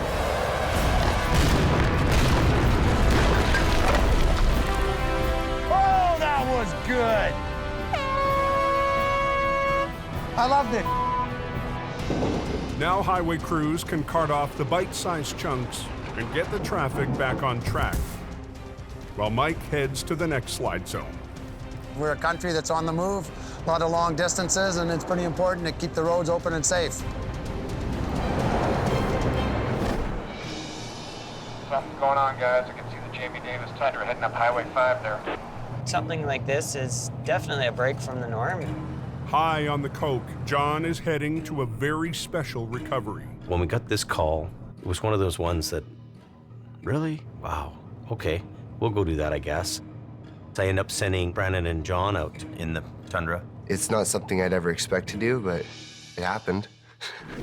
This winter, Jamie's stepson Brandon has been working out of Hope on traffic control. But this job is more about animal control. Is there anything right there? Is that something? Or is that nothing? That is our owl. That is the owl. We found him. Oh, it's so good looking. An owl was seen on the highway after being clipped by a car. We'll see if we can get him. And then the fun begins. Is he gonna bite us? Is he gonna run away? Is he gonna attempt to fly? So heading up to it, you have to be cautious. Might look nice, but it has claws. We're here to help, okay? Easy, easy, easy, easy, easy. Okay, whoa, whoa, whoa. No. He's quick. Don't let him run too far up. Here, give me that. Well, owls are huge. I was scared I was gonna get clawed up a little bit. Holy this is scary.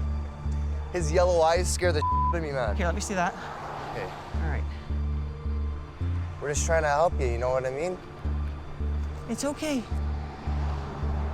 Easy, easy, easy. Oh, shoot. Here, let me see that. Okay. All right. On the coke, John and Brandon are trying to rescue an injured owl. Hey, bud. But the owl has other ideas. We're just trying to help you, you know what I mean? Oh, shoot. Oh, no. Gotta catch him before he jumps over that barrier. There's a cliff, there's a embankment there. Easy, easy, easy, easy, easy. Shh, shh, shh, shh, shh. Oh, that was dangerous. All right, let's go. Come on. He handled the situation really well. All right, we'll leave that on. Keep you all dark. He's the bird whisperer. Whew. You wanna hold him? Sure. Okay, just keep the lid closed. It's a great feeling to rescue an animal. Oh my God. Oh my God. Oh my God. Going and picking up an owl isn't something we do every day. John lets Brandon take the injured bird to the wildlife rescue. So we'll just go right into the medical room. That is indeed a great horned owl. Why does it do that noise? That's his beak. It's a defense. He needs alert for someone that's been on the road apparently over 24 hours. Yeah. It's in really good hands now, which is good. His left wing looks a little off kilter here. They gave it medicine, and they'll be rehabilitating it until it's able to go off back in the wild. If this all goes according to plan, we'll give you guys a call. You can open the doors and let her go. Awesome. Yeah, I love animals. When I see something hurting and able to help it, that's what makes me feel good.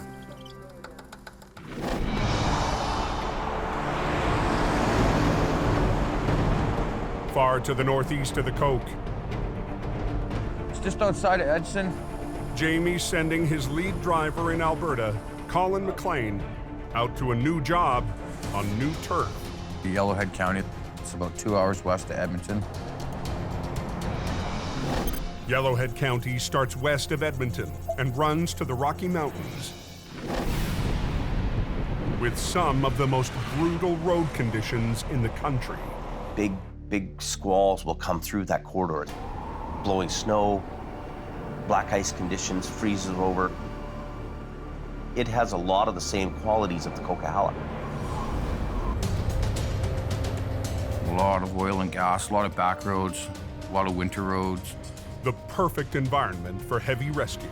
Busy. But with Colin heading on a 250-mile drive, we need, more manpower. Jamie needs someone to watch the shop in Lac La Biche. Just fired up the truck and leaving the yard. So he's trying out local driver Randy Jackknife as a temporary fill-in. His real last name is Jackknife, Randy Jackknife. I got the call and then, I wasn't really prepared. So this other number is...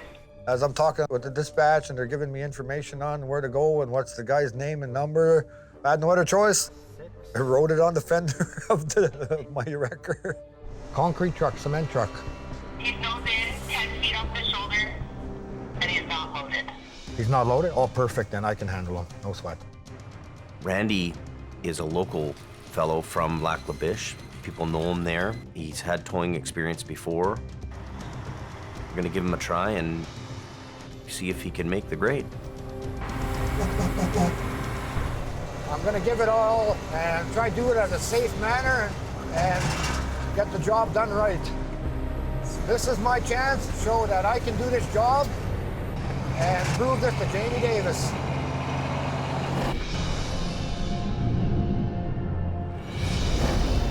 "250 miles southeast, Colin is also on the way to prove himself. Empty heavy wrecker, one pickup. Just before 7 p.m., he reaches the turnoff for his first job in Yellowhead County. Brand new job, brand new client. It's always important to get the job done right. But to get to the job, a stuck tanker, he'll have to drive 15 miles up an icy, narrow back road. It's a road that's carved through the forest. It's main access into one of the major gas plants just outside of Edson. It's not meant for your everyday take the kids with the minivan down the road, that's for sure.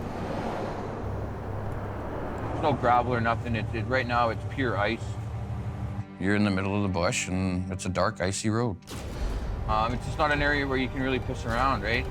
3 loaded tankers. The road is narrow, but heavily traveled. Empty, heavy, wrecker, 1 pickup, kilometer 1. It's a road where you need to call out your kilometers on it. For every mile truckers drive, they must radio their location to avoid a head-on collision. It's just not a road to be messing around on. Look at that! Come on, get on your side. The last thing you need to do is put your truck in the ditch. Numbers on them stupid little signs. Look at that! That's okay. On a narrow Alberta back road, Come on, get on your side. Colin McLean is trying to make it to his first recovery in new territory without being run off the road. The road is basically a sheet of ice. That's all it is snow and ice. Colin needs to take it slow and carefully to get to his first job and impress the locals. You know, getting it done safely and getting it done efficiently. Just so, you know, this guy knows what we can do and what we're capable of. After almost an hour on the twisting road, Colin arrives on scene. The heavy wrecker will be out at 23.5, pulling this guy out. A fuel tanker missed a turn on the tight corner and slid hard into the ditch. Dennis, Colin. Ooh, she's a little slippery here. It was in there pretty good, buried up past the tires. Gas plant traffic is already backing up. It's important to keep every road open. Nothing's moving, people aren't earning, tires aren't turning. The quickest way to pull out the truck is rigging up to the rear bumper and hauling it out the way it went in. Shouldn't be too bad. The fuel company has already pumped out the tanker, so Colin's gambling that the bumper can take the weight.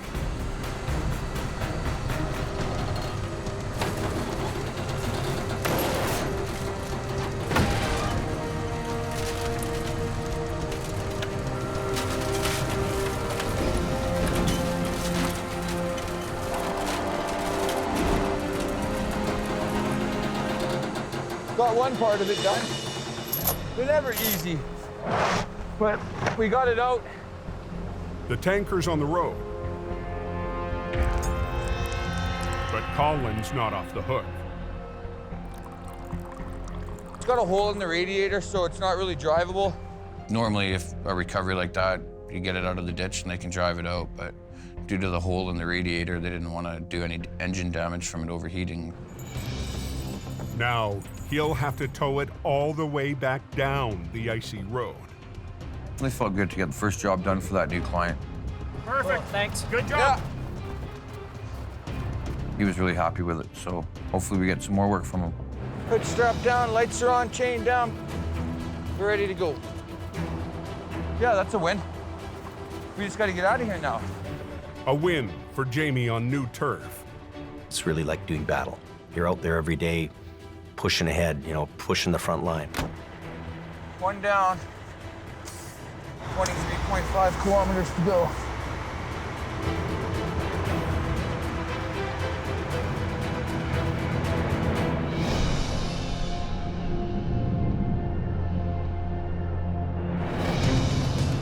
While Colin fights battles on a new highway. We got a cement truck in the ditch. He's empty. That's a good thing. Everything should be okay. We should have an easy pull. Jamie's new tryout driver, Randy Jackknife, heads 60 miles up Highway 881. I'm putting a lot of pressure on myself not to fail. And that's especially important tonight. Back in Lac La Biche, a convoy of 10 wide-load transports is about to depart. And these loads will take white line to white line on the highway. So there's not much room at all. For us to stop this many trucks on the road. And they're heading up Highway 881, straight in the path of Randy's recovery.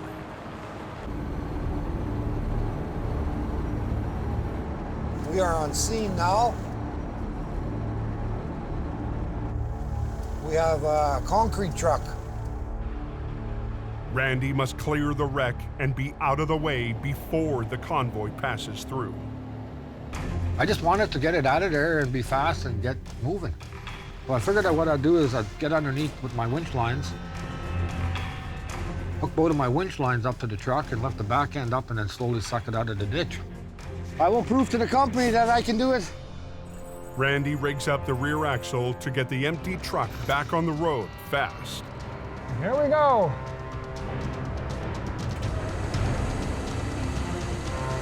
Work.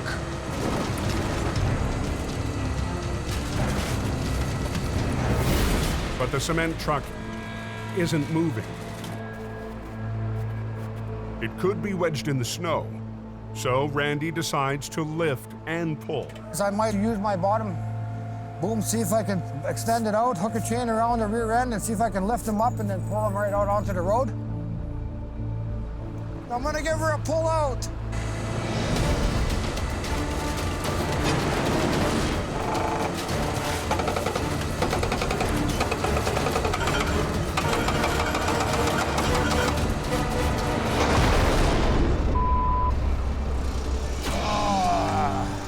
That was a heavy pull, and my wrecker I was only driving was only a 25 ton.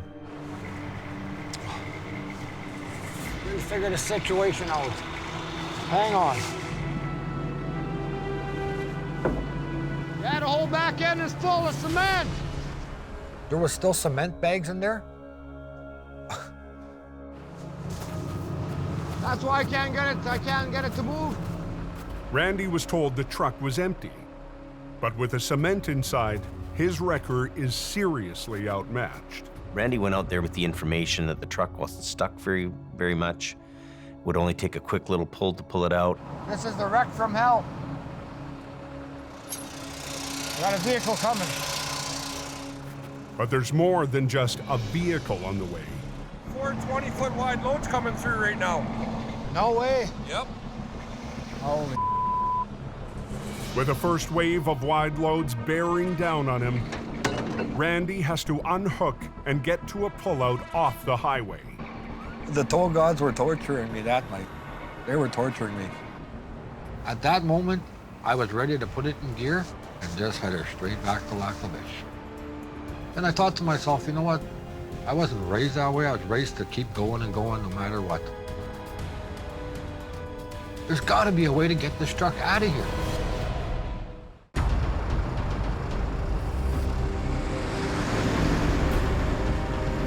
There's lots running through my mind right now. I'm trying to get it done myself. On Highway 881, Randy Jackknife is shut down.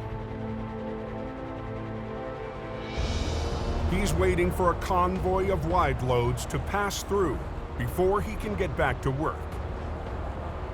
That helped me up another hour and a half. As the last of the wide loads finally rolls past, Hey. Randy heads back to the truck.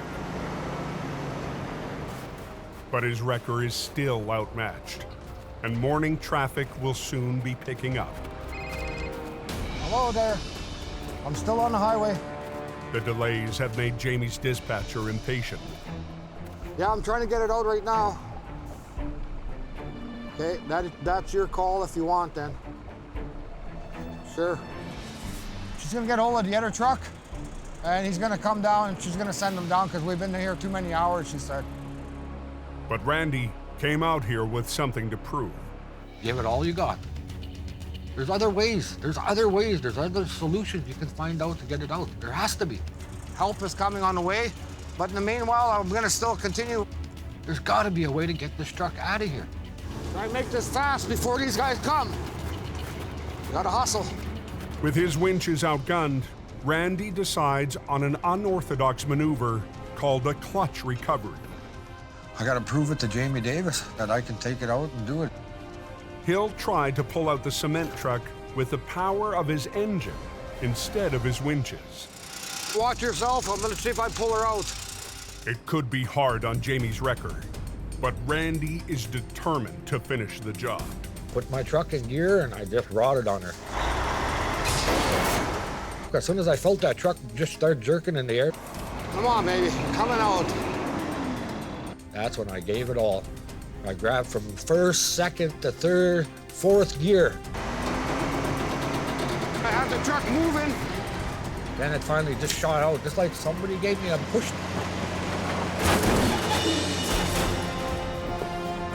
Yeah! Yeah! Yeah, man! I got it out. I achieved it, yeah! That was my first big heavy rescue call. I'm so thrilled, so happy I got it out.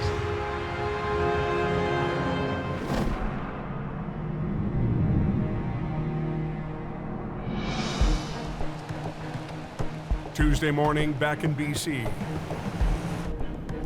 John and Brandon head up a logging road off the Coquihalla just east of Hope,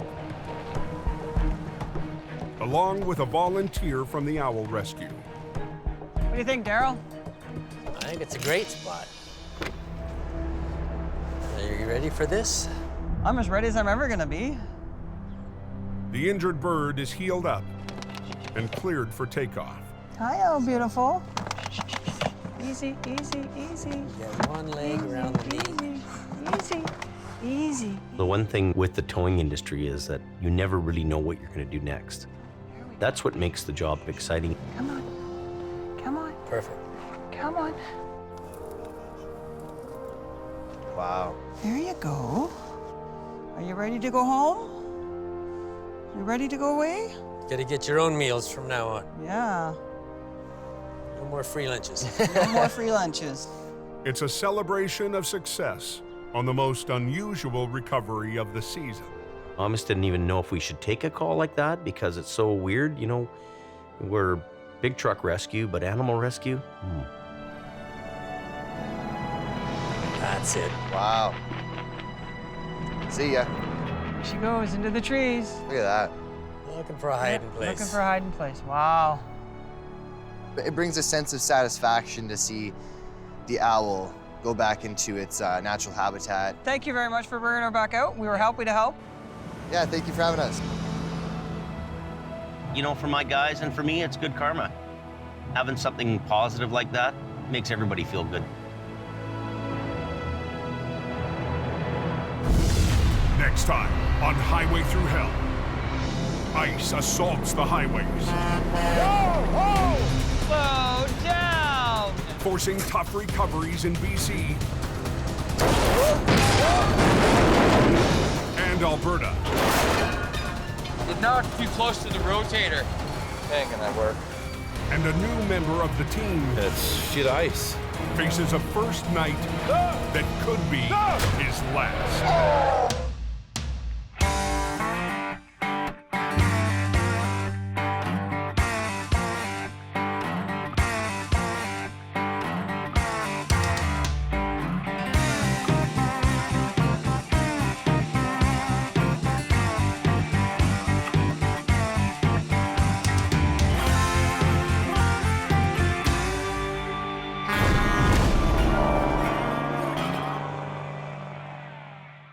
This time on Highway Thru Hell, head-on disaster.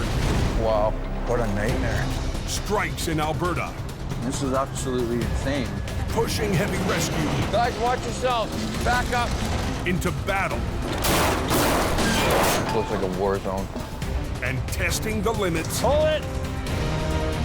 of every man on the crew. Stop. Guys. Get out of there, Johnny. Get out of there. On the Highway Thru Hell, the last line of defense is a heavy rescue team ready to tackle any disaster, because closure is not an option.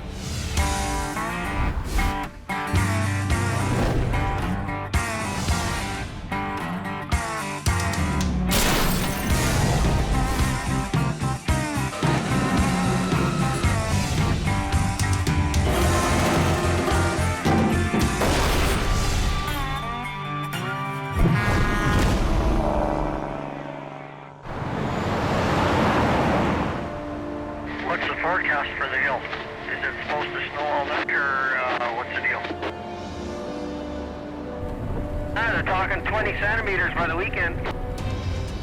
On BC's Coquihalla Highway, maintenance crews are battling against a sudden and unexpected storm. I'm doing the fast lane here and it's built right up.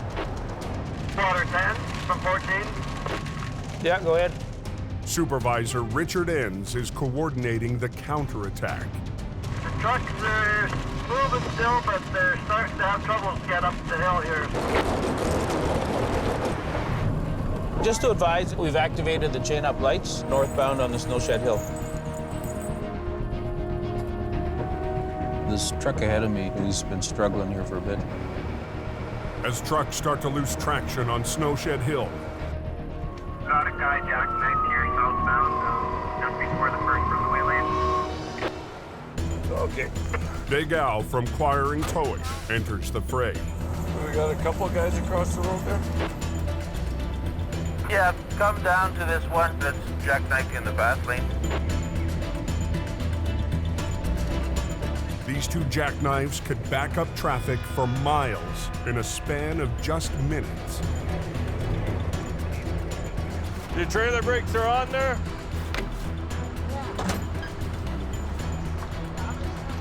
No, he's gonna be driving here in a minute.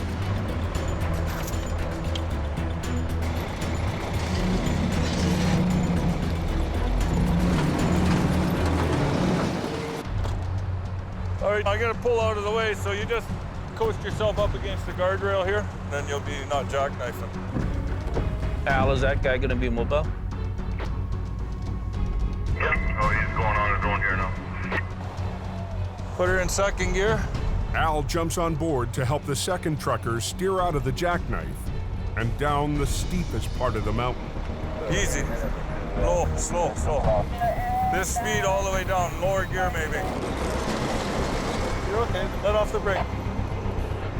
There's no money in it for Al, but he needs to keep the traffic moving. Slow, slow, slow.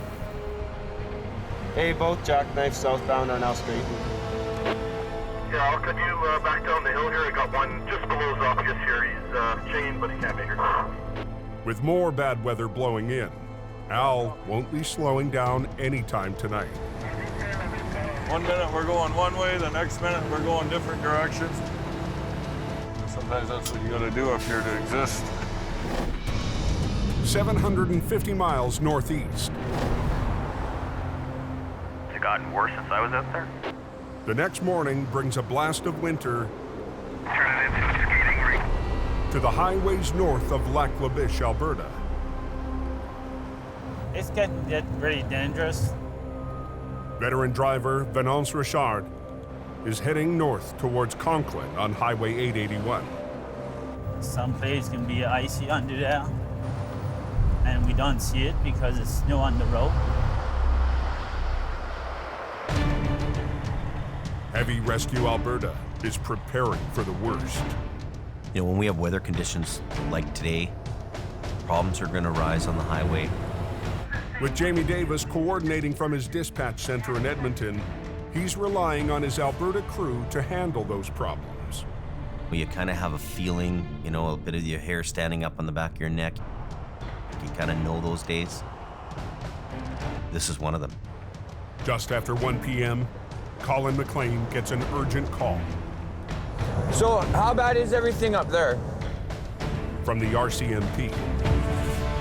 The logging truck has no cab anymore. Okay. There's no tires. Everything is on rim because it burst on fire. Okay. 85 miles farther up the highway, What happened there? Fuel tanker crashed into another truck. traffic on Highway 881 is completely stopped. A fuel tanker and logging truck have collided head-on. Trucker Venance Richard arrives just minutes after the crash and captures the aftermath with his phone. I saw some smoke in front of me. Holy jeez. I saw that big flame. Highway 881, 2 semi-trucks. Emergency crews race to evacuate the injured. But one of the only 2 routes north to the oil fields is completely blocked. So how far away from you from the scene? I'm just coming through about kilometer 110, I believe, right now. But yeah, we could be working on this one for a while. This wreck will be a test for Colin as lead driver for Jamie's Alberta operation. 1 year ago, Colin was brand new at this. 2 weeks ago, I put him in the rotator. And today, he's taking on the biggest wreck of his career. I'm definitely having to step into being the senior guy. It's nerve-wracking. It's normally a 2-hour trip to the site of the wreck. But in the whiteout conditions, Colin's drive is already stretching late into the afternoon. Pretty much looks like a northern Alberta goat trail. Where the is the road?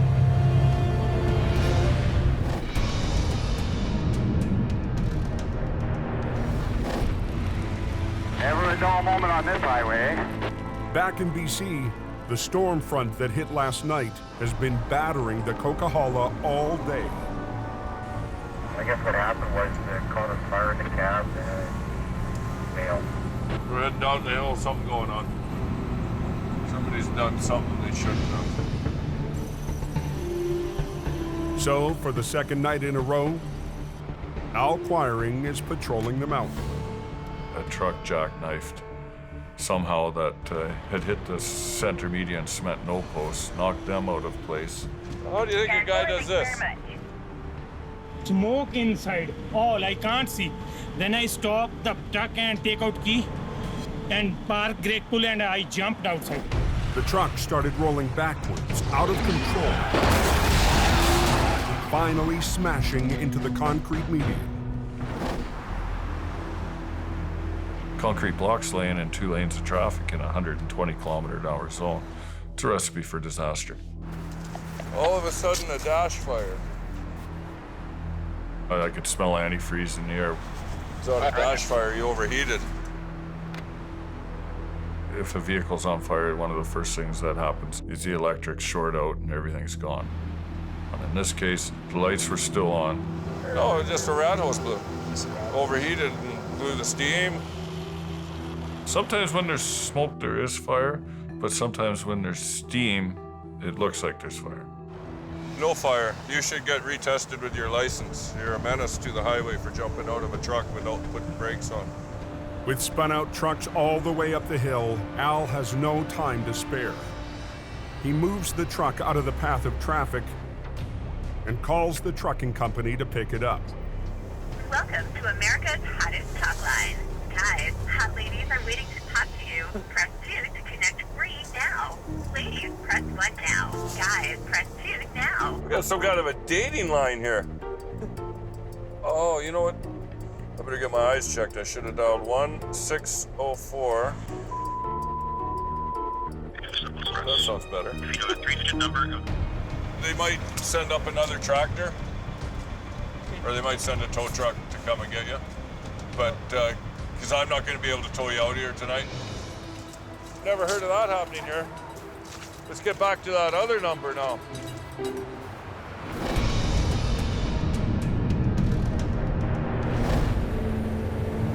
Wow. This is absolutely insane. Back in Alberta, after 4 hours in whiteout conditions, Colin arrives at the scene of the crash. A lot of money that's been sitting for a long time. In Jamie's most powerful record, the rotator. Highway 881 has been at a standstill since late this morning.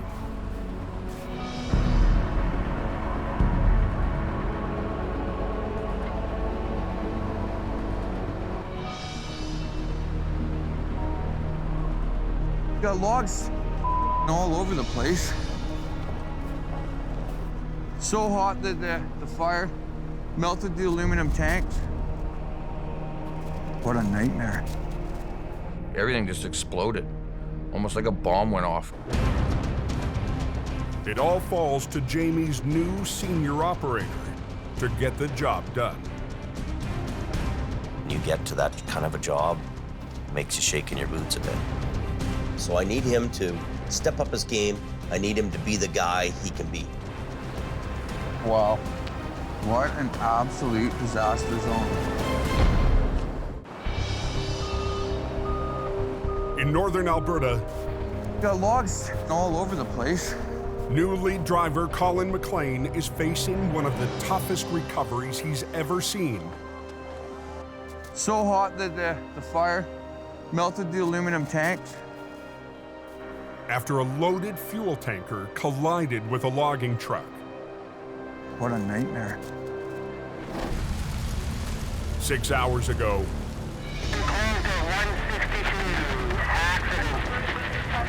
the trucks collided on Highway 881. Oh, jeez. I ran over there. Semi-driver Venance Richard was one of the first witnesses at the scene. And I saw one guy there was crawling over the logs. He was in pretty bad shape. The guy was soaked wet of fuel. Broken feet. The two injured drivers were airlifted out. Incredibly, both survived the crash. Wow, look at that frame. This is 1/2-inch steel. It's even been reinforced with an inside beam as well. And it's just completely bent back. Probably explains why the motor's sitting over there, completely detached from the truck. One truck lost control, veering across the highway into the path of the second truck. The impact sent the tanker hurtling off the road and left the burning logging truck and its cargo blocking the highway. I'm on this highway all the time, and I could have been one of these guys. I could have been the logging truck coming back with the tow. The truckers escaped with their lives, but a third driver didn't make it. A pickup following the tanker collided with the logging truck's cargo. The driver of the pickup died at the scene. It's the first thing that hits you. Somebody's passed away in the wreck and you're taken by that. And I don't care who you are, you get onto a job site, whether you're police or fire, that impacts you. This is one of the worst wrecks I've worked on in my 15 years of towing.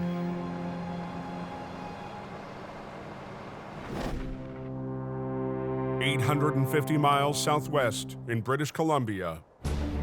Gotta get her done. The storm has finally blown through, but it's left damage in its wake. We got a call from the RCMP to come attend a semi-truck that's wiped out coming into Hope. John's heading to the Highway 3 and Coquihalla Junction. So the roads are a little slick, a little slippery. It's right there. We'll have to go up and around. Jamie's new recruit as lead driver in BC still has a lot to prove. I don't know if he's good, bad, or a superstar. I don't know. I'm here to do a job. My job is to keep the road open, keep trucks out of the ditch, and make the company money. Back the Tundra up. The trucker lost control and smashed his tractor into the ditch. I'm walking up to the wreck, and I'm looking at it going, okay, well, it doesn't look too bad right now. It looks pretty good. As I get closer, I'm like, ooh, damn, cab's ripped off. Since he joined Heavy Rescue, John's required backup from Jamie's brother, Jason, on his major recoveries. But not tonight. I don't have another truck coming to help me. I don't have guys with more experience there doing it for me. I gotta prove myself right here, right now. With me being all over the map these days, I need these guys in Hope to step up and get their game on and make things happen out in the field. All John's got to work with is an old 25-ton wrecker, HR-64. And his only help? Here, you hold the button, I'll pull. Is rookie swamper, Philip. Now, just not too fast, man. Never too fast, straight. A little bit. I gotta make sure I secure that cab before we climb into it. So that's my first objective, is to get that cab back up and secured.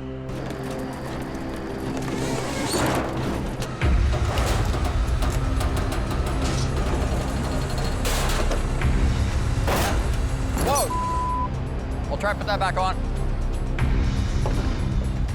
Okay, go ahead. If I pull this too much now, that cab could come right off. I think we're good, but all we could do. John straightened out the cab. Now he must secure it. I'm just looking for a way to possibly secure this onto the chassis right now, and then I can pull it up onto the road. I think if we throw a strap through and around, Yeah. and ratchet it together. Where do you want me to throw the strap over? Like right over the roof? No, through the doors. Oh. And then through the other side? We're both new to this team, but he's new to the heavy stuff. He's never towed heavy vehicles. Yeah, right through the windows? Yeah, and then Both through. windows look open? Yeah. Oh, you, I got the long you job. unrolled it. Do it this way, right? Take it out of the ratchet for now. What's that stress gonna do?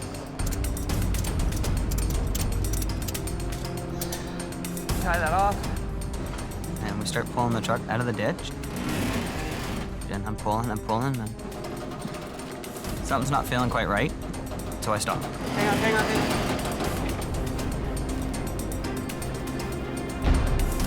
Sign. The wheels are caught on a highway sign, mowed down in the crash.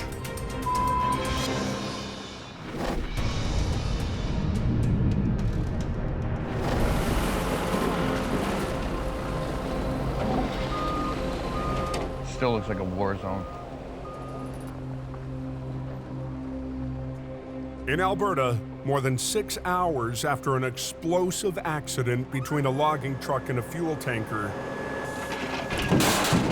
the police investigation is finally over, and the recovery is cleared to begin. We got multiple people from different companies getting everything all done, said, put together. It's gonna be a while before we get this all cleaned up. An accident like this, there's kind of a pecking order of how things happen.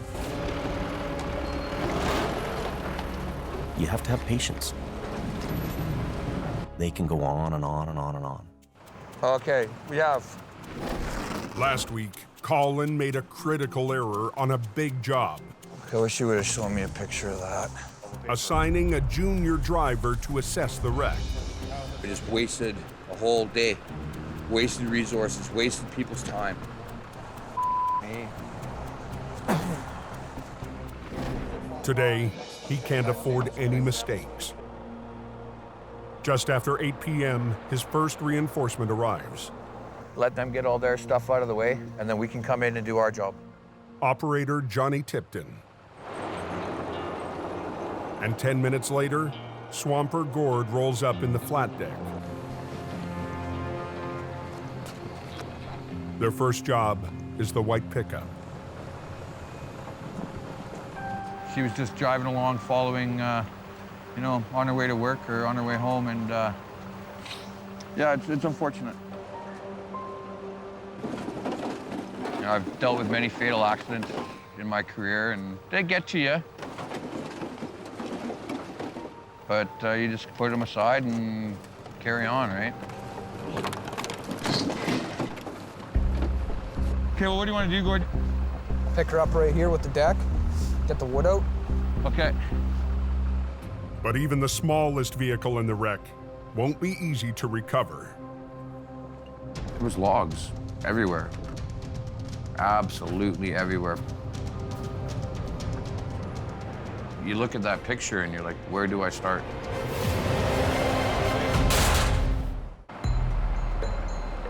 In northern Alberta, Can you pull that out? We'll wrap a chain around it and winch that log out? Yeah. Okay, let's get in over here. Yeah, good. 8 hours after a deadly crash between a logging truck, tanker, and a pickup. Bit more. Lead Colin and Swamper Gord need to get the traffic moving. Go, you're good. Keep going.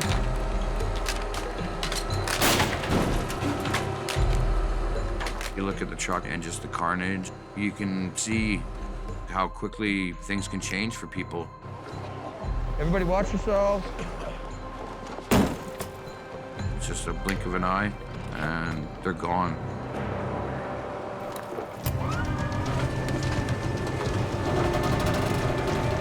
Get more. Okay, good. The pickup is off the road, but Colin's heavy work is just beginning. The logging truck and fuel tanker are completely destroyed. They can't be towed. They'd be using the rotator as a crane pretty much most of the night, picking stuff up and putting it on deck trucks. So Collins called a second flat deck to the scene. I'll come in here, pick it up. You just go right in underneath it. I'll drop it down. You're good to go. But he'll need Jamie's low bed trailer to cart out the bulk of the wreckage. And he's missing the final member of his team. Kelly Davis, do you read me? Jamie's middle brother Kelly left Edmonton hours ago, fighting brutal conditions on the roads. Kelly Davis, do you copy? We have a job to do, and we got to get it done.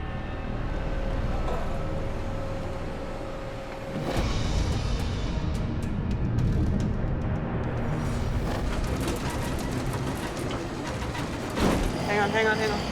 Back in BC. Sign. Frustrating. It's a highway sign that he ran over and squished. New lead driver John is still trying to clear a demolished tractor at the entry point to the Coquihalla. Every wreck is unpredictable. You can think, okay, if I pull here, it's gonna come this way. There could be a tree stump there. There could be anything there. You know, there could be a road sign stuck in the tires. I'm sitting there looking at it going, okay, now what? I don't have a chop saw. Can't chop that out of there. If I damage the rear end, how am I gonna get us back to the yard? I'm just gonna keep yanking it out. His only option is brute force.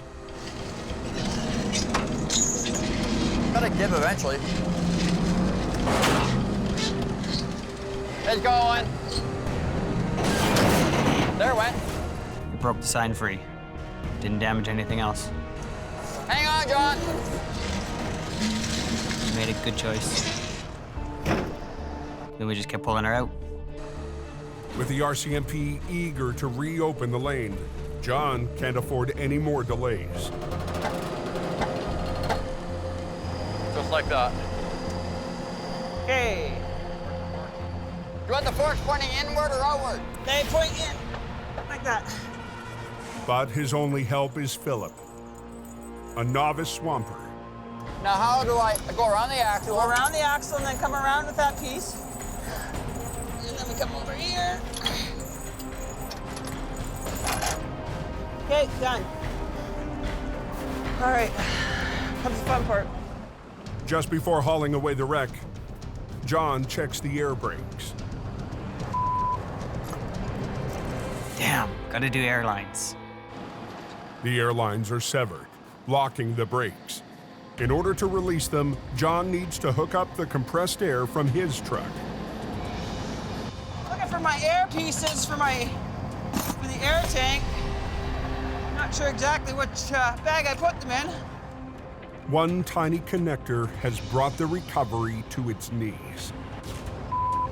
Where'd I put it?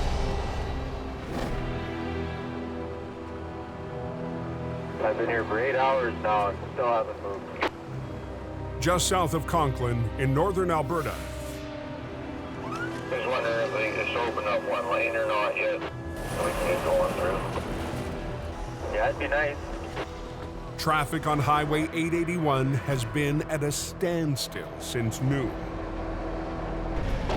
Yeah, guys, we're working on it. We're cleaning it up as fast as we can. Those guys have been waiting for a long time. Get them out of here. They don't need to be waiting any longer. The fiery head-on collision has left a huge recovery for Colin McLean.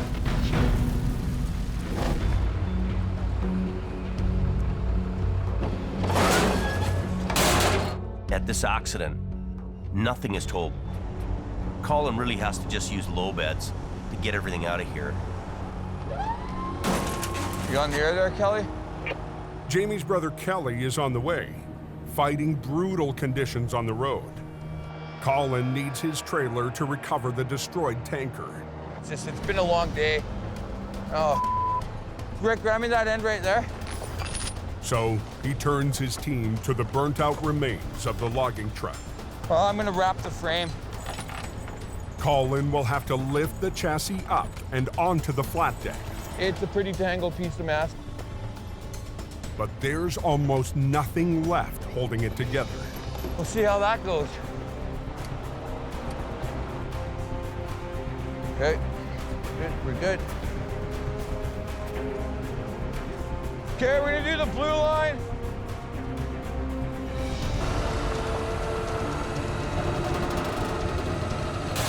White line. How are we looking, Johnny? There might be some pieces that fall off. Any kind of bolt or cross member that was holding anything in was probably weak. It was definitely fatigued. Hey! Guys, watch yourself. Back up.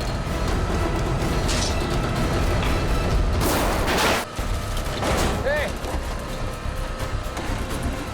Back up. On Alberta's Highway 881. Can you settle that down a bit?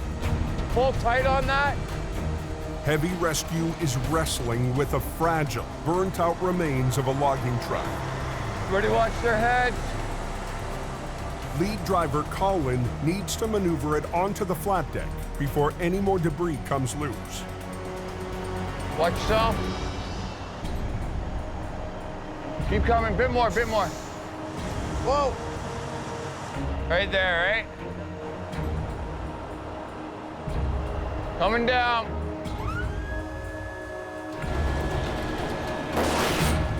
I'm holding it. You guys get her chain down.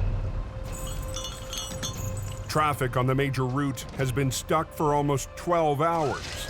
Okay. But the only way to clear the remaining debris is one piece at a time. Good. Hang on, hang on. Coming down, Johnny.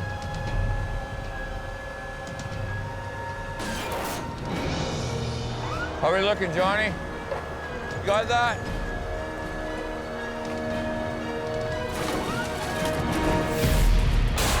She ain't going anywhere there. As the flat deck carts away what's left of the logging truck, heavy rescue faces the toughest part of the recovery, the fuel tanker deep in the ditch. 25 to 150, are you there? They'll need the final member of the crew, Jamie's brother Kelly and his low bed. I need you up here in front of us. Holy Kelly, grab some gears, would you, buds? Time for coveralls and to get to work. In my whole entire life, I've never seen a tanker busted up or split up like that. Probably 60 feet off the road, into the bush, laying on its side.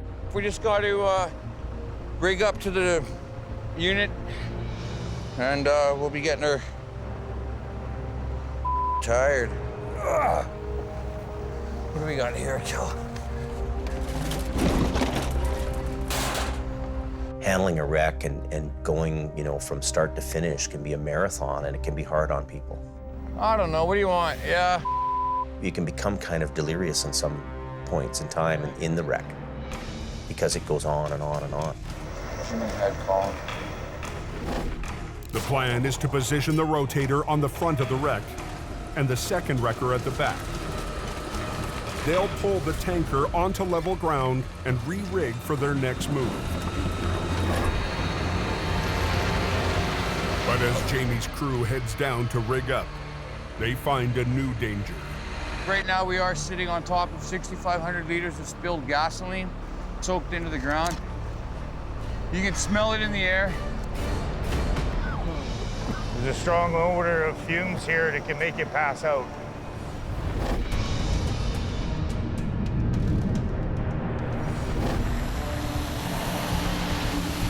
Back on BC's Highway 3, new lead driver John must unlock the air brakes on the wrecked tractor before he can tow it home. So all I would need to do is hook up into here and then plug into it and then open that up. Air brakes use compressed air to release and unlock the wheels. But the tractor severed its air lines in the crash. John needs to hook up to the supply on his wrecker. But the problem is hooking up to that piece.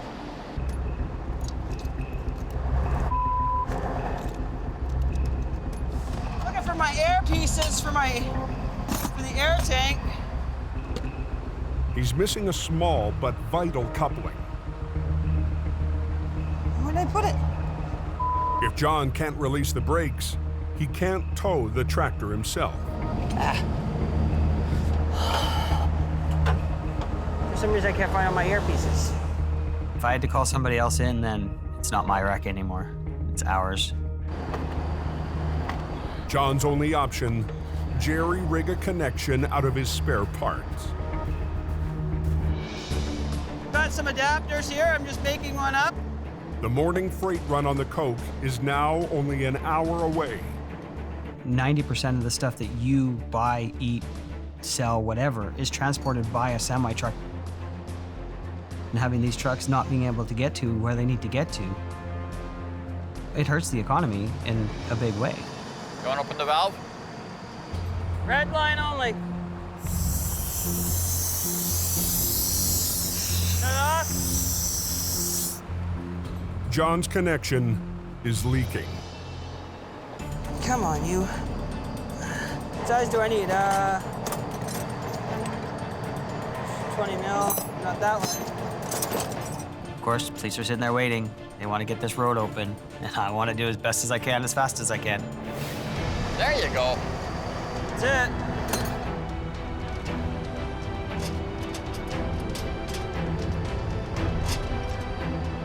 Okay, push that yellow button. Let's see what we got.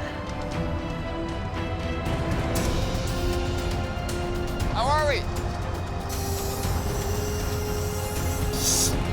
We're good. The small pieces I'm gonna throw up on the deck. Yeah.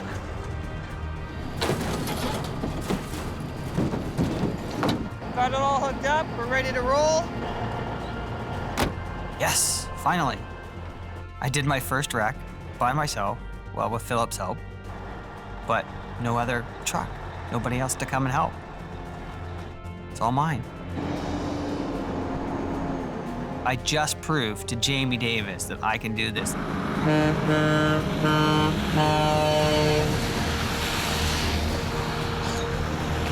He's doing the work, he's getting the job done, but I'm not 100% sold on him just yet.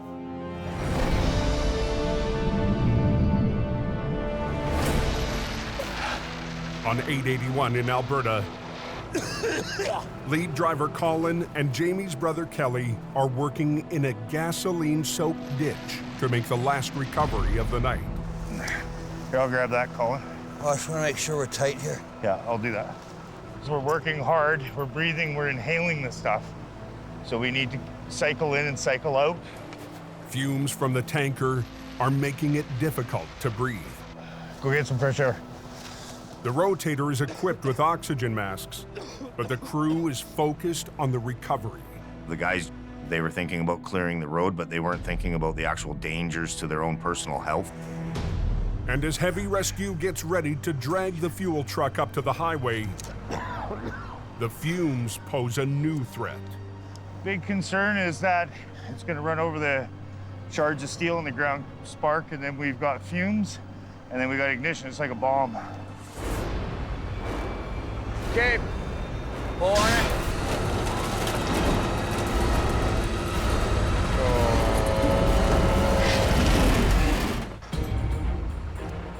After the worst accident so far this season, you can smell it in the air. Heavy rescue needs to pull a battered tanker through a field of gasoline fumes. Oxygen, fuel, fumes. There's a possibility it's gonna light up. That's gonna be a big fire. With fire response standing by, the crew must pull the wreck slowly up the hill. If the jagged metal hits a rock, Be making a very bad day go worse. a single spark could cause major trouble. Much safer if you're over here. If it does blow up, you just get knocked down the hill. You don't get the shrapnel.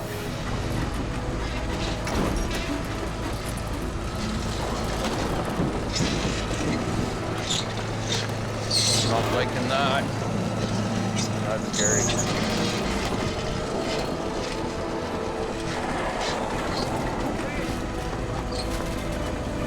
Okay, that's good. Okay, Johnny, hang on. Whew. Nobody's on fire. No big explosions, so far so good. With the tanker finally on the side of the road, Colin needs to get it onto Kelly's low bed.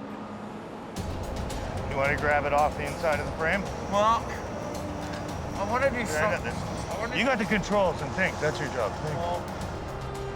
Colin also gets his first look at the bottom of the tanker. I don't think there's a straight part on the frame. Tore them right off. What are you thinking, Colin? I'm thinking, why don't I just run one underneath the belly too? Bring my boom up over. Yeah. Right? Yeah. Colin will rig a high line from the rotator to the underside of the tanker. The second wrecker will hook a high line to the rear. Together, they'll lift and rotate the tanker onto its wheels. Kelly, you on that side? Okay, just pull that through. Got it. Give it a couple feet.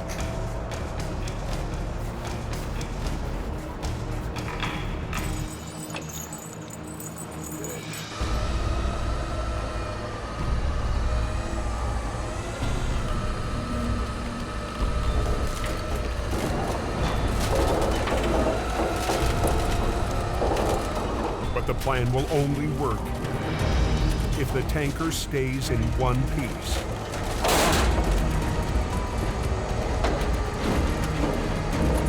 That truck is fatigued to the point where it's ready to fall apart. Stop! Stop, buddy!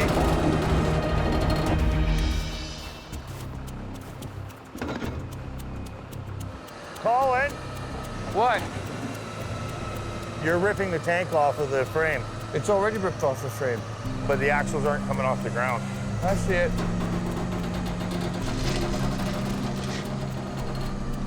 He's trying to pick it up from this side, trying to do a deadlift on it. But the axles have ripped away from the chassis and are digging into the ground, so the truck can't roll over. Can we get a chain on those and suck those axles in? Basically, I've got a suspended load of about 10,000 kilograms, but I still need to get a chain and a line onto those axles. After hours of exhausting work and intense pressure, Colin makes a risky call, letting Johnny crawl under the wreckage. It is Colin's scene, and I respect that. But there's a safe way to do that. Go around the backside of the wreck, hook up the axles, throw the chains underneath the load. You don't risk yourself under a load ever. Get out of there, Johnny! Stop! Stop! You're ripping the tank off of the frame. It's already ripped off the frame. But the axles aren't coming off the ground. It's 4 a.m. on Highway 881 in northern Alberta. Can we get a chain on those and suck those axles in? Exhaustion and pressure to get the road open are weighing on the crew. Safety is really the #1 issue on any accident scene, on any job that we handle. You don't risk yourself under a load ever. But eager to finish the job, Colin and driver Johnny take a big risk, crawling under the suspended load. Colin wanted to spin it and throw another line to it, and that put him in harm's way. No, go on the outside. We'll do them both at once. Just get in there, put the chain on, and get out. Colin wants to do the best job possible, but puts himself in jeopardy quite a bit. Right. Get out of there! Nobody saw that! Get out of there, Johnny! Get out of there!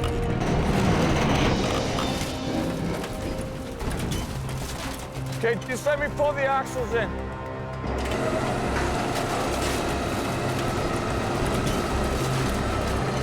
If Colin can't get the axles back in place, he won't be able to set the tanker down on the low bed. Are they coming in at all?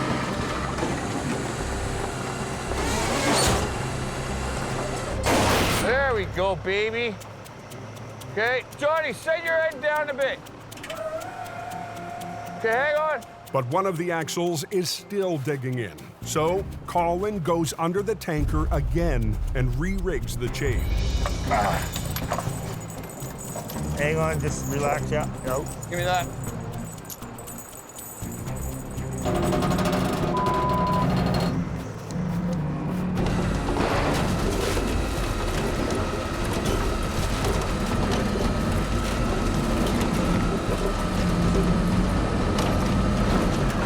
Let your line out, Johnny.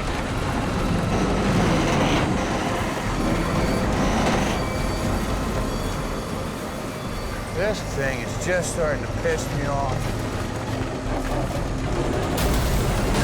Nice. Thank you. It worked after all. Did you see that? That was beautiful. Well, there's a reason we changed the trucks out within 5 years, but it's important to have top line, front line equipment that'll do this job, keeps the guys safe. The final task, lift up the tanker and back in Kelly's low bed underneath. Guys, watch yourselves.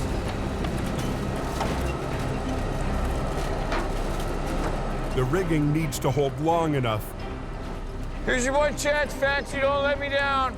for Kelly to back under the tanker. Come on, Kelly, get him in there, would you, buds? Just tell me when, Colin. Keep him coming. As long as he's underneath it, I can put it on him now.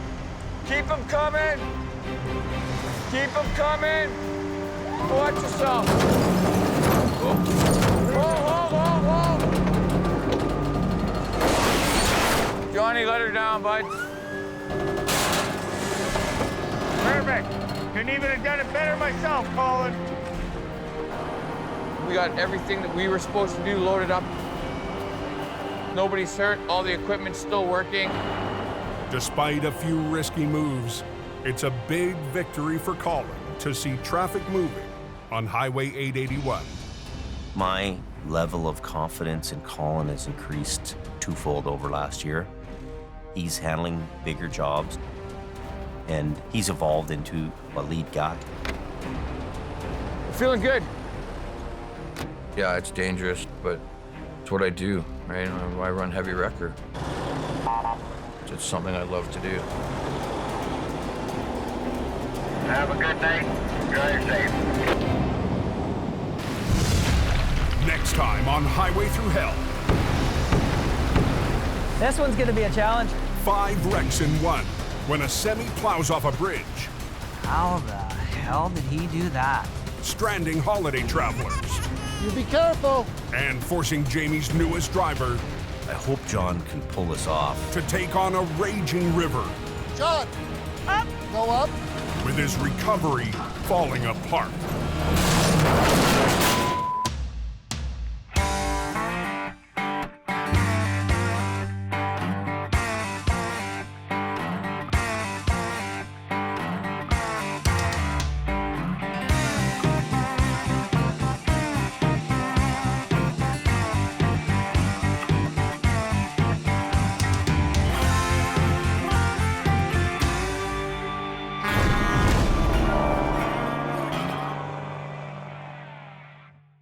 This time on Highway Thru Hell, That's huge pressure to handle that wreck. a head-on wreck That's something else. shuts the Trans-Canada and threatens the railway below. Ken Monkhouse faces an icy recovery There you go, go. on a remote mountain road. Stop! Stop! And ice storm devastation strikes Look at that thing come down. in Heavy Rescue's backyard. Everybody get away. On the Highway Thru Hell, the last line of defense is a heavy rescue team ready to tackle any disaster. Because closure is not an option.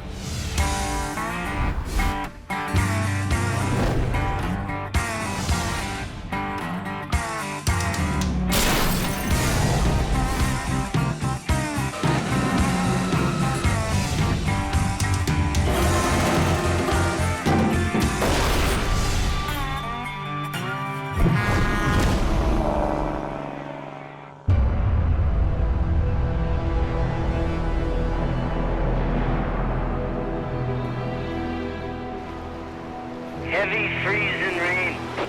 For 2 days, freezing rain pounded BC's Cascade Mountains, Never a dull moment on this highway.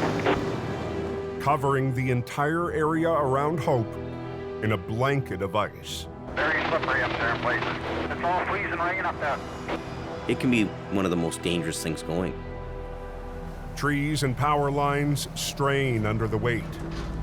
They were saying this is the worst one since 1964. Until finally, they give way. Power's out at the Chevron as well as Banijay, guys. Couldn't make it to a count of 10 without hearing a tree going over. You're talking about bringing big trees down, power lines coming down, flash freezing on the highway.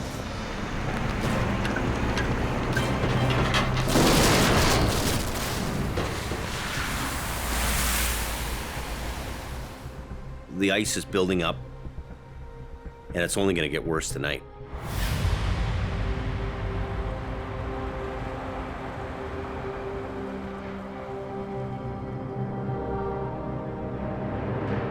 I can't believe that truck. Look at it.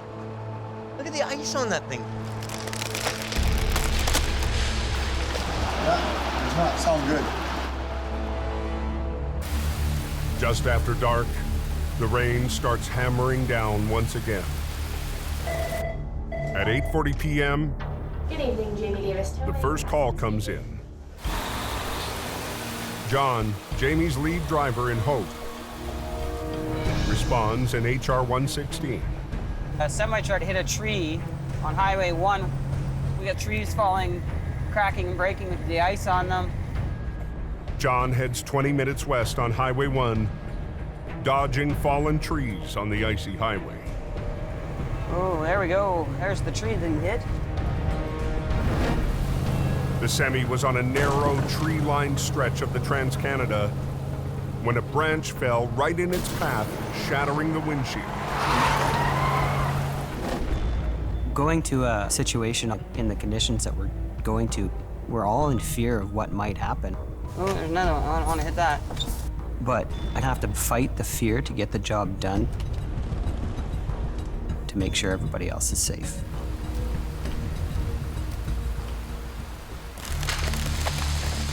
You can hear the trees cracking and breaking on either side of you.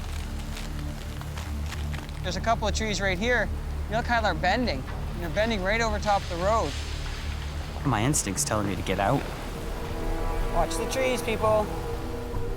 but there's people that are in trouble. We need to be here, we need to help them. Just go slow, one. Keep your window open so you can hear if there's anything cracking. Just watch out. So, my name's John, I'm with Jamie Davis. Are you okay? The trucker can't safely drive his rig with a broken windshield. With more trees falling, he and John's crew are sitting ducks. We're just gonna pick it up and we're just gonna go. Get you off the highway, get you out of here. Okay, up and arrow board's on. But just as John's flagger gets into position, Out of the way, out of the way, out of the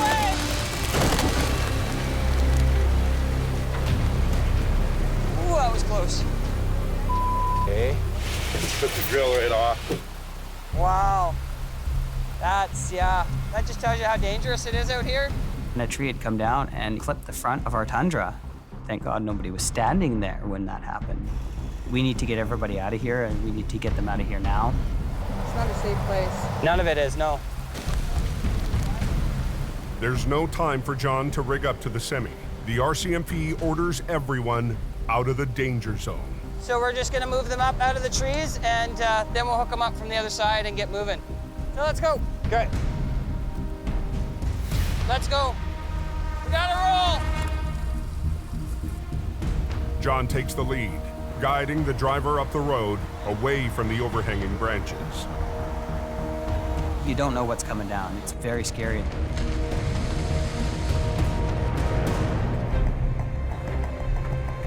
A few miles west, John reaches a stretch where the trees are farther back from the highway.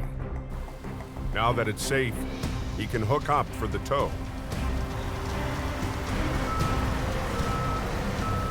My job is to serve the public. If somebody needs me, I'm gonna get there, and I'm gonna help them.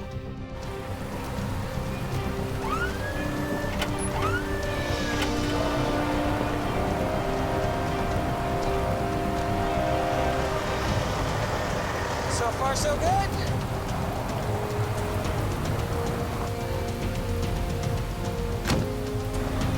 Definitely service before sell.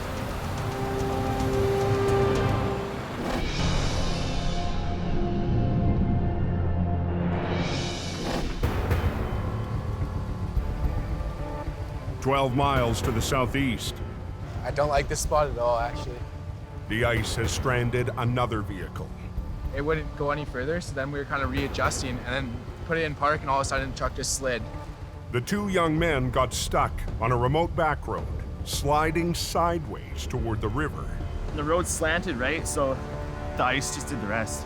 They tied their pickup to a tree to keep it from going over the 30-foot drop into the water. I was so scared that gonna go down into the river. That little tree saved it. Heavy Rescue's Wayne Sahata is heading to scout the location. I'd never seen anything like that. There was carnage everywhere. Just carnage left over from Mother Nature. With a 6-mile stretch of road clogged with fallen trees, Wayne didn't think his flatbed could make it. I went up there with my little minivan just to have a look. Is that the only sandbags you got? Yeah, one on the other side, but yeah, just two. You got any more in the back? Nope. I'm not quite sure what I'm gonna do with this guy's pickup. But if that little rope they've got breaks, that truck is sliding in. It was bad. It's ice, solid ice. I'll get the other truck up here, the small one, because mine won't make it up here. It's too many trees, broken trees. The only truck that we had that could do that would have been our little 1-ton tow truck. My turn to go and play. Wayne calls in Ray Potter, who drives for Jamie part-time. All right, let's figure out a way how to turn around and get out of here. Wayne plans to meet Ray halfway down the road. Hop in, let's go. Let's go, hopefully not kill ourselves. Don't say that. I don't even want to get in now. Like, They were scared. Neither one of them wanted to be anywhere near my van when I attempted to turn it around. I just don't want to go through that again. It was scary, and I don't want to go through it again. But when Wayne tries to turn around,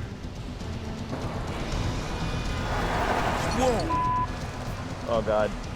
My van started to slide towards the ditch. I was like, whoa. Now I'm worried about getting my van out because it's trying to slide towards the cliff. All right, ready? Hang on.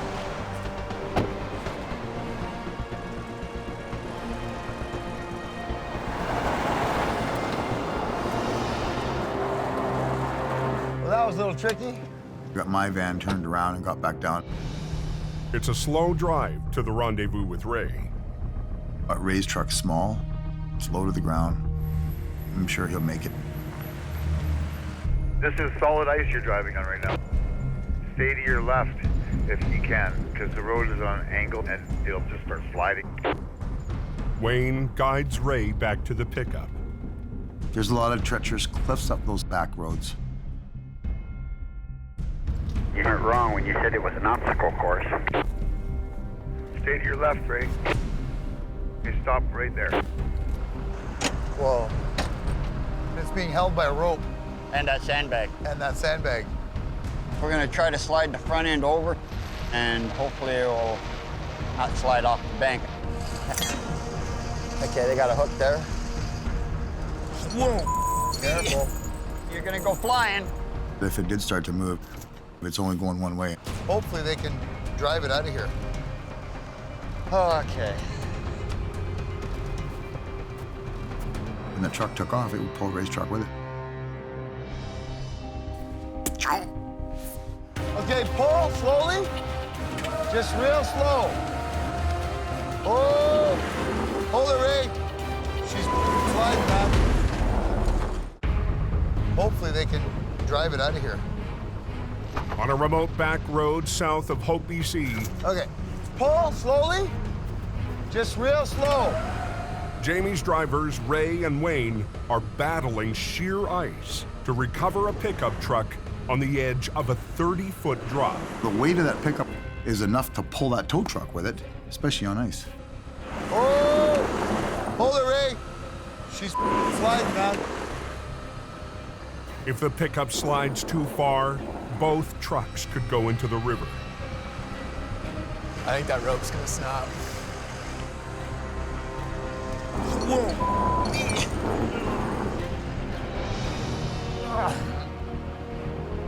Okay, pull slowly. Keep pulling. Is this ever slippery?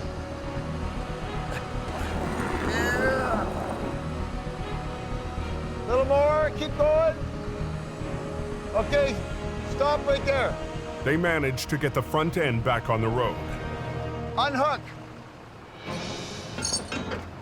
Okay, they're disconnected. Want me to go up there and untie it? Yeah. You don't think it's just gonna slide? Sure you want me to do this? Take it off.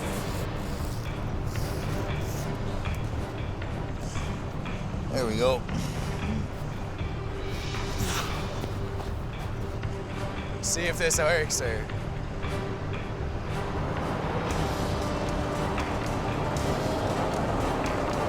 Oh yeah, good to go. You betcha. You want to drive it down now? Yeah. And I'll follow you down.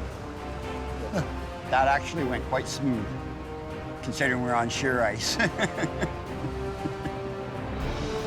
Job. Thank you for your assistance.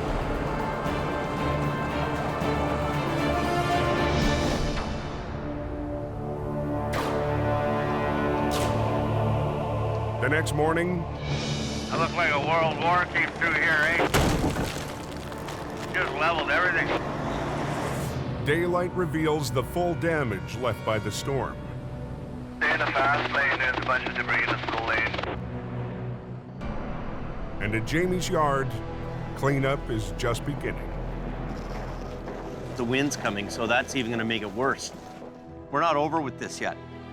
Holy smokes. This storm's really beating us up. And now it's moving through our place and through the rest of the province.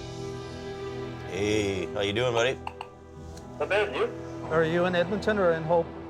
Jamie gives a heads up to his buddy Gary Leach. Gary, owner of United Towing, works 300 miles northeast on the Alberta border. I'm just looking at the radar. Yeah. I think you're gonna be in for a big storm coming up. Wow. Okay, buddy. Let's talk to you, bye. Bye. And Gary's already facing a tough recovery blocking Highway 1. There was some serious contact here between these two trucks. The wreck has shut down the main commercial route through the mountains for over 12 hours. A couple of rigs went head on. They're all bad, but this is exceptional. It's a nasty one. Can you get through that accident? They got the road closed. Highway 1 is closed. This is one of the worst commercial truck accidents our company's ever dealt with. Pretty overwhelming to see the carnage and the wreckage. Neither driver Fatality up there they're dealing with. made it out alive. This incident is a very tragic event in that there's been a loss of life. Gary is all too aware of the dangers on the highway. He had a bad accident where a chain broke and the hook came back and got him right in the lower jaw. He almost died. But Gary fought back, and last year, he received the North American towing industry's highest honor. The Silver Star.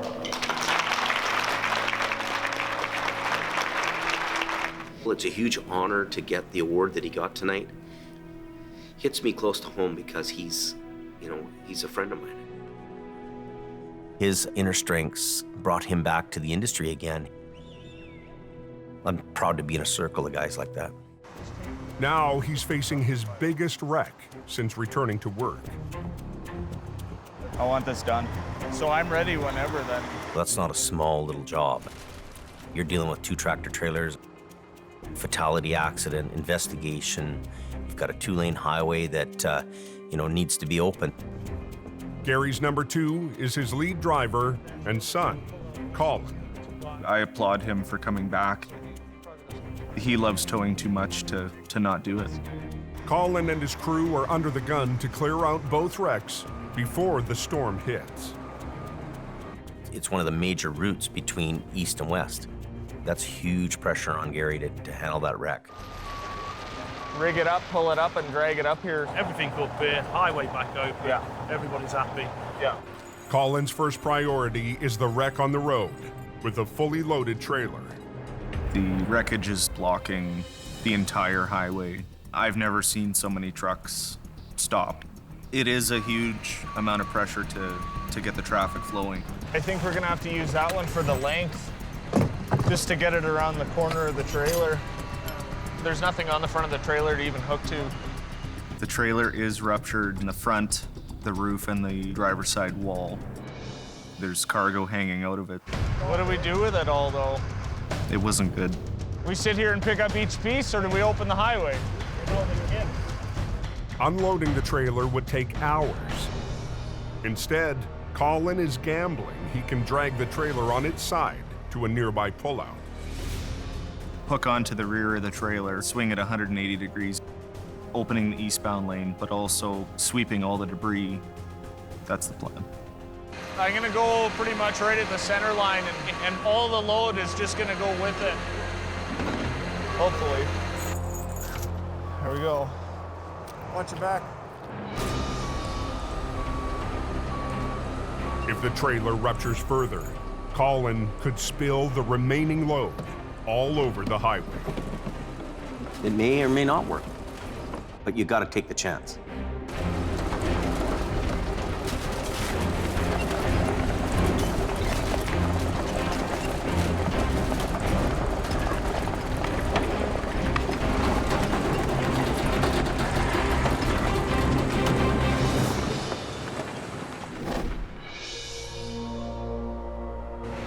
.300 miles southwest, Eastbound scale tube 2 is closed. There's no power there. Hope is still reeling in the ice storm's aftermath. Oh, that's a lot of ice in there, eh? It's a mess. We're having a real infrastructure problem. At Jamie's yard, power and communications are cut off. The internet's down, so our branches can't connect to each other. Jamie's BC dispatch is paralyzed. There's not even words to describe how painful it is for me to have the phones down, to have the power out. Don't you reset these things? There should be a button, a round button that you press. Is there nothing on there? No reset? We're having a really day here. Unbelievable. Everything we do is done by computerized dispatch. Dispatches all our trucks, it does all our billing, it handles everything. We had a huge crisis on our hands. Holy unbelievable. Oh! The roof's caved in on it. Wow. Holy. We're actually not in a good spot. Big, huge trees were tumbling down, big trees.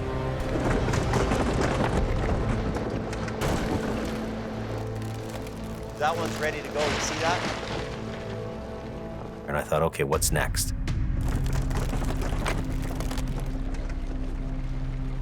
Whoa, whoa, whoa.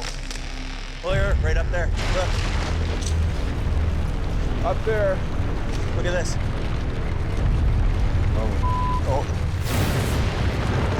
Look at it come down. Oh my God. Everybody get away. Clear, right up there. Look at this. Look at this. After 2 days of building ice, Oh. Look at it come down. Oh my God. the trees above Jamie's yard in Hope, BC Look out. are giving way. Oh my God. Look at that thing come down.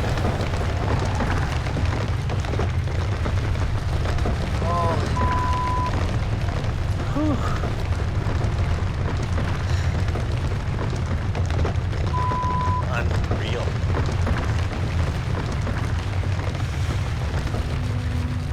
Trees that have been on that mountain forever are now coming down, and all you could do is just stand out in the yard and watch. That had to be the scariest thing for me. It's like, which one's gonna go next, really? The ice storm is playing havoc with Jamie's business. No phones, no calls in, no computer so I can dispatch calls out. It's been a hell of a day for me, I'll tell you that. Not one that I want to repeat very soon.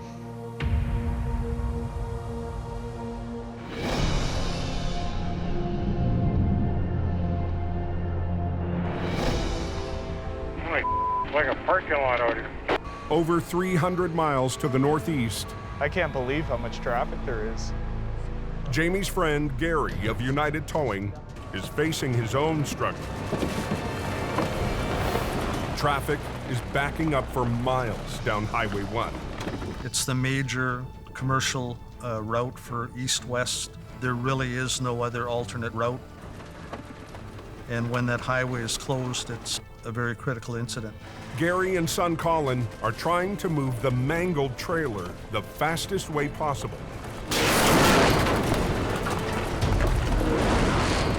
That's something else. Falling out of the box. I guess everything came out, eh? No, there's one half loaded still. There's still cargo in the trailer.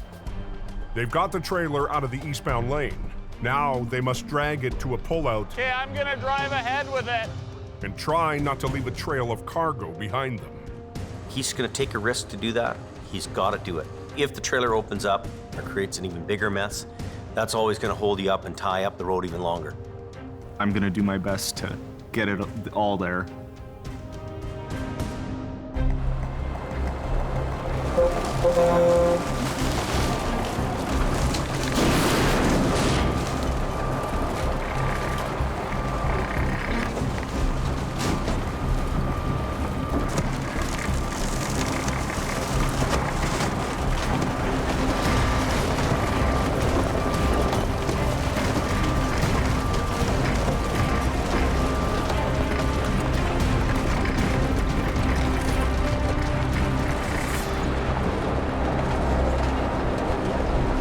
I thought the trailer was going to tear in two. I can't believe that all stayed in there.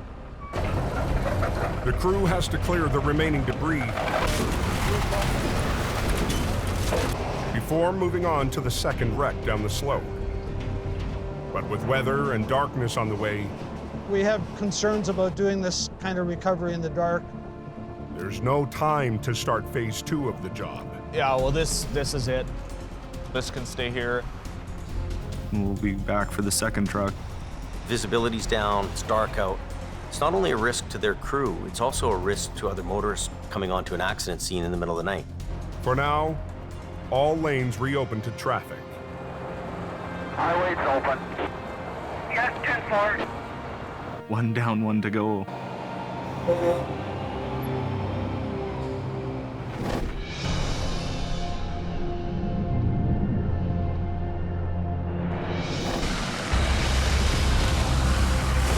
The next afternoon, 60 miles west of Hope, This is why you always buy maximum insurance anytime you insure a vehicle, because stuff like this happens. Ken Monkhouse, now working for Mission Towing, is heading up a remote logging road to make a recovery that resulted from the ice storm. It was blowing and it was icier than heck. It was like an old school, old style storm we used to get when we were kids. It was crazy. The ice and the terrain are a tough combination. It's a Forest Service road. So you got lots of tall trees, you got lots of steep embankments. It was cold, slippery, just not much fun, not a good place to be. Last season, Take her in low, low, and idle down. What I'm doing. a job on a very similar road went bad for Ken. Get out of the way! It took Ken months to get over that scare. Ken's new boss, Jordy, is relying on him to pull off this job smoothly. I usually go to all back road recoveries myself. Unfortunately, this particular one, I couldn't make it. Usually in the backwoods here, it gets dark at about 3:30 this time of year. I don't want to be up here when it gets dark because it's a whole different animal. So we gotta get up there and get her done. We gotta have our A game happening today, or we could get into trouble real quick, real fast, and it could be really, really bad. Unreal. Well, I told you it was a steep bank. Yeah. My brother was towing this trailer and just dragged him down. The only thing that was holding him was these two trees here. The driver managed to get his pickup out, but the trailer is stuck. That's a crazy close call, eh? Anyway, he's lucky to walk away from it. So we'll put you'll go onto there, Richie. Okay. I'll go onto here. Ken's number 2 for this job is Richie Hawkins. Lucky those trees stopped them. Ken will rig a line from his truck straight to the front of the trailer. Richie will rig 2 lines from a side angle. Ken will pull the trailer up to the road while Richie's lines hold it upright. If we move that trailer in the wrong way, the trailer can go sideways and we're all gonna go down into the creek. It's just gonna be frickin' nasty. Tighten that line up.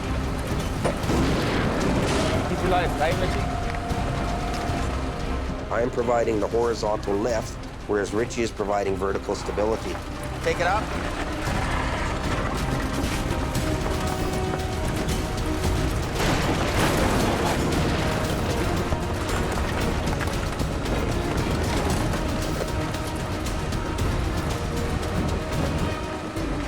Hang on a minute, Richie. Take it up. Get this line tight again.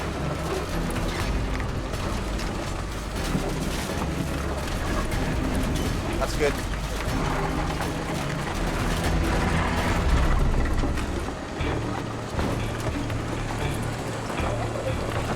Okay, stop. I need Richie to hold the trailer so that I can move my truck ahead and finish pulling it up onto the road. I've got it. You want to pull ahead more? Okay. I said, move your truck ahead. You know, you'll tighten the lines up and then I can move ahead. But Richie can't get traction on the icy road.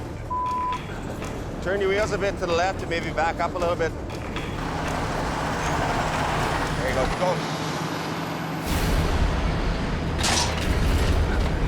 Stop! Stop! I've got it. You want to pull ahead more? Okay. On an icy mountain road west of Hope, BC. Turn your wheels a bit to the left and maybe back up a little bit.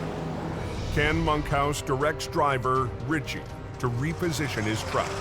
There you go. Go. But after revving up and finally getting traction on the ice.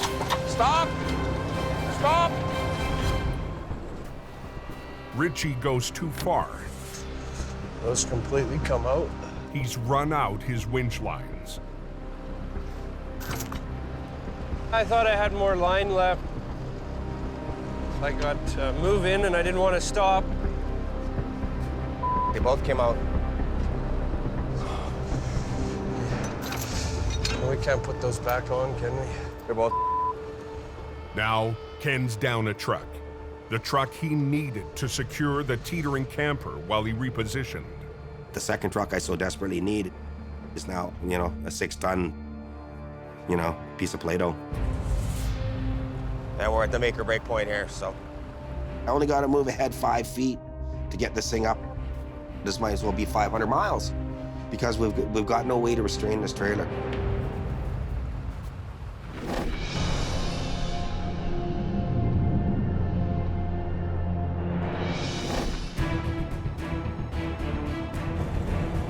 375 miles east, Colin Leach from United Towing is heading in his rotator to finish the job on Highway 1. It's unlike any other wreck I've ever done before. His father, Gary, follows close behind. Last night's storm has buried the second wreck under deep snow. But the big problem is what's below the wreckage. This truck that we're going to be recovering is just on the left here.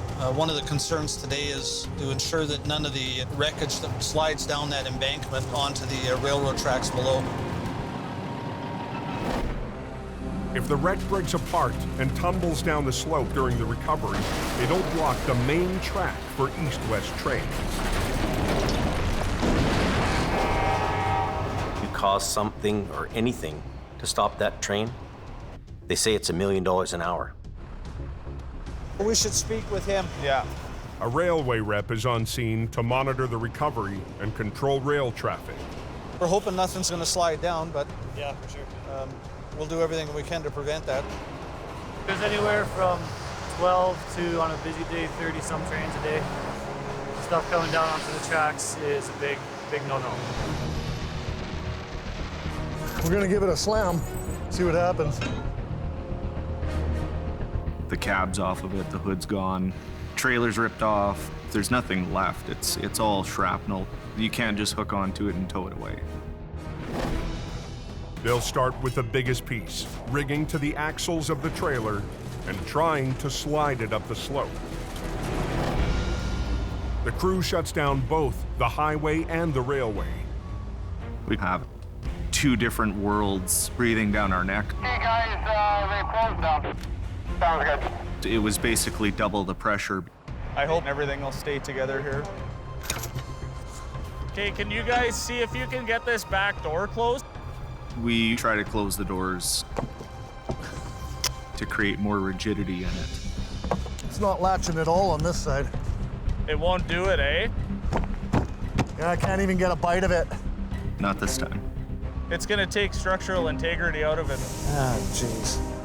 And we're ready to move, so make sure everybody's clear. We don't want any pieces letting go because it's a heck of a slope. When you have something that severe, when stuff goes wrong, it goes wrong in a big way.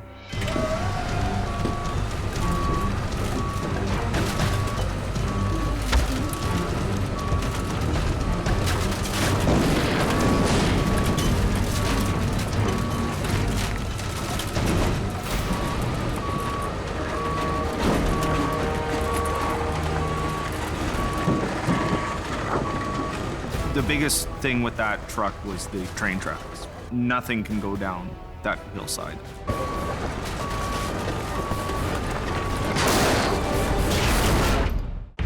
They got some kind of an accident scene up here. Not quite sure how long that's gonna be. Oh, man. Just west of Golden, BC. Colin Leach needs to get a very damaged trailer up onto the road. It might go. A trailer threatening to collapse onto the train tracks below.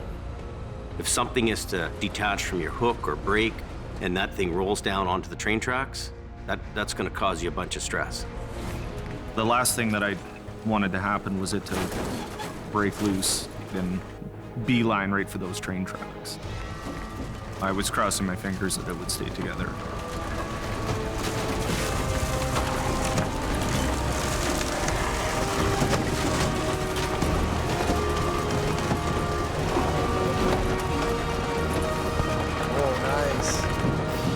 Perfect.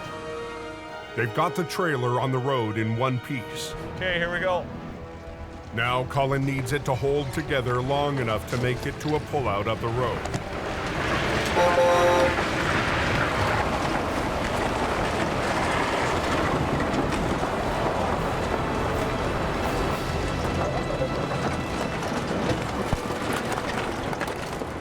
The trailer went really well and surprisingly stayed together enough to get it here. But the hardest part We're gonna go get the truck, go for round 2. is still ahead. Just try not to jostle that thing. Yeah, careful in there, eh? It's like a big toboggan, eh?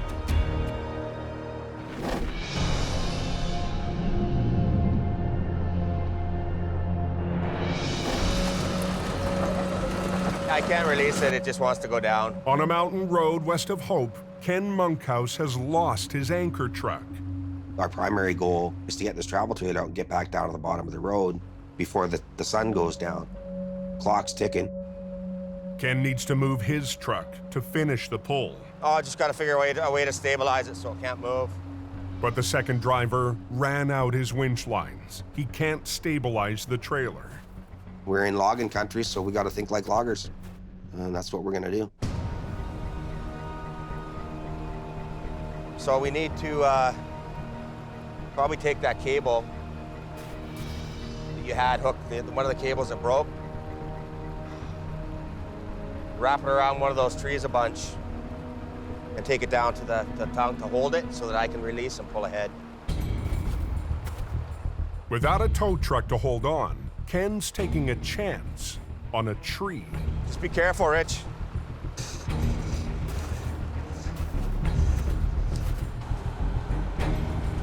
Just wrap it right around till it's tight.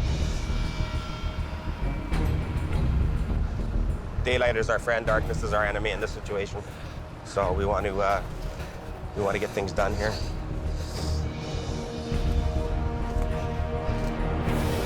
That should be good, Rich. Yeah, get out of there, buddy. Ken slowly eases the tension on his line. The tree seems to hold, so Ken unhooks completely.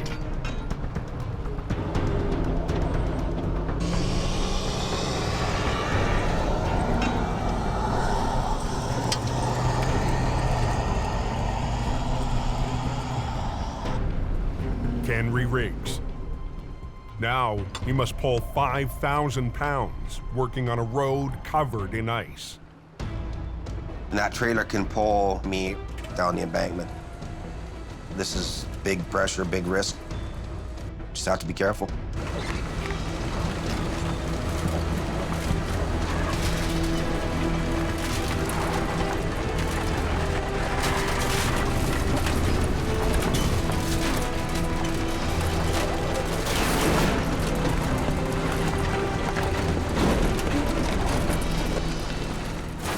It's out. Around. Unbelievable. I thought it was going back down the hill again. After last year's near miss, Ken has won the back road rematch. I'm not going to let another Forest Service road kick my ass ever. I don't care what it takes.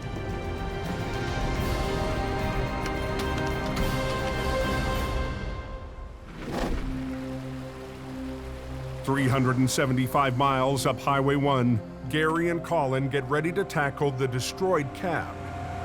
We want to make sure we got a good grab on it. Perched on the slope, right above the rail tracks. Just try not to jostle that thing. Yeah, careful in there, eh? It's one of the worst cabs I've seen. Do you think it'd be easier for you to grab it from the other side and then hand it over? It was a huge mess. Whatever you can get it through. Be very careful.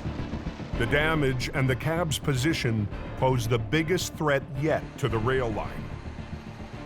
So it was imperative that not even a bolt go rolling down that hill towards the tracks. Okay. Colin will use his rotator to reach out and lift the cab up and off the hill. The rotator lifting it was a much better chance at getting it out of there rather than dragging it. Even with the rotator, whatever way you're picking this thing up, the basic fact is that the cab is not very structurally sound. You have to remember that this cab's been in a head-on. We're gonna start now. You guys clear? Copy that call. You're good to go.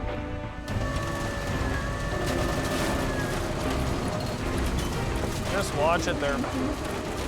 It was creaking and cracking and snapping and popping.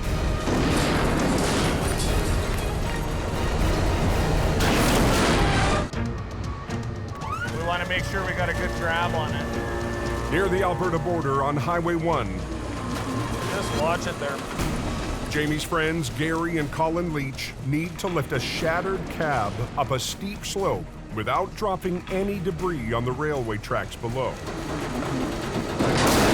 It was creaking and cracking and snapping and popping. Okay, I'm gonna swing it.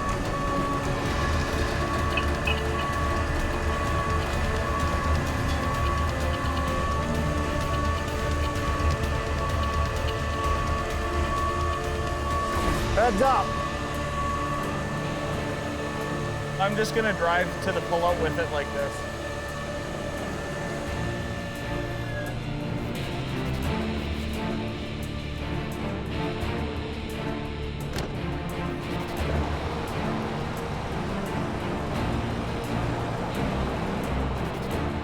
It was the last piece of the puzzle. We have to get it into the pullout so we can open the highway. Woo-hoo. Oh yeah, he's the man. All right, here we go. We're moving. It's a victory for Colin and his father, a man who shows the real spirit of heavy rescue.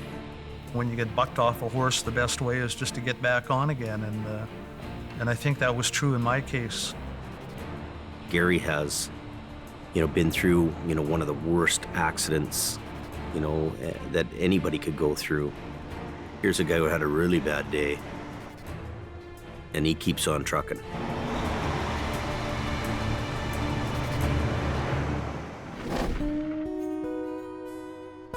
.375 miles southwest in Mission, BC. What's happening, guys? What's going on, big guy? Ken's boss, Jordy DePerrin, wants a report on Ken's unconventional recovery. What happened? I was providing the vertical lift. Yeah. He's providing the horizontal stability. We had it almost up at the top. I'm holding it. Rich pulls his truck ahead, pulled ahead a little bit too far. The wire rope came out of the drums. I understand Jordy being a little bit concerned. It's a family business, and he doesn't want to be reflected upon poorly by two guys going out and making a mess of things. And you were chained up? I was chained up. Were you chained up? No. Didn't put tire chains on the truck when he should have put tire chains on the truck. So next time. Yep. These roads are not plowed, they're not maintained. It's winter driving. Tire chains are a number 1 rule. Like, never go without tire chains on your truck going up there. The customer's happy. Totally happy. Sent me a nice text thanking me. Okay, buddy? Hopefully I did you good. Richie? All right. All right, guys. Back near Hope, Never a dull moment on this highway. the ice storm is finally melting away. Wicked ice storm we had down here, boy. Cleaning up the damage will take weeks. Do you own a chainsaw? I'm sorry. Do I own a chainsaw? But despite the mess in his yard, Jamie Good afternoon, Jamie Davis. is back up and running. Perfect, thanks. One of the best feelings is when the power's back on and Hey, Phil, northbound Highway 5 at the snow shed, heavy wrecker. we can get back to taking care of our customers, get back to the work we do, keep the roads open, keep people moving. Better get that J.B. Davis out there. He's number 1. I just passed the tow truck, Jamie Davis, heading up. Big red machine going up the hill. Next time on Highway Thru Hell. Serious crash. Ice storm aftermath reigns chaos on Highway 1. Completely mashed. A remote recovery It's not a road to be messing around on. takes Colin up a dangerous road. Come on, get on your side. And a semi, Gonna be tricky. teetering over a 300-foot drop, Easy, easy, easy. pulls Alan Gord I don't like that. right to the edge. He wants to go over. Whoa, whoa, whoa.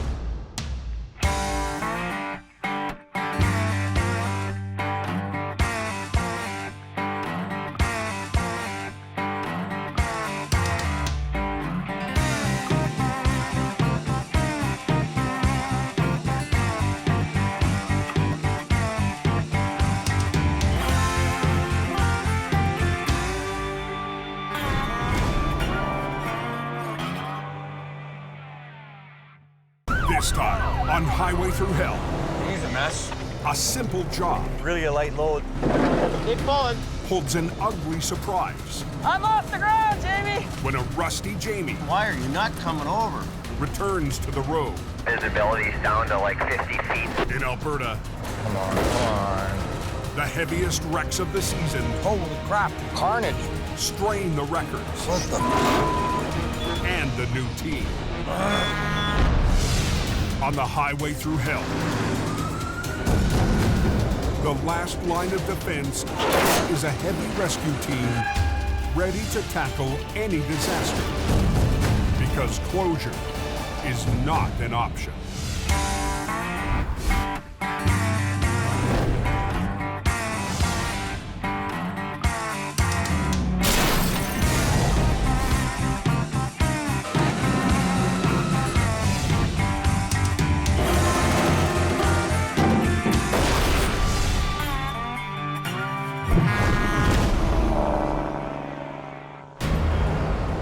Just in case you didn't know, it is snowing.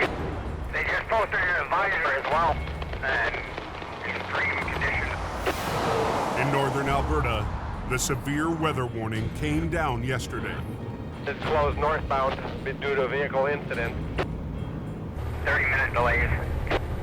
Late last night, a cold front swept in, There's a lot of blowing snow. bringing frigid temperatures and blizzard conditions to the highways that feed the oil patch. Everybody's spinning out and getting stuck, and the storm's sitting right on it. Yeah, I was just on that too. It's pretty white out up there. We got a guy there in the ditch. Pretty buried. Just after 5 p.m., Colin, Jamie Davis's lead driver in Alberta, heads into the heart of the storm. Lots of wind, lots of blowing snow. Visibility's bad. Yeah, she ain't good. She's pretty slick out here today. He's responding to a double semi-collision on Highway 16, 60 miles west of Edmonton. When the snow hits the ground, everybody hits the ditch. Highway 16 is nonstop traffic. Every minute of the day, trucks are moving. It's one of the most important trade routes for the trucking industry.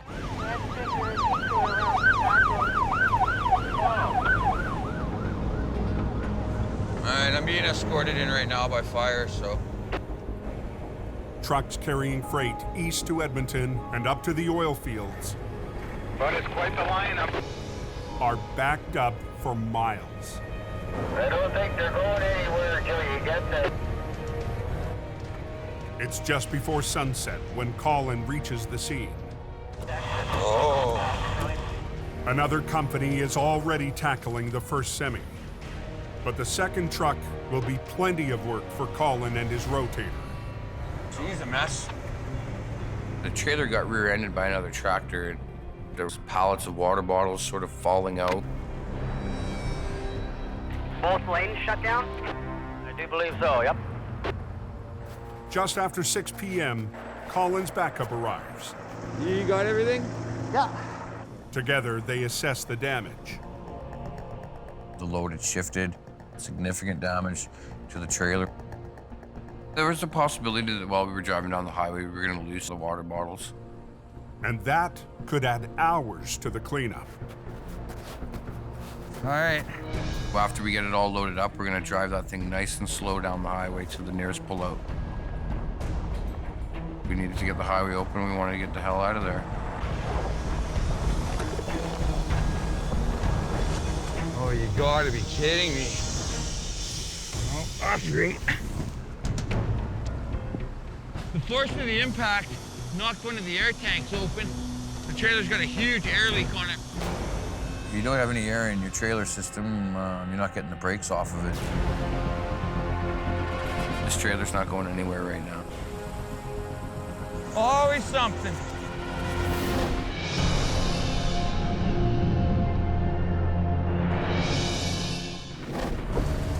They're calling for heavy rainfall, so she'll be a wet one. On BC's Coquihalla Highway, heavy rain has made the roads slick, It's wet, little iffy in places. forcing truckers to fight their way up the mountain. How is the hill? It's pretty miserable. At 7:10 p.m., just north of the Great Bear Snowshed, the first casualty of the night. Truck leaning against the no post there. Just be a little bit of a pull to get it out. The call goes out, Jamie Davis, on route. and tonight the boss is answering it himself. Our flagger guy, he's just called in a tractor trailer on its side on the no post. It's full of electronics, so we're going up there to give it a hand. After months in the office, Jamie's been itching to get back out on the road. Between running the desk these days and jumping in a truck, I'd much rather be in the truck. I haven't been doing the jobs, and I'm a little bit rusty. Getting back behind the wheel, I gotta really be paying attention, and I've got to make sure I'm on my game here. Is that our truck? Holy man. Wow.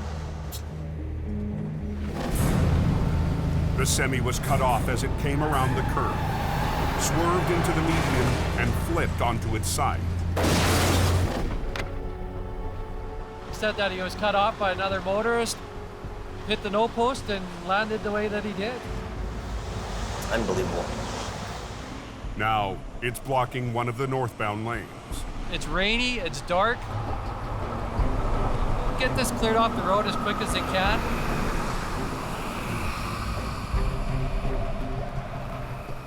Jamie's crew arrived minutes before in the first response unit.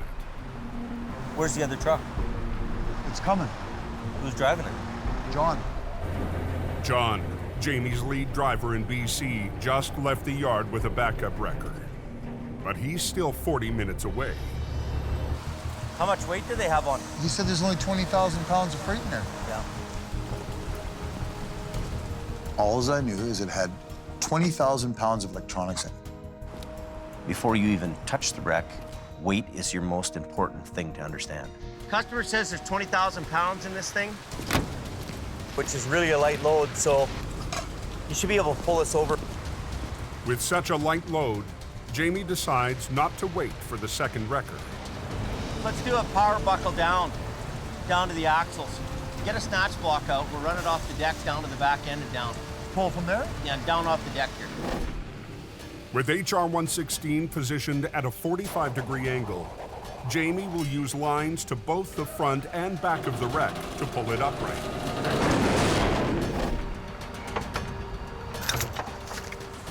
And you're parking your truck a certain way, you're setting up based on how much weight and the information you have. We're gonna block the whole thing off. Okay. Hold the cables when I go back, okay? But to get into position for the pull, Jamie needs to shut down both lanes. 45-degree angle across both hammer lanes. Eastbound, closed. We've got the whole highway blocked off. We've got a nice angle now that we're working with here. Okay, pull it over. Okay.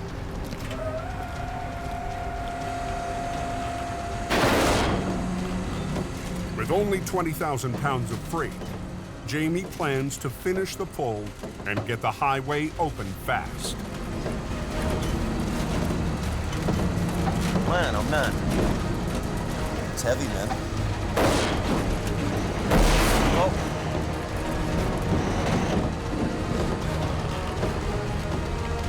This thing's blowing my mind that it's not coming over.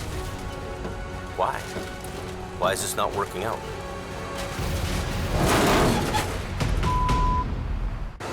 Why the f is this not digging in?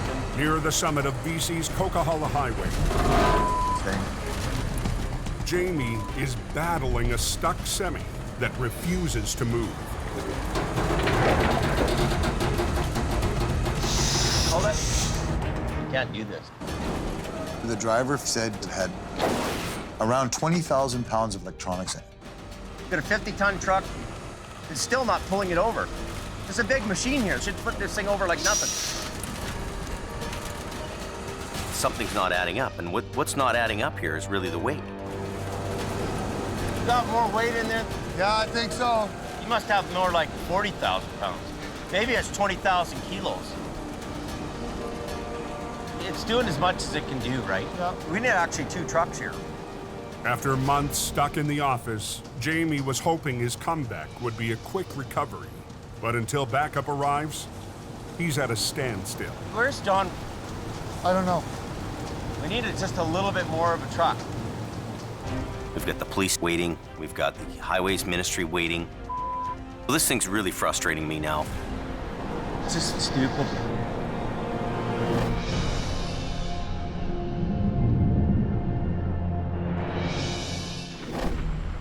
How to piss off truck drivers, make them wait for 2 hours and then make them wait longer. In Yellowhead County, northern Alberta, Add 2 hours to the day. Colin's recovery is on hold. The ever-popular caging bolts. Oh, yes. He needs to insert bolts to manually release all 6 of the trailer's brakes. It's a bit of a pain in the rear end, but with both me and Jason on it, it shouldn't take us too long to get accomplished. There we go.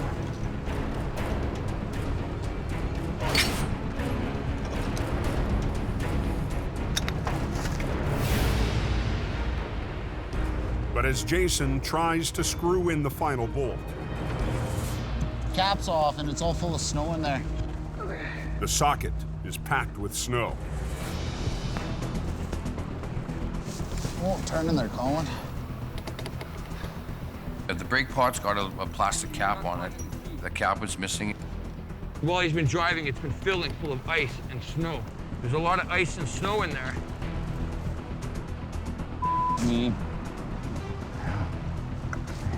Driver's side, toolbox underneath the sleeper.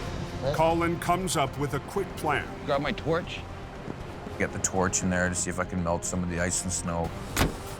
Trying to get the road open.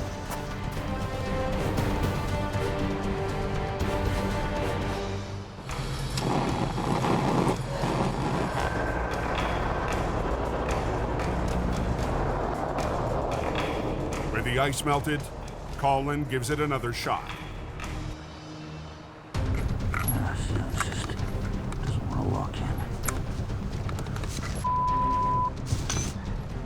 Oh, it's just got all kinds of dirt, sand, and it's just packed full of crap. You just want to cage a brake, man.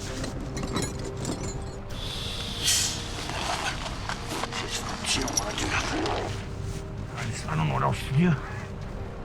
I could have played around with it maybe another 20 minutes, half an hour. Hell, I could have played with it for another hour or 2 hours, but just wasn't working, and it was time to go. With traffic backing up on Highway 16, Colin will have to try pulling the trailer to a nearby pullout with one wheel locked. Just let me know if it rolls or what it's doing. But any rough movement could send the load spilling onto the highway. We'll be taking her nice and slow. Okay, I'm gonna pull forward a bit. Colin's expecting the worst, but as he rolls forward, They're all turning, Colin. All turning. Luckily, the brakes were not properly adjusted on said trailer, and the tire rolled, so we just went with it. it's a lucky break, but there's more weather and work on the way. On to the next one. It's open now? It's all good, guys. Yeah, shit.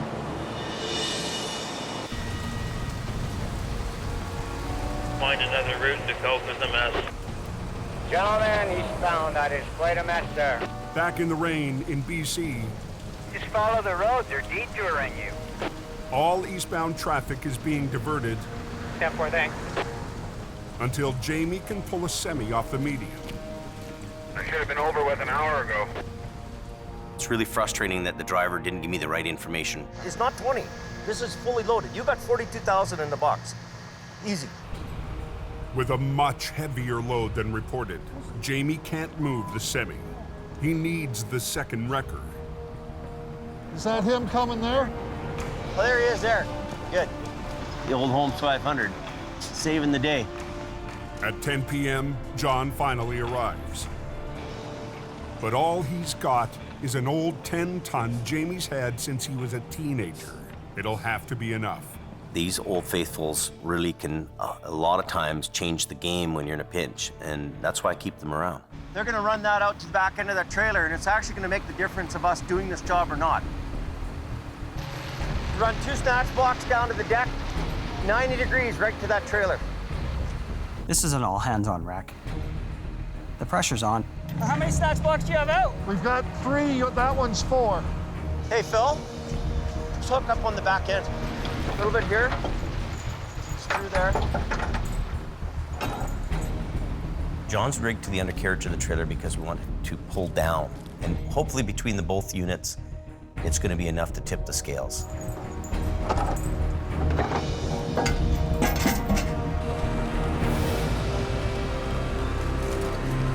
Pull on that as much as you can. All I need this truck to do is to give me enough power to back Jamie up. Okay. Paul! Come on, you.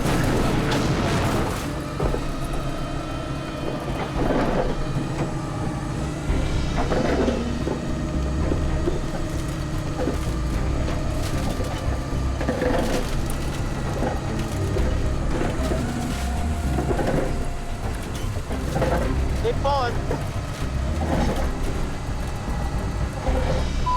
Thing.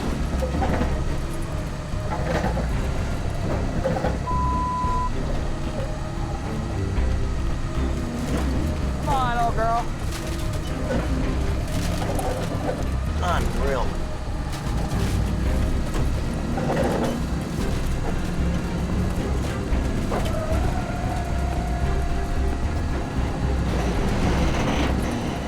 Why are you not coming over?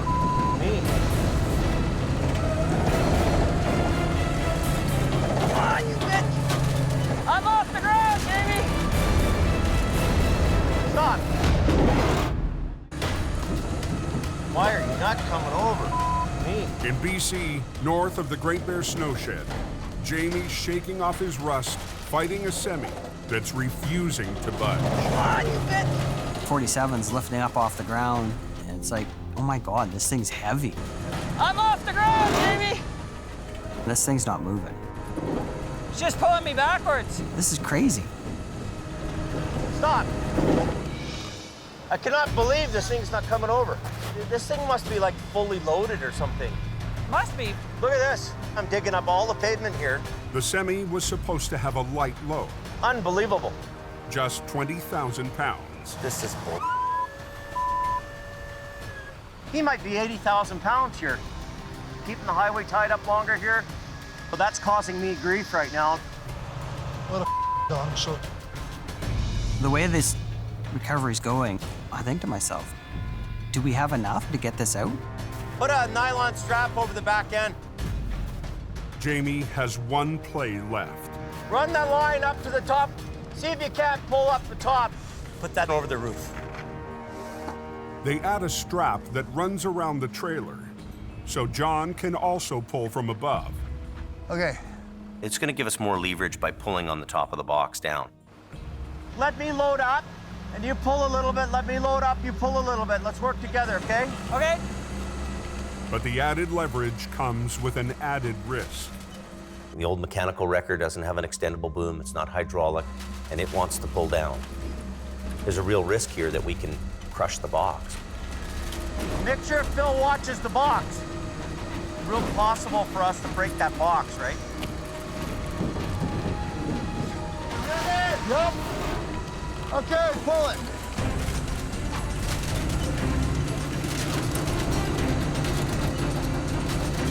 Coming up at all, Wayne? A little bit. Watch the trailer. Keep pulling.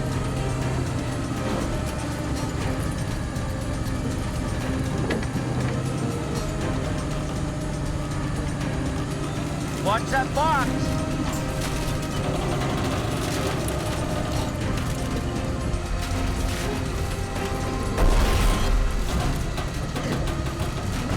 The back is off.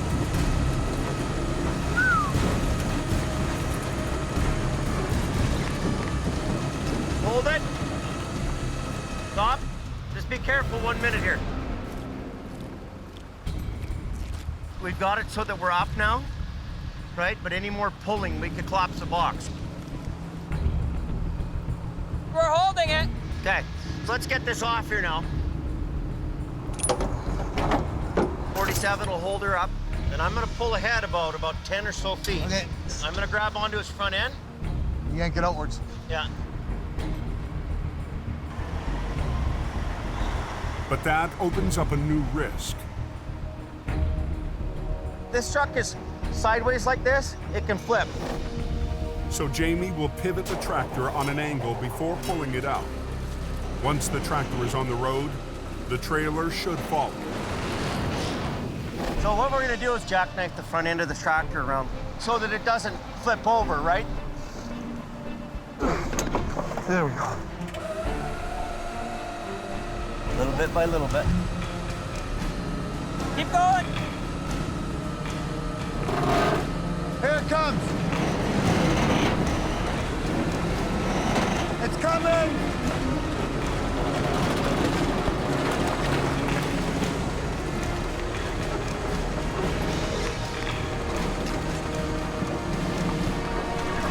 The front of the tractor is angled onto the highway, but the trailer's still leaning dangerously onto one side.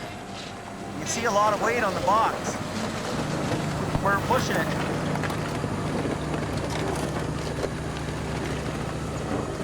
If the wall blows out on this trailer and the load's all over the ground, this thing could be a giant mess. I like the angle, man. Look at that, eh? Trailer's dragging. Still got a pretty good lean on the back. Keep going. Keep going. There it comes. The trailer is back on its wheels, and Jamie, working his first recovery in months, can send the driver back on his way. We're all happy now. The truck's over and it's up on the road. There was a lot of things working against us. That was a hard one. So getting this upright and him being able to drive this tractor trailer away without the wall bursting out, without any other damage, and he takes this unit and drives back home to Ontario. Amazing. We're all straightened up and sewed out of the way, so the road should be open and good to go. You're good to go all the way.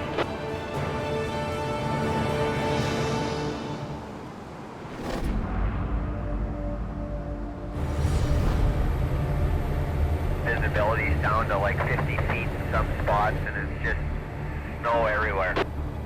You're putting up there all day. The next day, in northern Alberta, Trucks jackknifed everywhere. casualties from last night's storm litter the oil patch highways.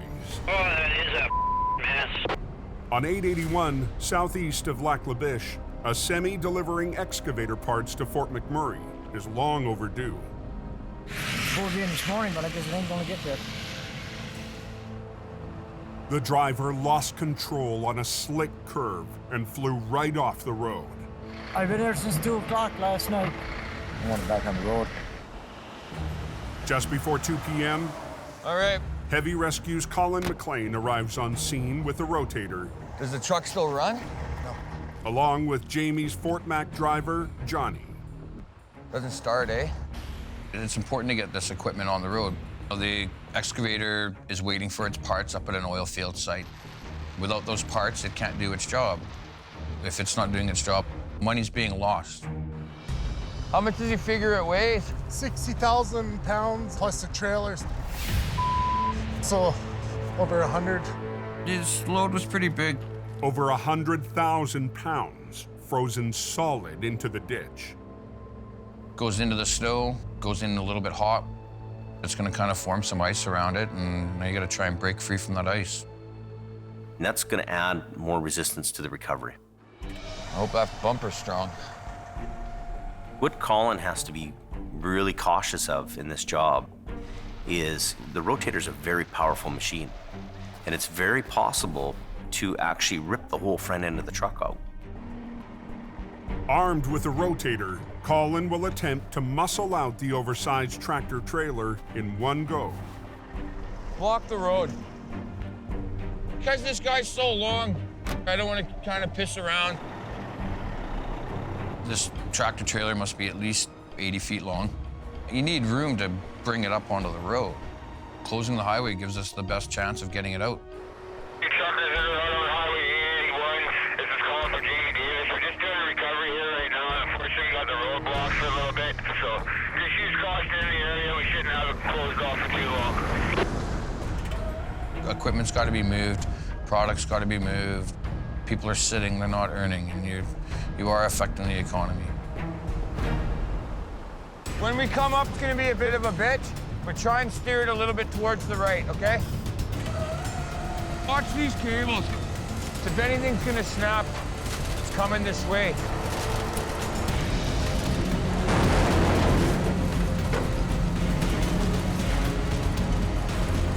That's heavy. She's doing it pretty good. We had the whole tractor off the ground.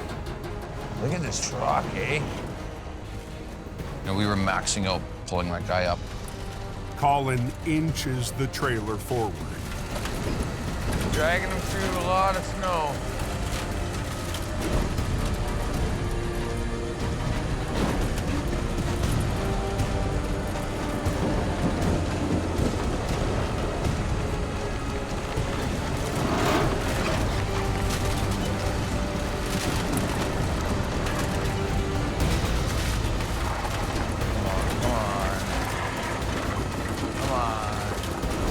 Girl, you got it. Okay, we're making progress. You know, that's the first step, getting it moving. There we go. There we go. Oh, what do we got here? But his progress comes to a halt. The trailer's starting to slide down into the ditch. Takes.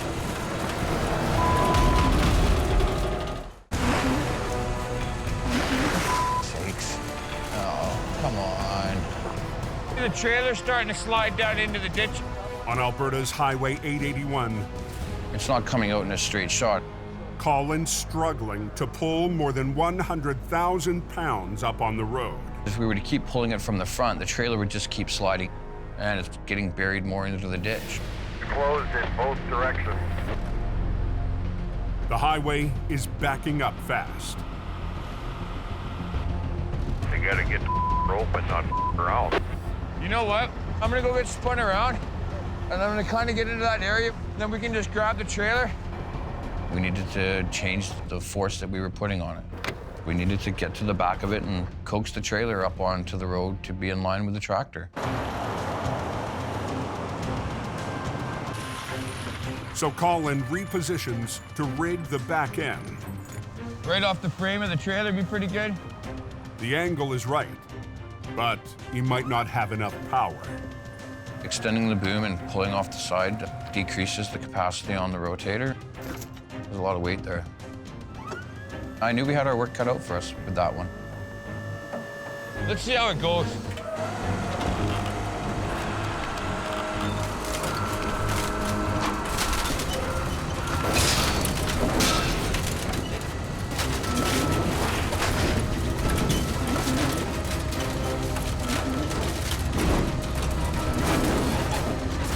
That's a lot of weight.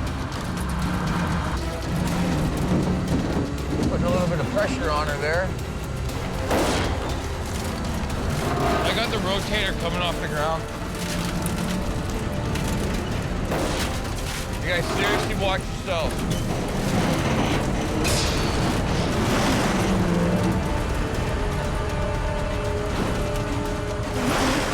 Got her up a little bit better.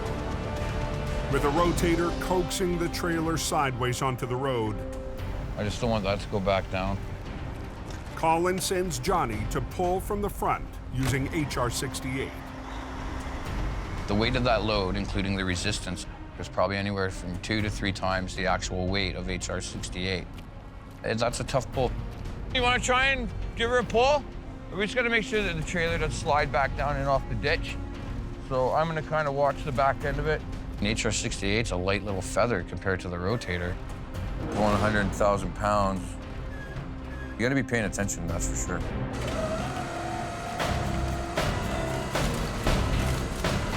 You got slack on my end.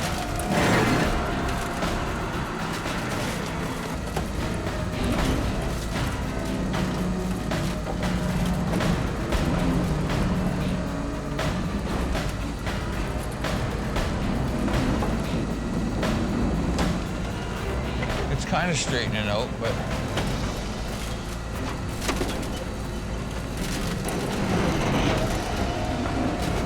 getting there.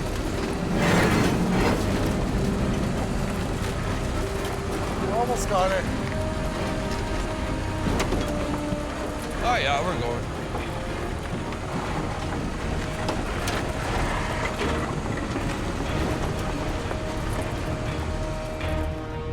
Hey, buds. This one definitely worked, the old mighty rotator, that's for sure.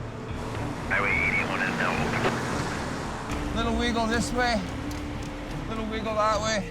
Eventually she'll come. The company can now get the badly needed excavator parts up to the oil field. Hey, buddy. Glad we got it done. It's always a good feeling. Wide open. Thank you, driver.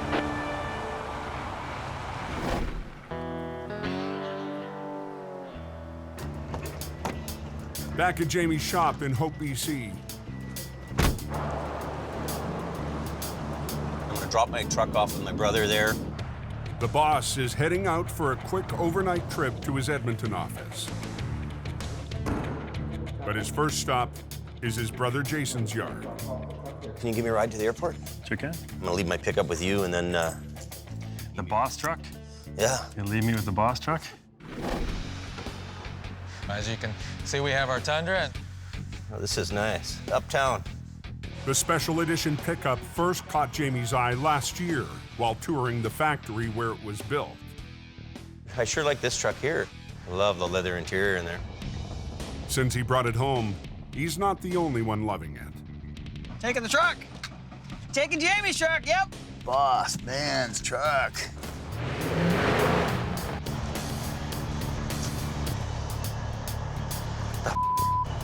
It's my truck to drive, not anybody else's. But if Jamie thought leaving it at his brother's shop would keep it safe, his niece Tia has other plans. We're gonna go out and do some wheeling. And we're taking his truck. Jamie's truck.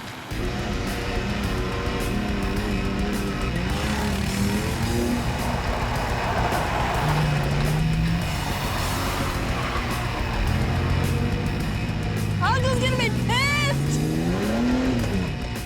Maybe we should hide the keys a little bit.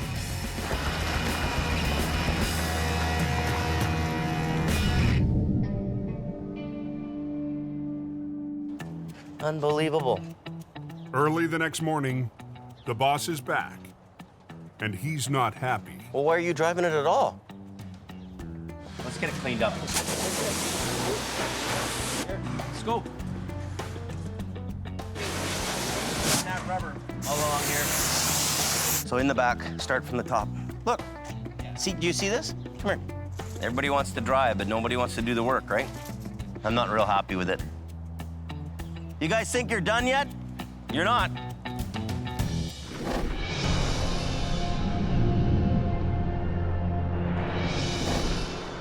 That looks like it was a hell of a ride. Later that morning, just west of Lac La Biche, Alberta, That corner claimed another one. a notorious curve on icy Highway 63 strikes again. Well, at least he was kind enough not to block the road. Jamie Davis heads north. The guy put his tractor trailer in a ditch, carrying high beams on it. So this is going to be our task. For the past 3 weeks, Randy Jackknife has been trying to earn a permanent place in Jamie's crew. This is a very busy highway. Lots of wide loads. And today will be his biggest challenge yet. He's in a corner. This is going to be treacherous. Right away, Randy can see the trailer is badly twisted. Holy crap. But it's what he sees on closer inspection that's going to be the real challenge. Holy carnage. Holy. On Highway 63 in northern Alberta, That's a bad wreck, man. Randy Jackknife staring down a twisted wreck with a very heavy load. Holy Frick! That truck was flipped on its side, had half of its load still stuck on the trailer. This is probably like 35, 40 ton right here. This is gonna be a pull, man. This is bad. And the owner wants the truck recovered with those remaining I-beams still on board. This is gonna be one hell of a job. I have to shut a lane down. I have no other choice. 2 lanes of busy industrial traffic will need to alternate on one of the worst corners of the highway. Get one sign out over there. Traffic, slow down. Okay. Get the other truck to set up over there. Get over there right away, buddy. The slowdown quickly impacts traffic moving in and out of Alberta's bustling oil fields. Highway 63 is a very high volume road.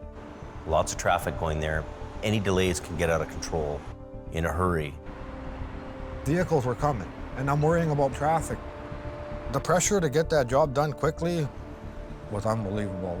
I had to get off that highway. Today, Randy's in luck. Oh, here's Johnny. Jamie's Fort McMurray operator, Johnny, was heading up this stretch of 63. And I stopped to see if you needed a hand. I figured I'd hook a line there, one over there. I was so grateful for Johnny being there. I'm gonna double line up there. His load is completely gone off on that side. His I-beams are still attached. That's tough. That's still attached. Yeah. The attached load will add weight to the pull, and the spilled cargo is pinning down the trailer. Quarter of that angle iron was still stuck on that corner when it flipped over onto its side, and it was still all on there. Once we get that flipping over, yeah, that's gonna take that side over.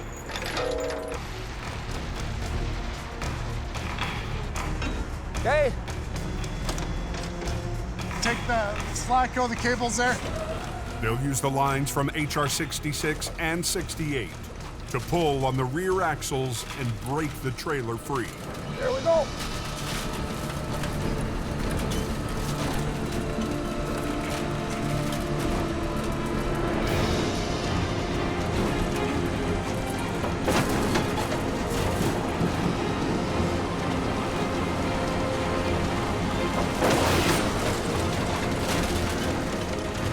Keep it tight. Yeah.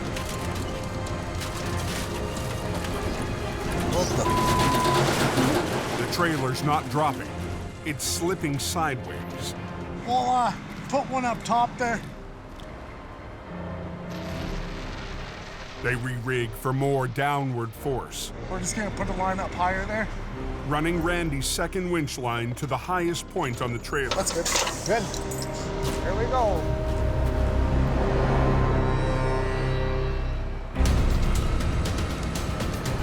Going.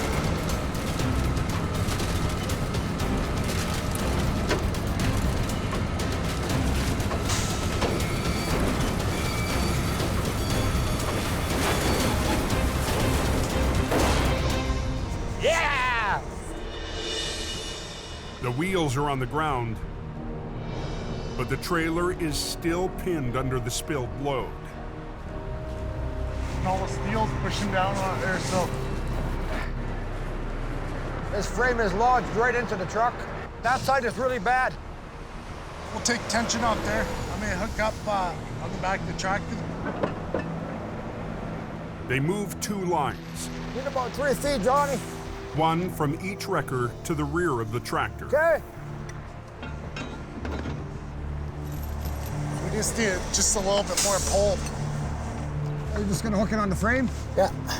That way it'll let steel on that side there fall on the ground. Randy's hoping a hard pull from the side will wrench the trailer free. There we go. We had no other choice.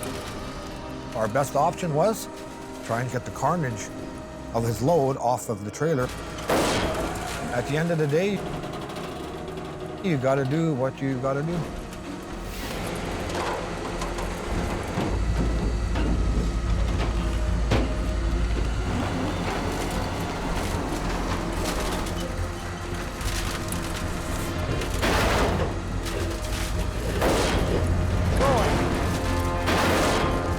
Pull it, pull it, pull it.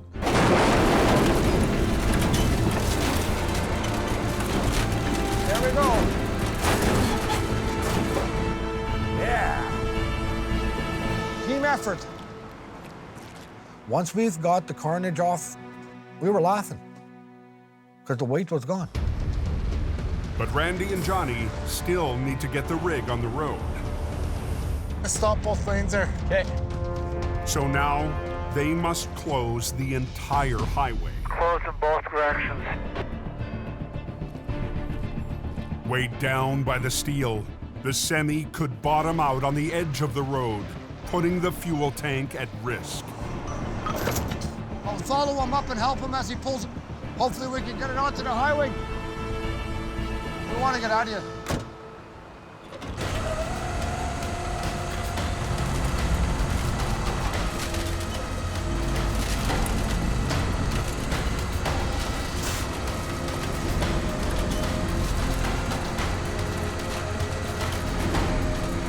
Uh-oh.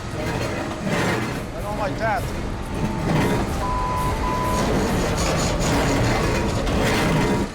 But what's going on? Can someone tell? It's chaos up there.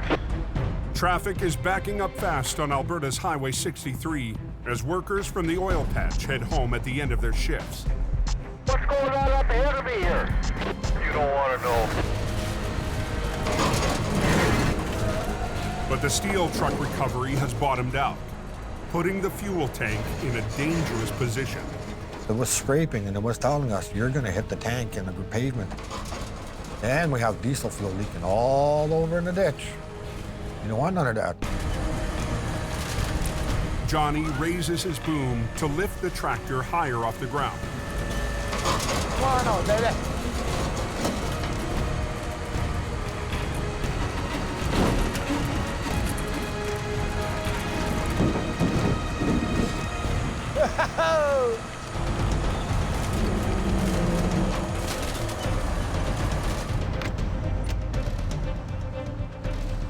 Holy! I was so stoked and relieved, man. It was amazing. The first lane reopens Just meet me at the K road over there. Turn off there. while Johnny gets ready to tow the steel truck onto the road and head home.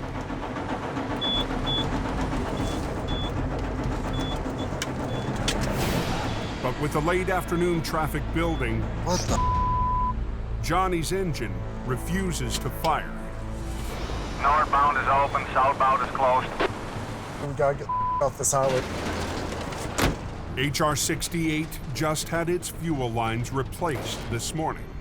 I just figured that got a little bit of air in the lines there. Randy! You got any ether? Yeah. Diethyl ether is highly volatile and could give the engine a push. Just go spray it in that airbox up there. Holy man. Bolt. Ready?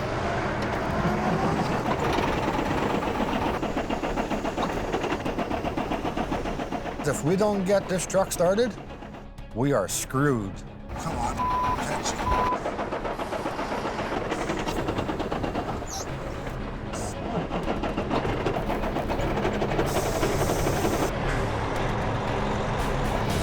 Come on, catch.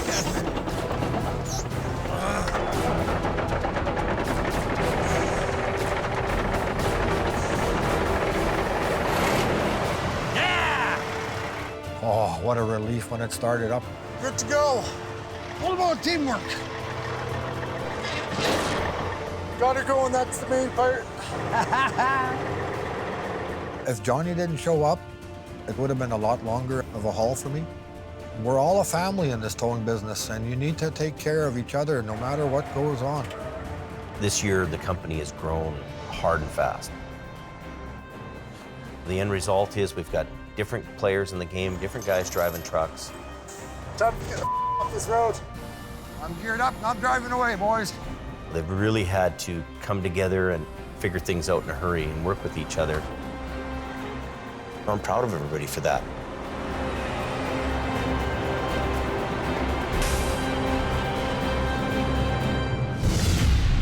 Next time on Highway Thru Hell.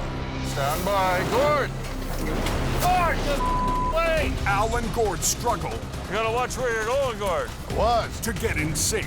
What the traffic, come! A whiteout in Alberta No, that guy's kind of speeding back there. creates a dangerous chain reaction. Whoa, whoa, whoa, whoa, we have an accident. Stay back. And a stuck excavator There's no such thing as a little bit dead. proves too much for Al's rigging.